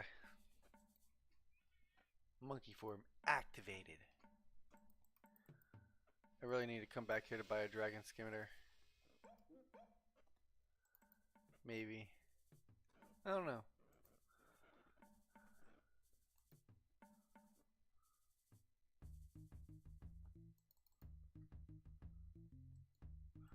I could pray here. Oh, I gotta do that first.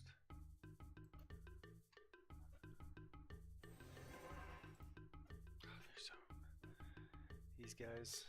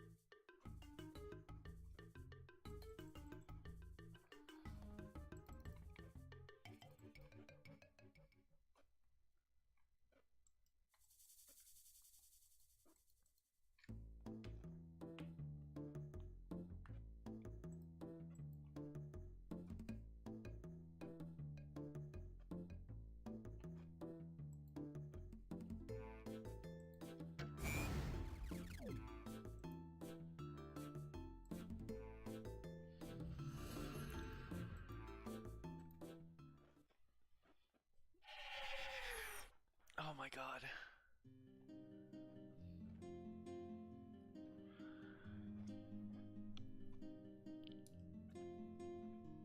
Let's go. Where are we going? The zoo.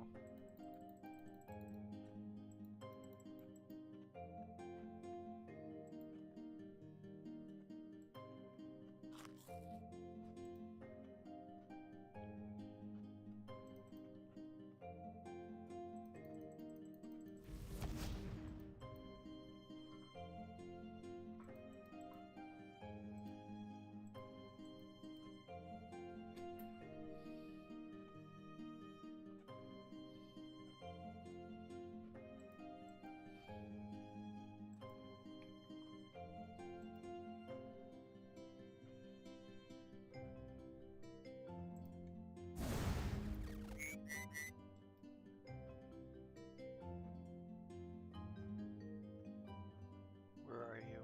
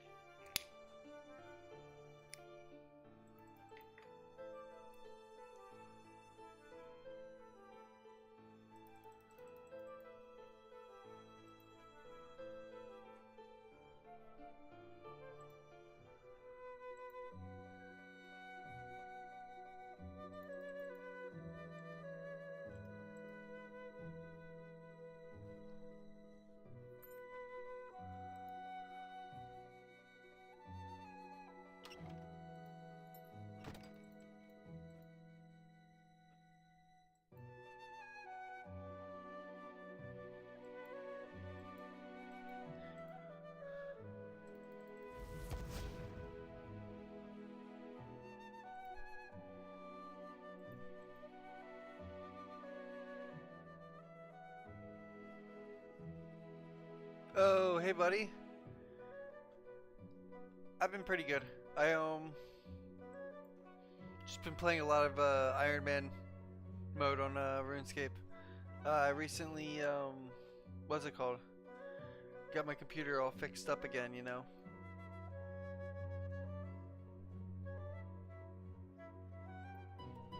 I was my computer was broken for a while.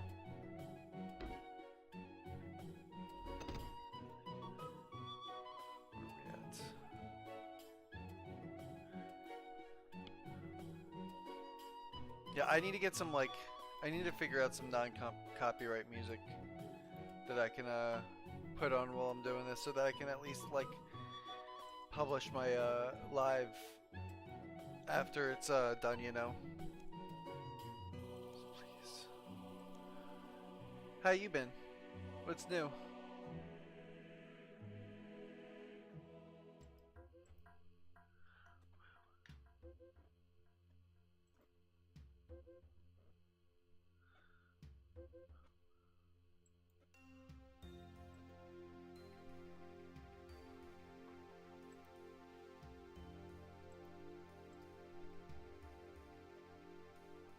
I've done that, and every time I use that stuff, I get a copyright warning.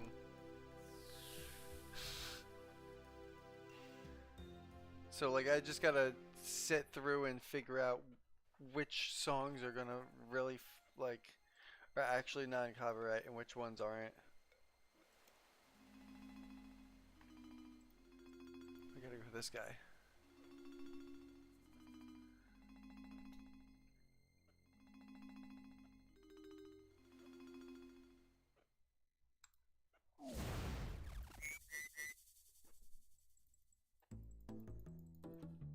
Here,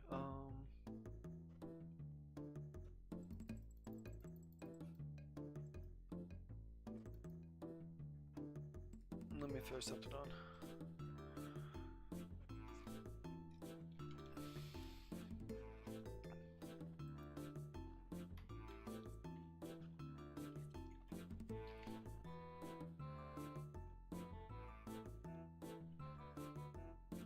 First, let's start off by muting this.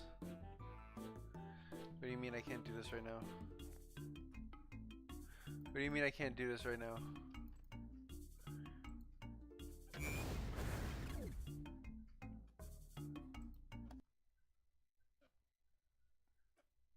Everything else I probably should have.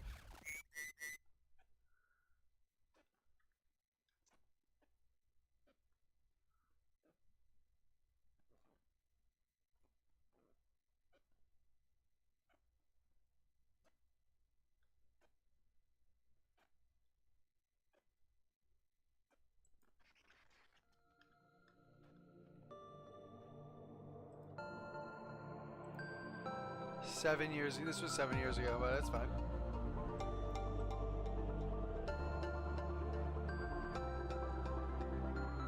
Hey, thank you very much. Have a good one, buddy.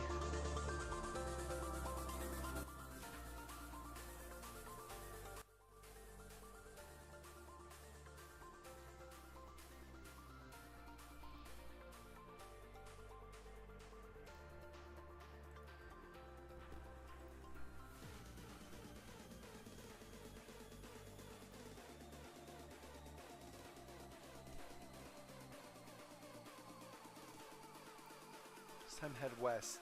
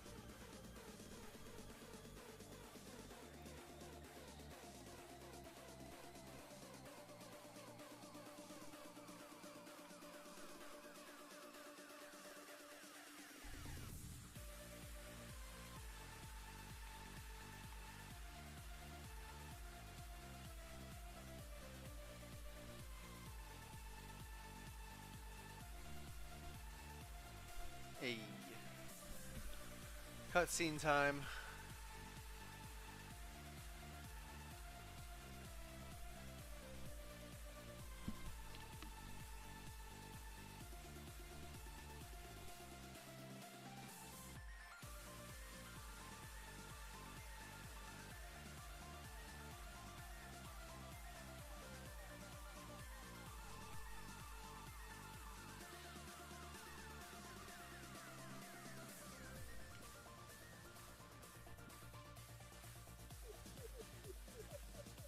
The final battle. Easy.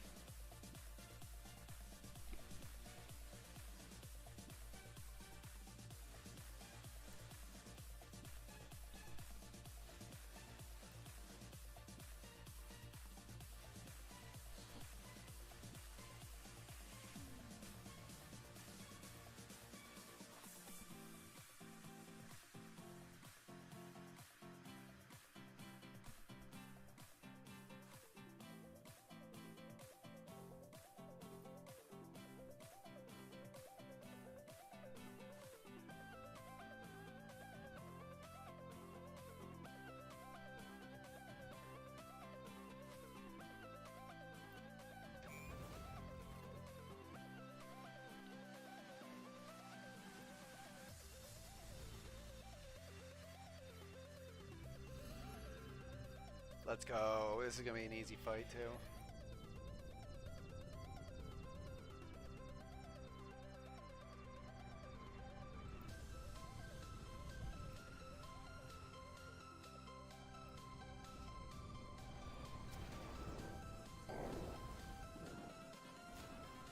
Oh yeah.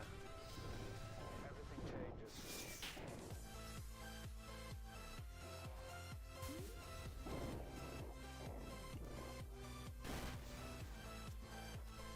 My Revo bar. Do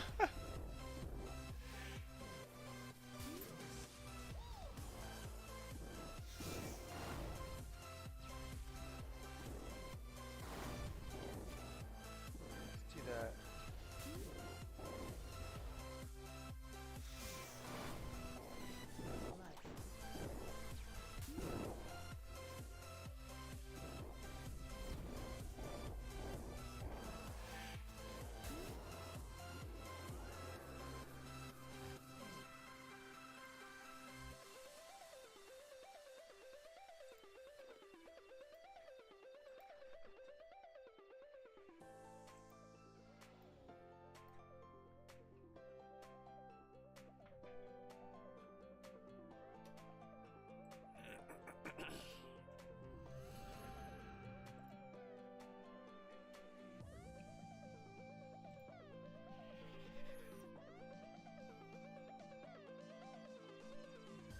Wait, what?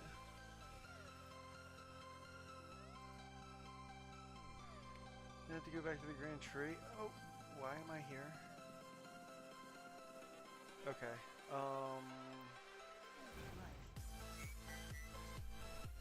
yeah, we'll just go back.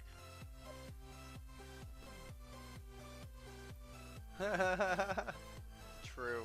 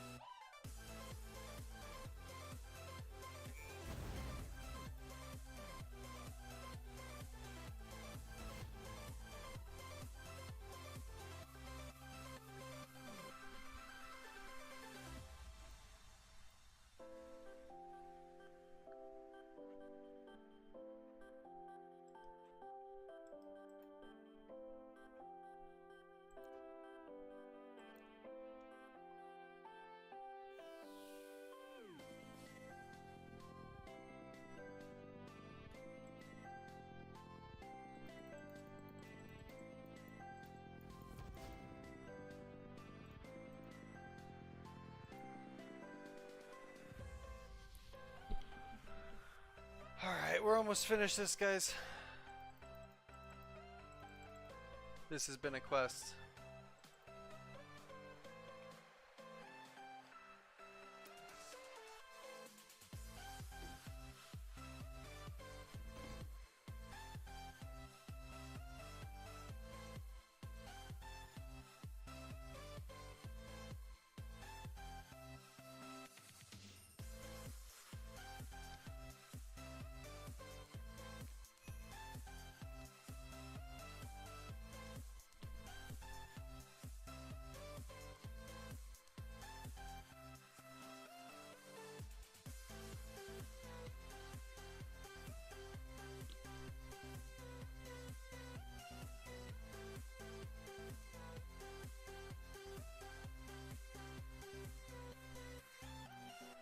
Let's go. Okay, so it says choose experience in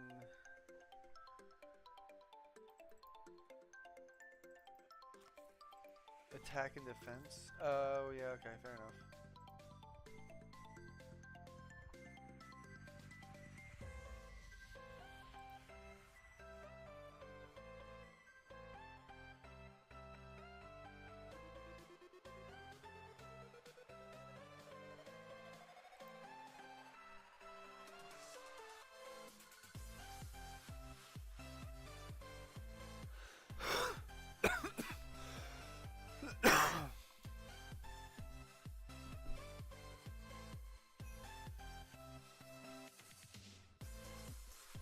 Let's go.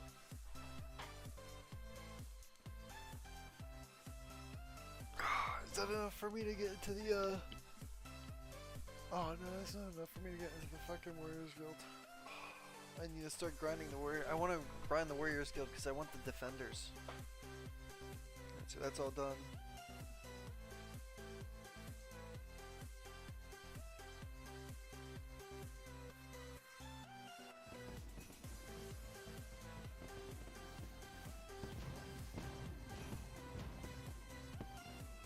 Jesus.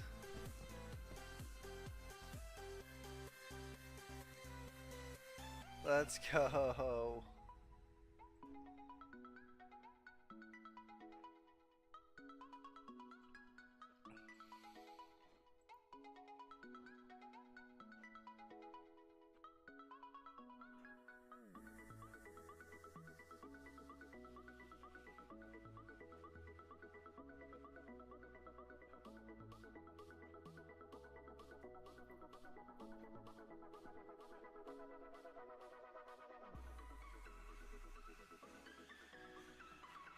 It's time for me to do Haunted Mine.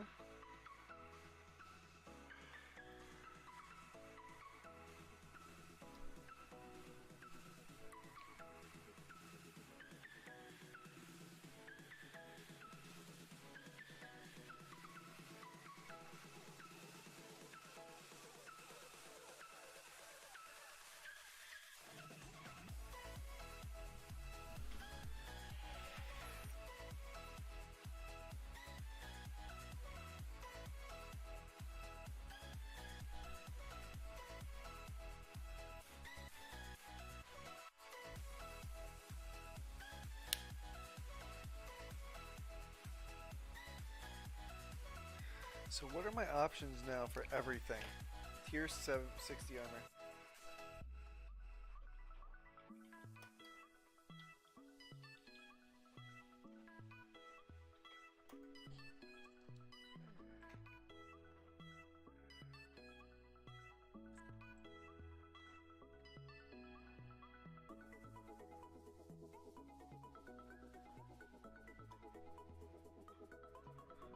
Power armor starts at 40.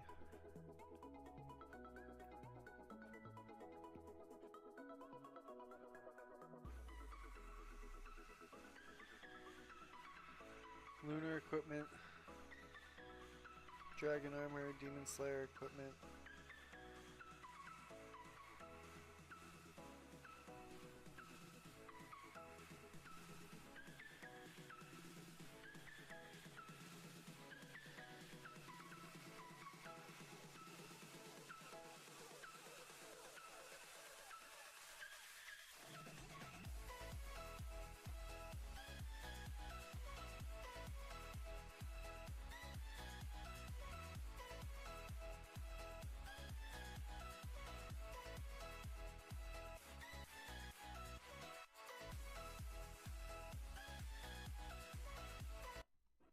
Let's do this one.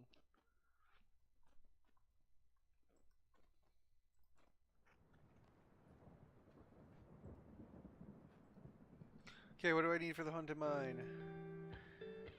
Food, combat equipment, balls of wool for extra salve elements. I guess I'll go and get some balls of wool.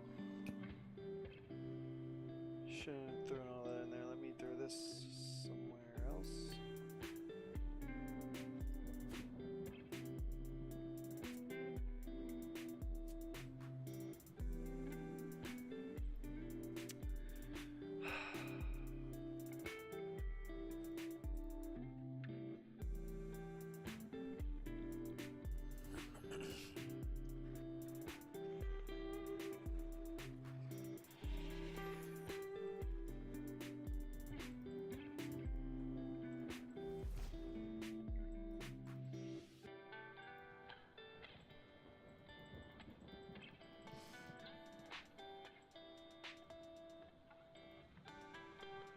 I should probably cut a couple of these, because I don't know how much I'll need.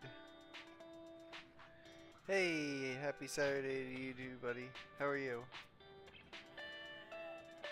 Today's technically my Sunday. I work tomorrow morning, so... But, yeah, I'm about to do, the Haunted Mine. Get myself some salve amulets. I just finished Monkey Madness.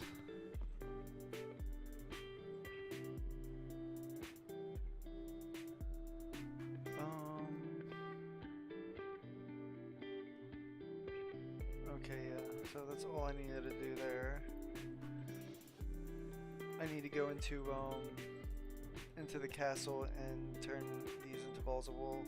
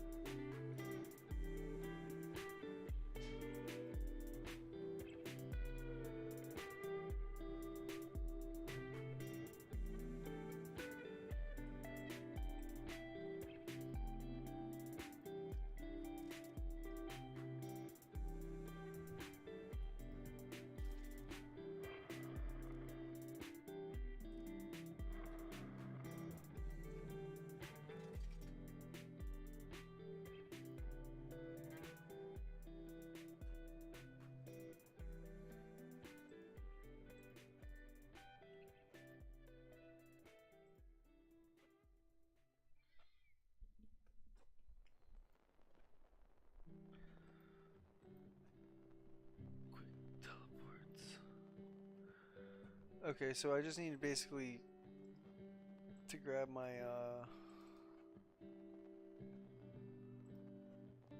my runes. What else? Let me add prayer pots. And then food. I really don't think I'll need this, but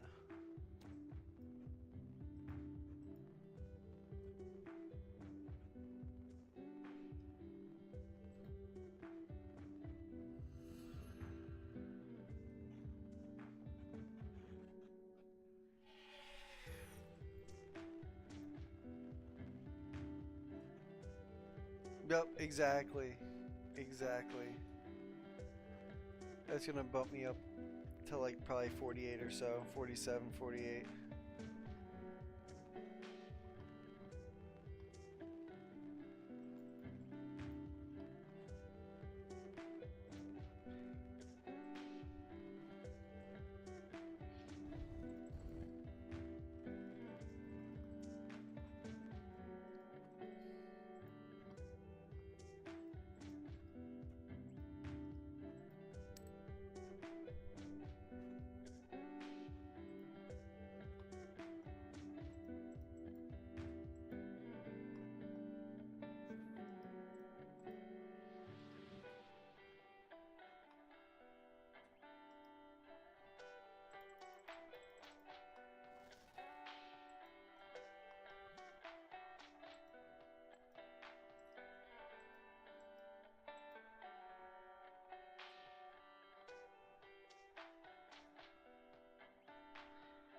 It's not too bad. I only lost one piece of food.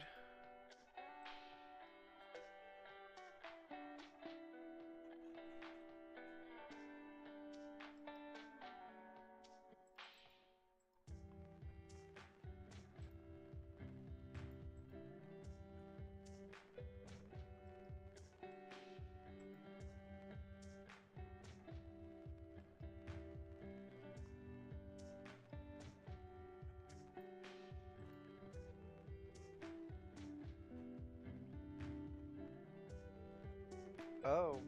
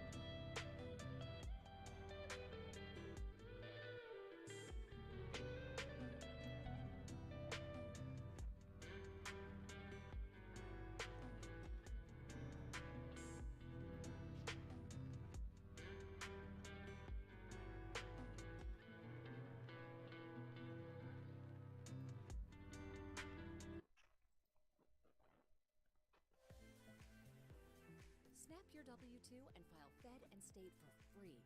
Simple tax returns only. See if you qualify.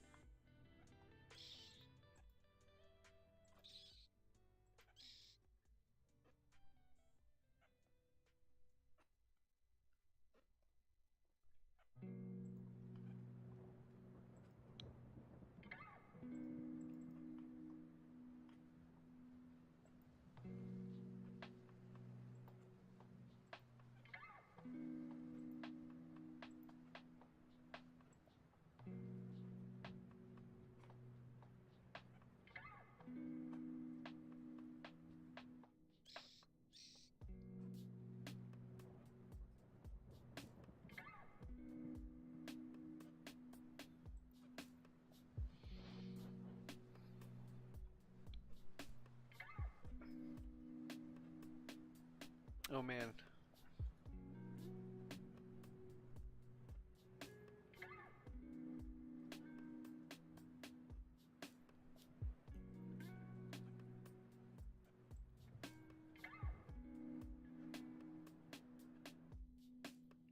I'm just gonna have to look at the in-depth guide part of this part.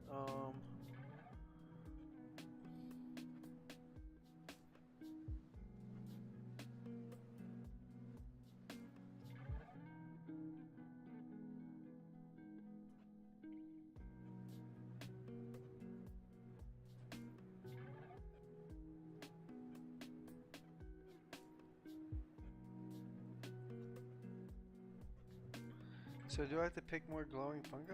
Is that how this is working?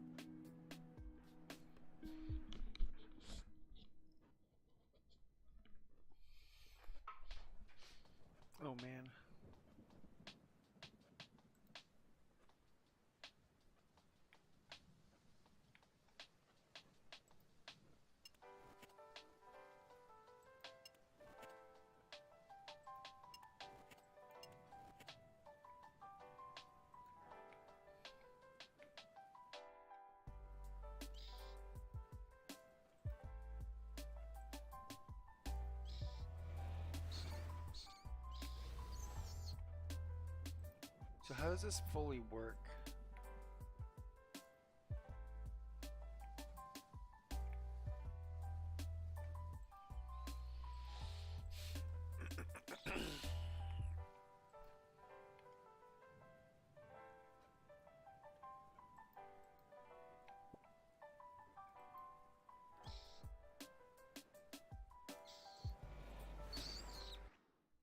About to look this up.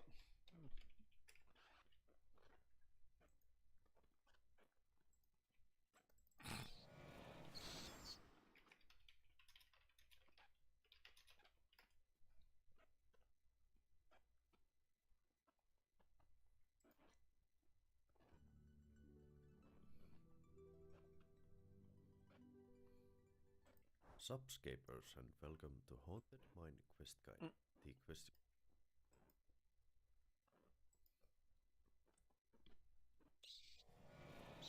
A glowing fungus. Go north.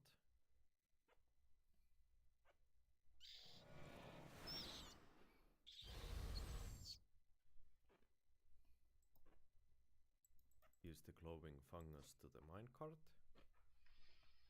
Go northwest.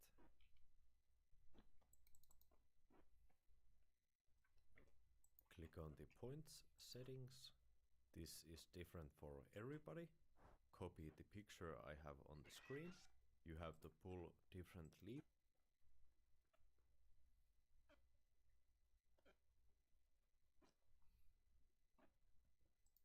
levers. B.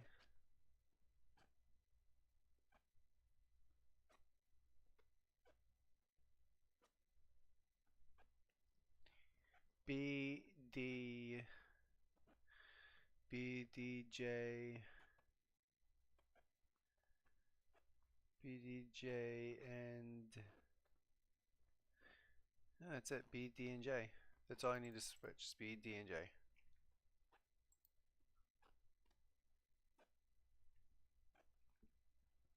Okay, now I understand what that meant.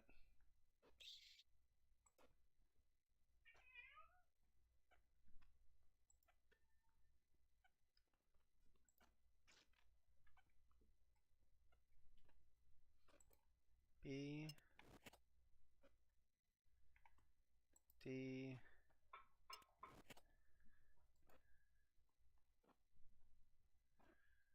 where's that one at?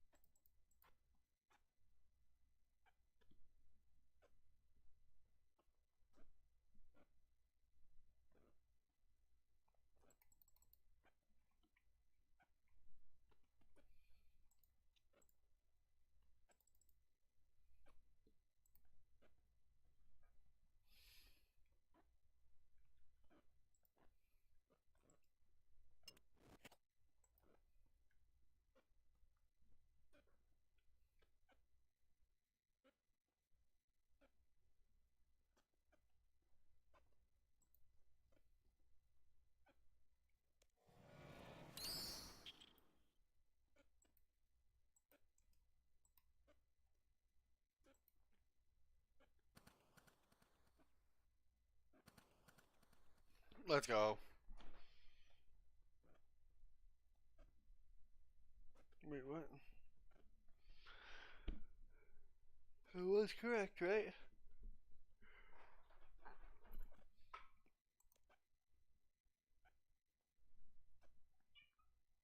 No, it wasn't.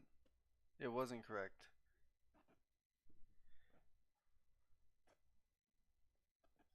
E needs to be moved as well. Fuck. Okay.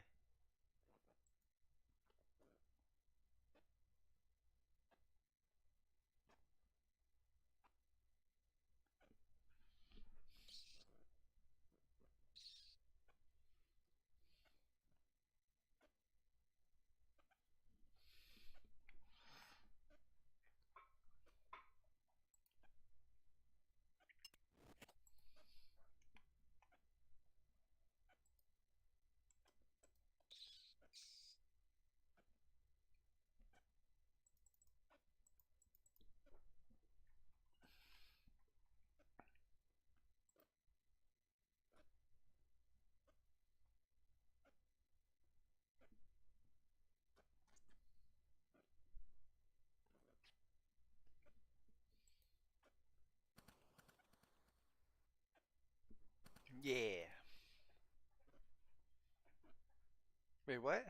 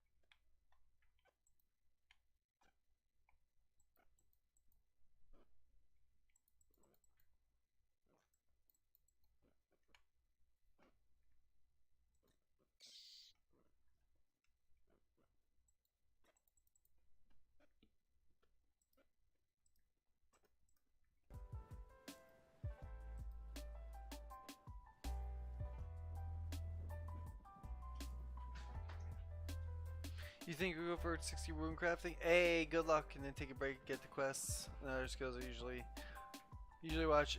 Oh, okay, fair enough. Find them quite easy to follow. Yeah. I just needed like to figure out exactly that one part, because that was really confusing for a bit. But make your way to the very first cave.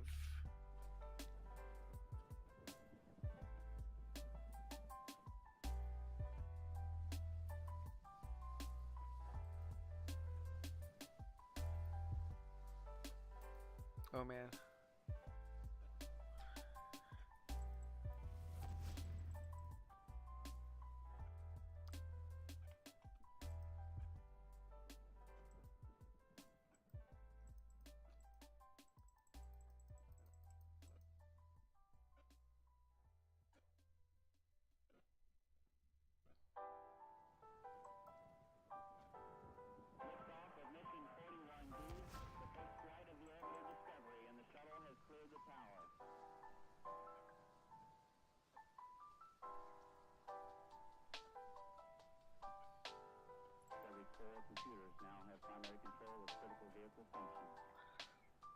There, one more level up.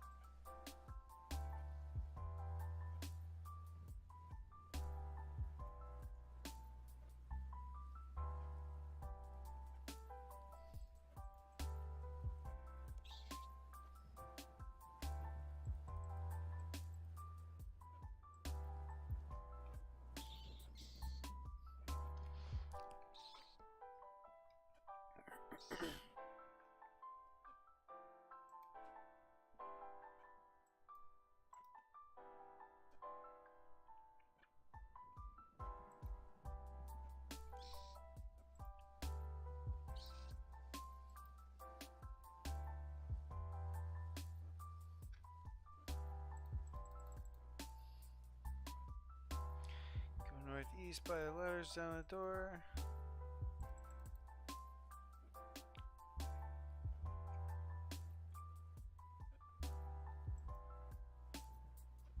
Wait, what?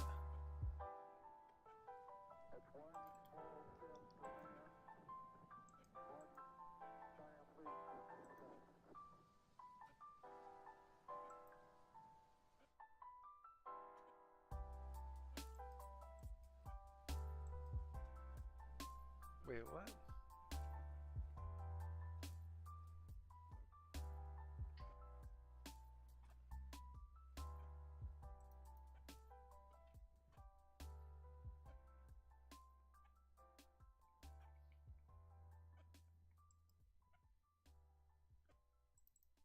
There's the ladder.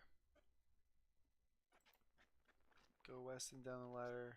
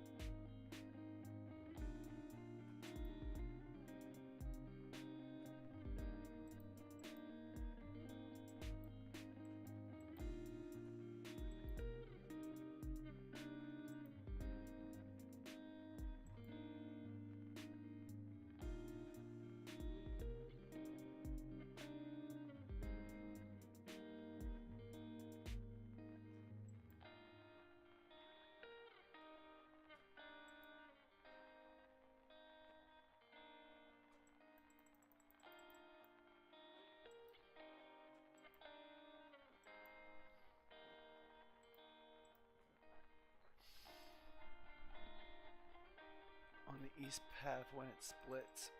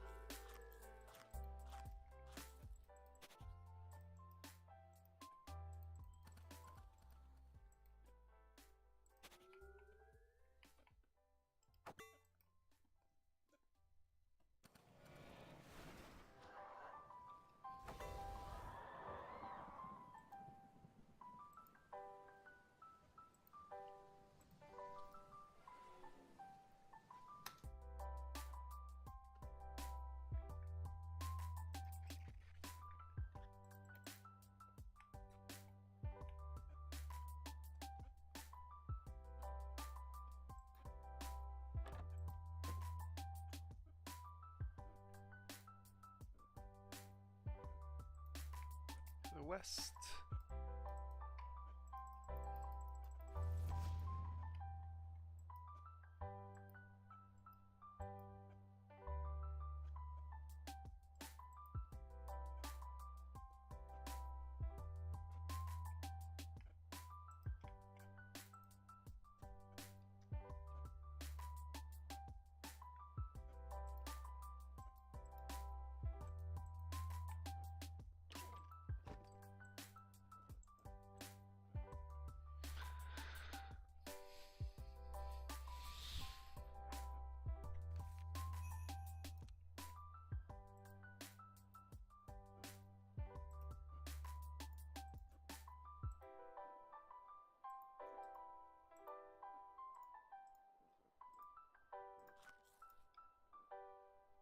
Let's go.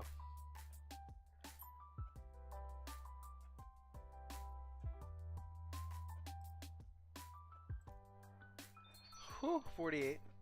Yep, I knew it. Not bad, not bad.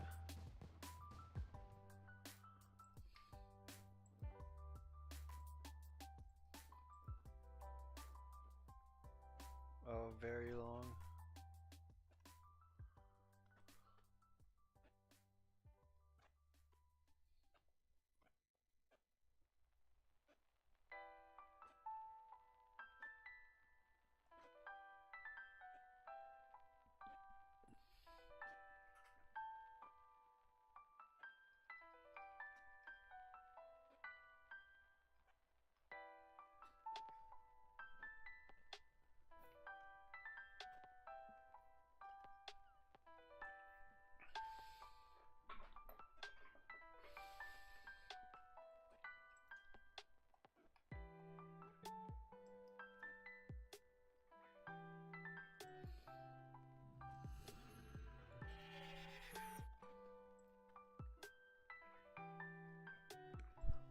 Oh.